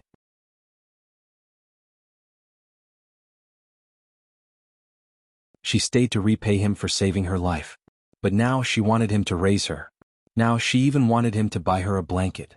A 12-year-old girl was very thin-skinned. If it wasn't for the fact that it was really cold, she would be too embarrassed to say anything. Qiao Zhe glanced at her, then looked at the sofa. Go sleep on the bed. What about you? Shi Mingwan bit her lip and looked at the sofa. He was much taller than her. How could he sleep on such a sofa? Qiao Zhe didn't say anything and gestured for her to get up. He pulled the blanket over and lay down on the sofa. When he really fell asleep, Shi Mingwan realized that Qiao Zhe really couldn't sleep. He was already 1.7 meters tall. He couldn't even put his feet down when he slept on the sofa. Not to mention that the small blanket couldn't cover him. Dear brother, go to sleep. Qiao Zhe closed his eyes as if he was going to sleep just like that. Shi Mingwan bit her lip. She didn't enter the room. She looked at Qiao Zhe and then at the bed. In the end, her hands clenched tightly into fists. Dear brother, why don't you sleep on the bed too? The weather was getting colder and colder. She couldn't let Qiao Zhe sleep on the sofa outside. If this continued, he would definitely catch a cold. When Qiao Zhe heard this, he opened his eyes and looked at her. You want to sleep with me? Shi Mingwan was a little embarrassed. In the end, she nodded. Dear brother, I believe in you. Qiao Zhe stared at her face and finally sat up. Shi Mingwan entered the room and Qiao Zhe followed her in. He lay down on the bed. Shi Mingwan stood there feeling a little awkward. After Qiao Zhe fell asleep, he pulled the blanket over himself and closed his eyes to sleep. After waiting for a while, he didn't see Shi Mingwan come up to sleep, so he opened his eyes again. He looked at Shi Mingwan and found that she was standing there motionlessly, a little at a loss for what to do. Aren't you sleepy? Sleepy? How could she not be sleepy? But no matter how sleepy she was still a girl. Just now she was just impulsive. She was afraid that dear brother wouldn't sleep well and would catch a cold, so she asked him to sleep on the bed too. Now that she had calmed down, Shi Mingwan felt awkward. Then go to sleep. Qiao Zhe ran outside every day during the day, so he exercised a lot every day. Now he was sleepy and wanted to sleep. Before he closed his eyes, he glanced at Shi Mingwan again. Don't worry, I'm not interested in your shriveled body. Shi Mingwan was still a little girl. When had she ever heard such words? Her face was burning fiercely. She was blushing and embarrassed. But what Qiao Zhe said was the truth. She was only 12 years old this year and hadn't developed yet. She was just a little girl. She got on the bed and slept an arm's length away from Qiao Zhe. She covered her body with the blanket. Covering herself with a blanket was completely different from covering herself with a blanket. She finally felt that she wasn't cold anymore. Because she wasn't cold anymore, her complexion was much better. With someone sleeping beside her, she thought that she wouldn't be able to sleep. But she was really sleepy. Slowly she actually fell asleep. When Shi Mingwan woke up in the morning, she realized that she was sleeping with Qiao Zhe. The young man's sleeping posture was quite casual. One of his feet was already outside the blanket, and the other was still under the blanket. His slender arm was placed on her shoulder just like that. Shi Mingwan looked at that hand and then at the young man's sleeping face. She confirmed that the young man didn't mean it. She uncomfortably stepped back, wanting to avoid the young man's hand. But the bed was only so big, so where could she avoid it? She could only take the young man's hand away, but the young man opened his eyes at this moment. Her hand was still holding his hand, and she suddenly met the young man's dark and deep gaze. Shi Mingwan was shocked and quickly let go of her hand. Qiao Zhe's hand dropped again and hit her shoulder. She felt the pain and her face instantly changed color. What are you doing? The young man stood up. His duck-like voice sounded a little hoarse in the morning, and it was even more unpleasant to hear. Nothing. Shi Mingwan quickly got up. I'm just asking you what you're eating for breakfast. Anything. There was no need to ask about such things. Shi Mingwan had always made her own decisions. Shi Mingwan hadn't lived with her parents since she was young. Because her parents had given birth to a girl, she wasn't close to her cousins at home. This was the first time she had slept in the same bed with a boy, and it was a boy she had not known for long. The young man only felt that she was strange. How could he have thought of her young girl's thoughts? Shi Mingwan had lived with the young man for a few days before she realized that in the young man's heart, there was no difference between men and women. Every day he slept as he should and did as he should. He still took good care of Shi Mingwan. However, she slowly came to her senses. Perhaps in the young man's heart at that time, he only treated her as a little brother or a little sister. He was very busy. She didn't even know why he was so busy. What she could be sure of was that the young man was definitely not studying. She knew that other people's children should be in school at the age of 15. They were either in their first or second year of high school. However, the young man wasn't in school. She had asked a few times, but Qiao Zhe said he wasn't. She didn't ask anymore. Her relationship with the young man had always been like this. She treated the young man as a big brother, and the young man treated her as a little sister. If the young man hadn't bought the wrong bowl of glutinous rice balls that day and bought them home as glutinous rice balls, their relationship might have always been that of a big brother and a little sister, right? Shi Mingwan woke up from her sleep and realized that she had slept until noon again. She blinked her eyes and seemed to have spent some effort to realize where she was and what had happened. She looked at the other side of the bed, but it was already empty. Jean Hauser had already left. She sat up and the blanket slid down. The marks on her body were no longer covered. Shi Mingwan pursed her lips into a straight line. She bit her lip and thought of Jean Hauser's frivolous behavior last night, and of her obedience without any resistance. She suddenly felt as if there was a thorn in her heart. She curled up her body and pulled up the blanket to cover herself. She looked at an unknown point, and her mood became gloomy bit by bit. Today was Su Qingsang's birthday. Su Qingsang's birthday was also very interesting. It was the day after Christmas. In the past, Su Qingsang and Shi Mingwan would always be together. The two sisters would have a meal together on Su Qingsang's birthday. They would celebrate her birthday together. Su Qingsang was an illegitimate daughter. In the past, no one in the Su family would remember her birthday, and no one would specially celebrate her birthday. Every year, she would ask Su Qingsang to come to her apartment and cook a bowl of longevity noodles for her. This year was different. Su Qingsang was married. Shi Mingwan believed that Hu Jinyao would definitely be prepared. On Christmas Day, Shi Mingwan spent it with the employees of the studio. It was the end of the year. Although there were many things to do, she was not an unreasonable boss. She treated the employees to a meal and accompanied them to karaoke, which was very rare. After a night of fooling around, she remembered the next day that she had an appointment with 2 clients that day. Shi Mingwan had already ordered a cake, but the client was particularly difficult to deal with. After Shi Mingwan sent the client away, she went to take the cake and rushed to the place where Su Qingsang was celebrating her birthday. Only then did she realize that something was wrong. Su Qingsang had acknowledged her mother, and Xiang Kaiping was also there. But this time not only Xiang Kaiping but also Su Qinghui was there for her birthday. Shi Mingwan looked at Su Qingsang and then at Su Qinghui. The calmest person among them was Hu Jinyao, as if nothing had happened. Shi Mingwan looked at him for a few minutes and realized that Su Qinghui probably felt guilty towards Xiang Kaiping because Xiang Kaiping didn't like him.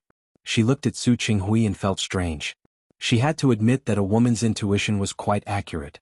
In Shi Mingwan's heart, Su Qinghui was the representative of a scumbag. He had a wife but also an old lover. Not only did he have an old lover, but he also had an illegitimate daughter? In the past, he had ignored this illegitimate daughter for so many years. When his old lover came back, he started to care about this illegitimate daughter again. No matter how she looked at it, it was strange. She felt that something was wrong but she couldn't tell why. Seeing that Xiang Kaiping was unhappy, she used her usual talent and laughed in front of her. Finally, Xiang Kaiping had a smile on her face. After the party, Shi Mingwan was a little worried about Su Qingsang. However, when she saw the protective look on Hu Jinyao's face, she felt relieved again. A faint envy surged in her heart. No matter how difficult Su Qingsang had been in the past 20 years, at least she was happy now. After all, Hu Jinyao was really good to her. After saying goodbye to Su Qingsang, Shi Mingwan wasn't in a hurry to go home. It had been more than a week since the last time Jean Hauser appeared and left. These days she couldn't help but think of Jean Hauser. Occasionally she would ask herself in her heart, why couldn't she let him go? She kept convincing herself to forget Jean Hauser, the man who came and went as he pleased, but she found that she couldn't do it. She stopped the car in front of the river embankment, got out and walked along the river embankment. It was winter in Lin City and the weather was very cold. There weren't many people on the river embankment. Shi Mingwan tightened her coat, walked to a bench and sat down. Lin City had been developing well in the past few years. There were tall buildings on the other side of the river embankment, and the LED walls outside the buildings were playing all kinds of advertisements. The new year was coming and the advertisements were very festive and red. However, Shi Mingwan didn't feel the atmosphere of the new year at all. She took out her phone and took a picture of the scenery on the other side of the river. She wanted to post it on WeChat but in the end she deleted it. This was the way of the world. Happy things could be shared but loneliness couldn't be shared with anyone. She put away her phone and planned to go home, feeling a little cold from the cold wind. At that moment, another person sat down on the bench. Shi Mingwan was stunned for a moment. She turned her face, and the light from the river embankment shone on the person's face. She looked at Jean Hausa and was stunned for a moment. She was looking at him and he was looking at her. She couldn't help but look behind her again. There was no one else. It was just him. She didn't know when he came and how long had he been here. Jean? Before she could finish her sentence, Jean Hausa reached out and hugged her tightly. Shi Mingwan's body froze there. She didn't know what to say. There seemed to be something wrong with Jean Hausa today. His hands held her tightly in his arms. The night wind blew and Shi Mingwan should feel cold. But now that she was hugged by him, she didn't feel cold. For a moment, time seemed to stand still. She didn't move and he didn't move either. Until she seemed to hear someone approaching and walking in this direction. She tried to retreat from Jean Hausa's arms, but he hugged her very tightly. She was helpless. When someone approached, she buried her face in his chest. Inexplicably, she didn't want others to see her with Jean Hausa. The footsteps approached. The person might have just passed by here at night, but he quickly left. She could hear the footsteps approaching, and they seemed to have stopped for a moment. She didn't know that the people who passed by were two girls. When they saw Jean Hausa's appearance, even though they didn't see it clearly, they were still stunned by Jean Hausa. One of the two girls even wanted to secretly take out her phone to take a picture of Jean Hausa, but she was defeated by Jean Hausa's gloomy gaze. As his footsteps left, Jean Hausa's hand loosened a little. Shi Mingwan looked up from his arms and met his deep eyes. There were many emotions in those eyes. Shi Mingwan couldn't see them clearly for a moment. She wanted to see them clearly, but she found that Jean Hausa's gaze made her sink into it. Their eyes met and her eyes were filled with his shadow. Jean Hausa narrowed his eyes slightly. He suddenly approached her, pressed a hand on the back of her head, and kissed her lips forcefully. His lips were cold and so was hers. In this weather, the temperature of their bodies wouldn't be too high. However, after their slightly cold lips met, she began to feel hot. She blinked her eyes. Jean Hausa's face in front of her made her a little intoxicated. She couldn't help but reach out her hand to hold his face, as if she wanted to see his face more clearly. There was a pair of hands on her eyes. Jean Hausa covered her eyes and deepened the kiss. His embrace slowly warmed her. Shi Mingwan, who had felt lonely before, decided not to think about anything for a moment. Just like that, she was hugged and kissed by him. She couldn't see his face and the feeling in the darkness was especially clear. His kiss was so domineering and all her feelings were focused on that one spot. She even unconsciously responded to him. And that kind of response made him deepen the kiss. Shi Mingwan was stunned for a moment. She realized what she had done and went back to pull Jean Hausa's hand. However, he let go of her at this moment and hugged her tightly instead. Her face was on his shoulder so she couldn't see his expression. Her hands hung by her side. For a moment she wanted to hug him back, but she forced herself to put them down. He suddenly got up and before she could react, he brought her out of the river embankment. Shi Mingwan could only follow his footsteps and reach the place where she parked her car. Only now did she know that Jean Hausa might have been following her just now. She didn't get into the car.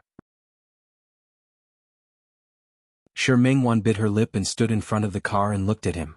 Jean Hausa, what exactly do you want? She didn't call him Mr. Jean anymore. At this time, that form of address was really too pretentious. Jean Hausa stood in front of the car and didn't speak. Shi Mingwan took a deep breath and told herself not to be angry, not to be angry. Jean Hausa, can you tell me what exactly you want? She didn't want to be like this anymore. It's not the first time. You can come and go as you please. You can even do it if you want.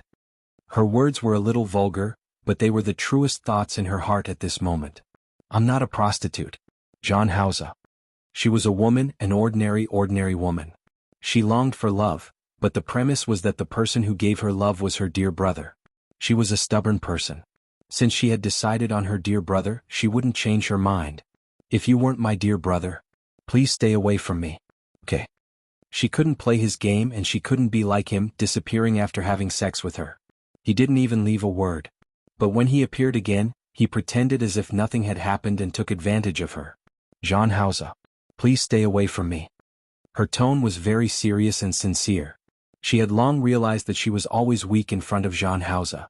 She didn't like such weakness and she wanted to change this. Goodbye. After saying this, she took out the car keys from her coat. When she wanted to get into the car, Jean Hausa took her car keys and got into the driver's seat. Jean Hausa, what did he mean? Get in the car. Jean Hausa's voice was indifferent. Shi Mingwan gritted her teeth and stood at the door of the car without moving. Get out of the car. Get in the car.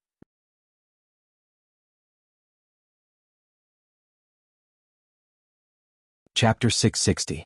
She didn't move and neither did Zhang Haoze. Shi Mingwan gritted her teeth. The cold wind gave her a headache. In the end she could only go around to the other side of the car and get in. She didn't speak. She turned her back to Zhang Haoze and didn't look at him. She just looked at the scenery outside the car window. This was the direction of her home. After Shi Mingwan saw it clearly, she couldn't help but call out, "Stop." As soon as she asked him to stop, Zhang Haoze really stopped. She turned to look at Zhang Haoze, wanting him to get out of the car. However, before she could say anything, Zhang Haoze actually got out of the car. This time, it was Shi Mingwan's turn to be shocked. Was Zhang Haoze so easy to talk to? She was a little suspicious and couldn't help but glance at Zhang Haoze. Her gaze followed Zhang Haoze outside the car. She found that Zhang Haoze had gone to a convenience store nearby.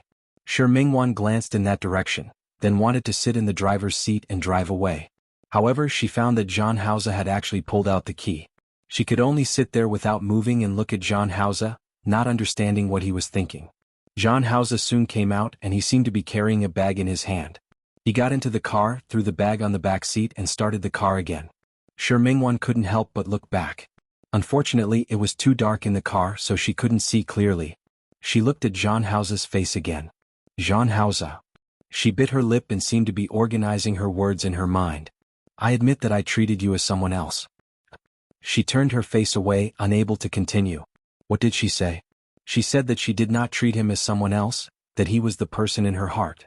From the age of 12 to the age of 25, for the past 13 years, she had been thinking about him every single day. But now, she had to force herself to tell him that she only thought of him as someone else? Zhang Haoze glanced at her with a gloomy gaze. But he went back to driving seriously. It wasn't too far from her apartment, so it wouldn't take long for them to arrive. The car stopped and Shi Mingwan got out of the car. Zhang Haoze got out of the car and took the bag from the back of the car seat. Shi Mingwan reached out to take the key from Zhang Haoze's hand, but he had already stepped into the car. It was only then that Shi Mingwan saw clearly what was in the bag in his hand. Although only a corner was revealed, it was enough for her to see it clearly. Looking at the boxes of ultra-thin Okamoto, she blushed and quickly followed Zhang Haoze. You, Zhang Haoze. Zhang Haoze walked quickly. He entered the apartment building in a few steps and pressed the button for the elevator. Zhang Haoze. Can we talk?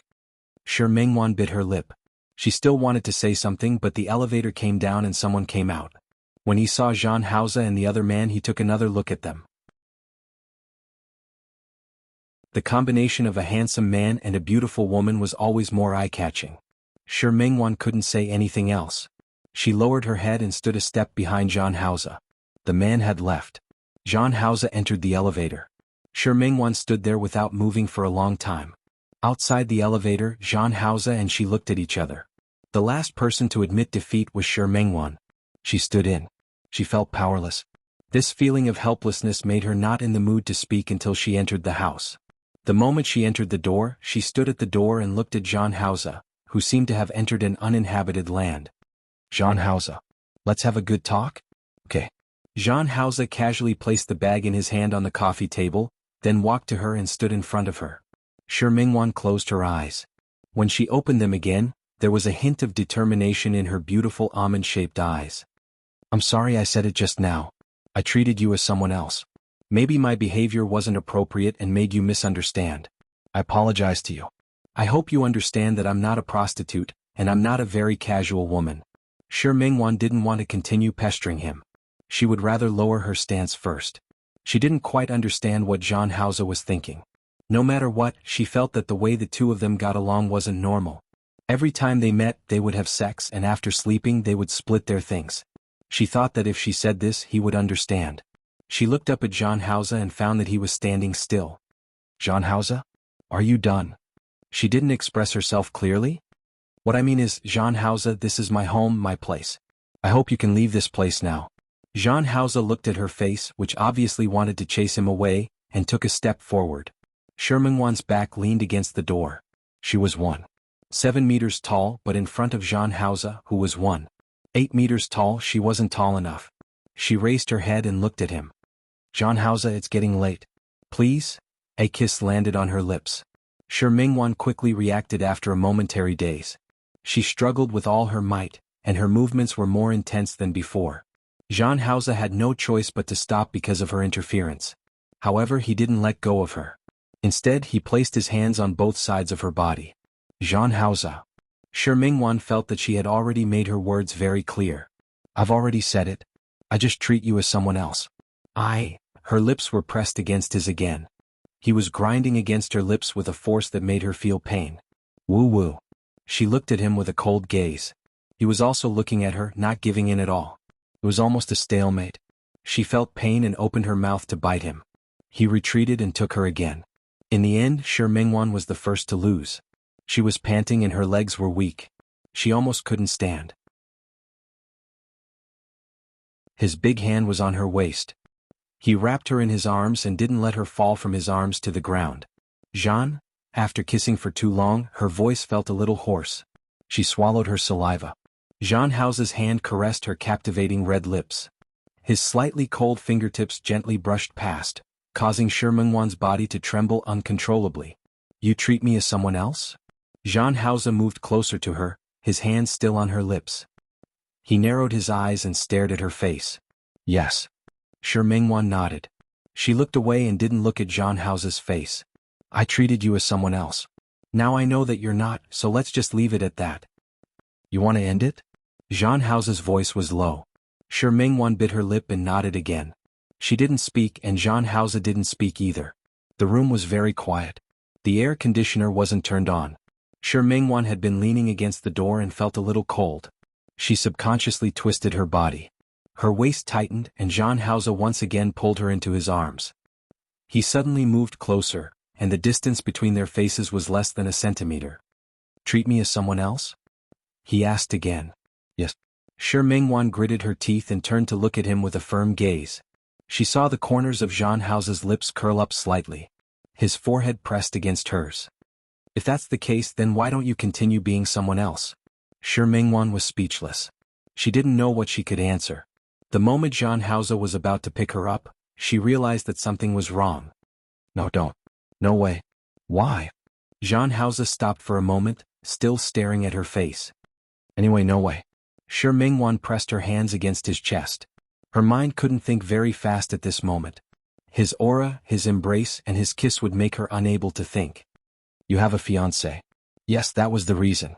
As if she had an idea, she suddenly raised her head and looked at Jean Hausa. You already have a fiancé. You can't do this. Jean Hausa's reaction was to pick her up forcefully and bring her into the room. Jean Hausa. I don't have a fiancé. Chin? He didn't give her a chance to ask. He kissed her lips. When he passed by the coffee table, he gently hooked his pinky finger and picked up the bag of condoms. Shi Mingwan felt cold when she slept until midnight. She turned over and instinctively moved her body closer to the heat source. She felt like she was surrounded by someone. The warm chest made her no longer feel cold. She almost sighed as she pressed her face against the heat source. This pillow was really comfortable to hug. Shi Mingwan rubbed her face against the pillow, but she felt that something was wrong. It was firm and warm, broad and strong. This wasn't the touch of a pillow. She suddenly opened her eyes. What she saw was a piece of wheat-colored skin. She could even see 2 thin scratches on it. She had left them yesterday.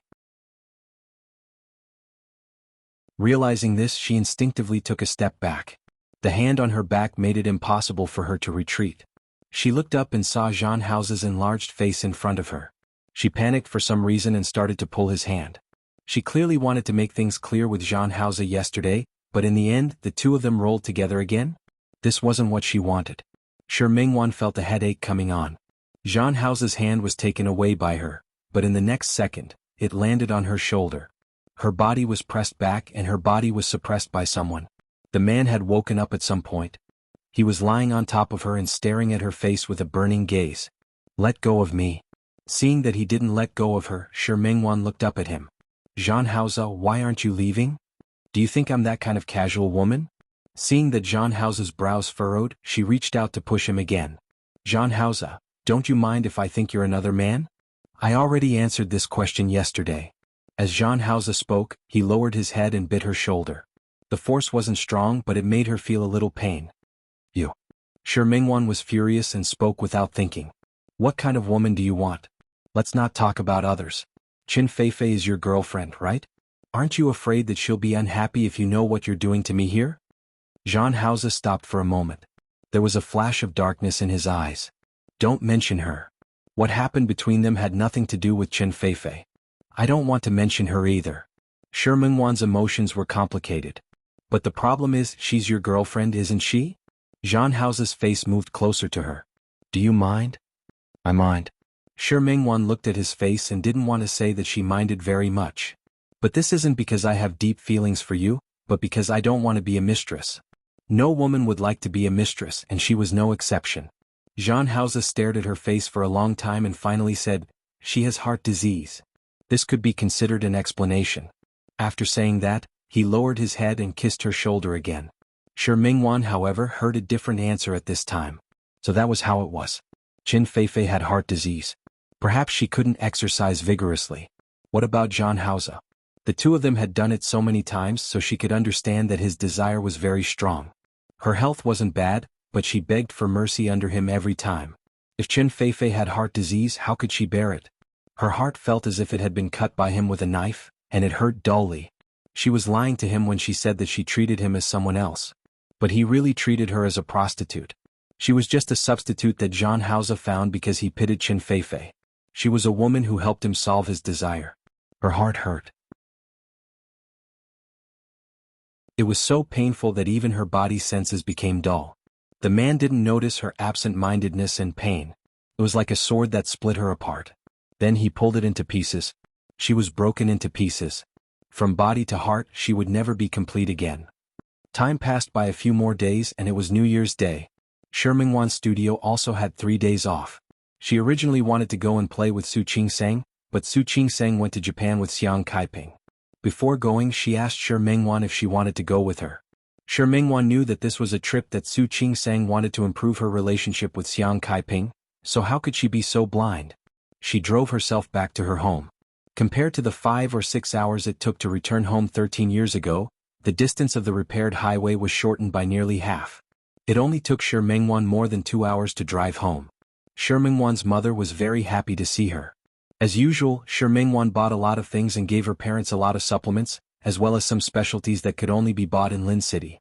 She usually sent them a lot, but it was different to bring them back herself.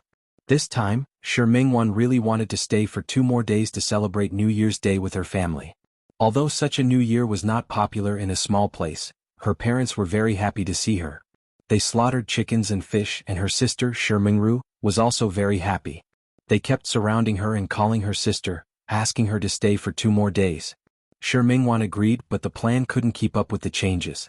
She had only stayed for a day when she received a call from a client. The other party asked her to rush an urgent letter.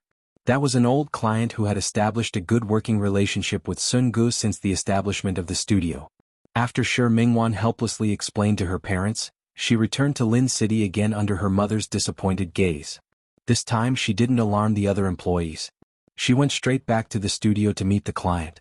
She wrote down all the other parties' requests. Because it was an urgent letter, Shi Mingwan returned to her office and began to prepare to draw. Before she started, she scrolled through her WeChat moments.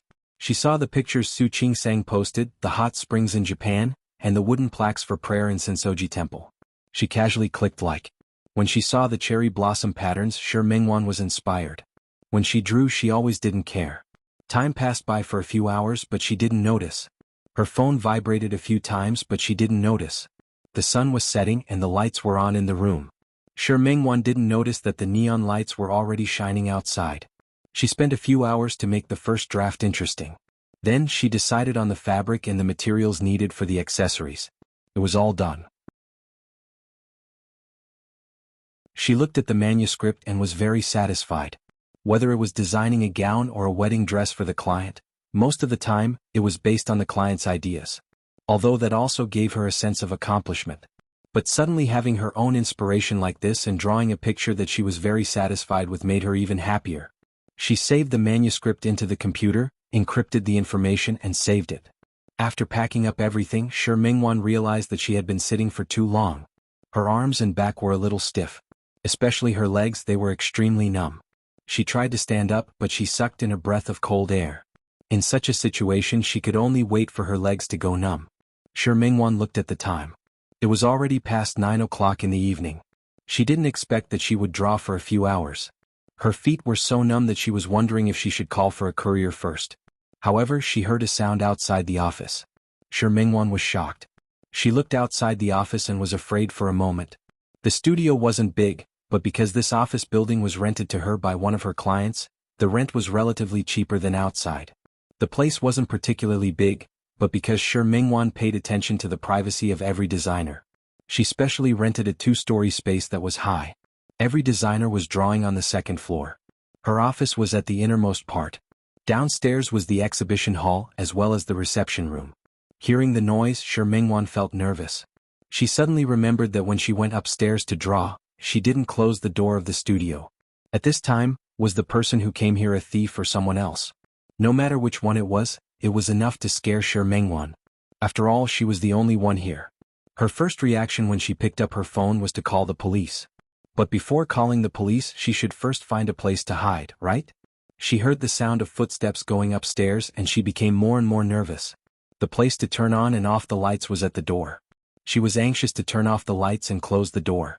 However, the numbness in her feet still hadn't passed. Waves after waves. Shi Mingwan felt extremely uncomfortable and she was afraid and anxious. Her back was even covered in a layer of sweat.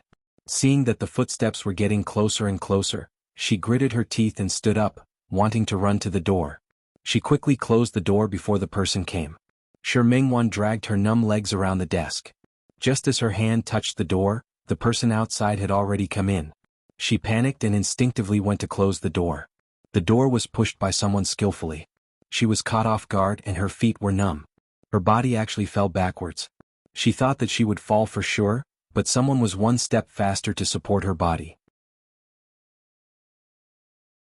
She was stunned for a moment. When she saw Zhang Hao's familiar face, she suddenly exploded. You. She said a few words consecutively. Her feet were so numb that she couldn't stand up. The aftereffects of fear made her body weak. She gritted her teeth, raised her hand and punched Zhang Hao's shoulder. B*****, you B*****. Do you know that you scared me to death? You're too much of a B*****. You B*****.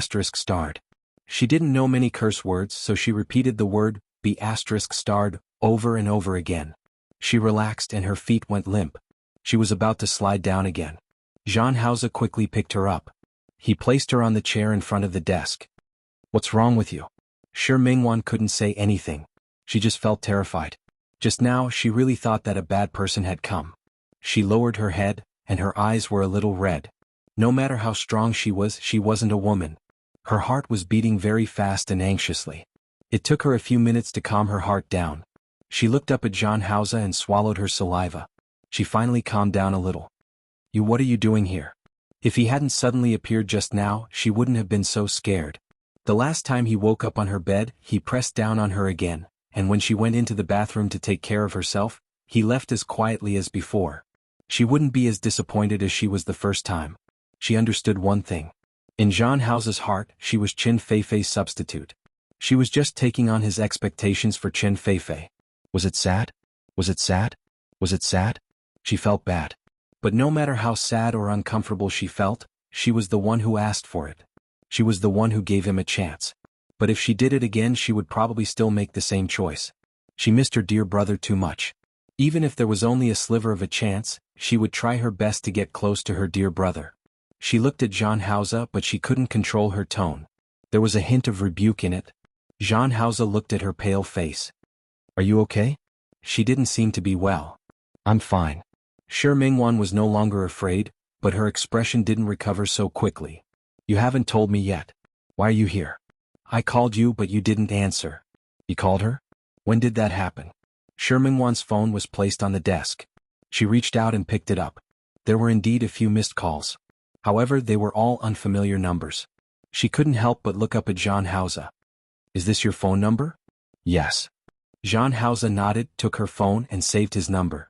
Shi Mingwan looked at his actions and entered his full name. Zhang Hao. It was an extremely unfamiliar title that showed their current relationship. She didn't stop him, but in her heart, she decided to block his number later. Why are you looking for me? I went to your house but you weren't there. This sentence could be considered an explanation. Shi Mingwan watched him put down his phone. She was sitting and he was standing. In comparison, he was much taller than her. The pressure was very strong and she didn't like it. Why did you go to my house again? She tried her best not to sound so resentful. If you want a woman, you can go find a prostitute. No, with your conditions, as long as you wave your hand, there should be many women for you to choose. Isn't that so? Although she didn't understand how Qiao Zhe had become the current Zhang Haoze. She also didn't understand how the dear brother who had nothing back then had become an elite in the business world. But even without these external blessings, just Zhang Haoze's face alone could attract many women, right? Why did he insist on clinging to her? Zhang Haoze narrowed his eyes and frowned because of her words. You're tuning in to the Han Li's Wuxia Adventures YouTube channel. We're so grateful for your support, and don't forget to subscribe to join us on this incredible journey through captivating stories. Your generosity through donations truly makes a world of difference, as it's the primary source of revenue that allows me to expand and enhance this channel for you. Thank you from the bottom of my heart for being a part of this adventure.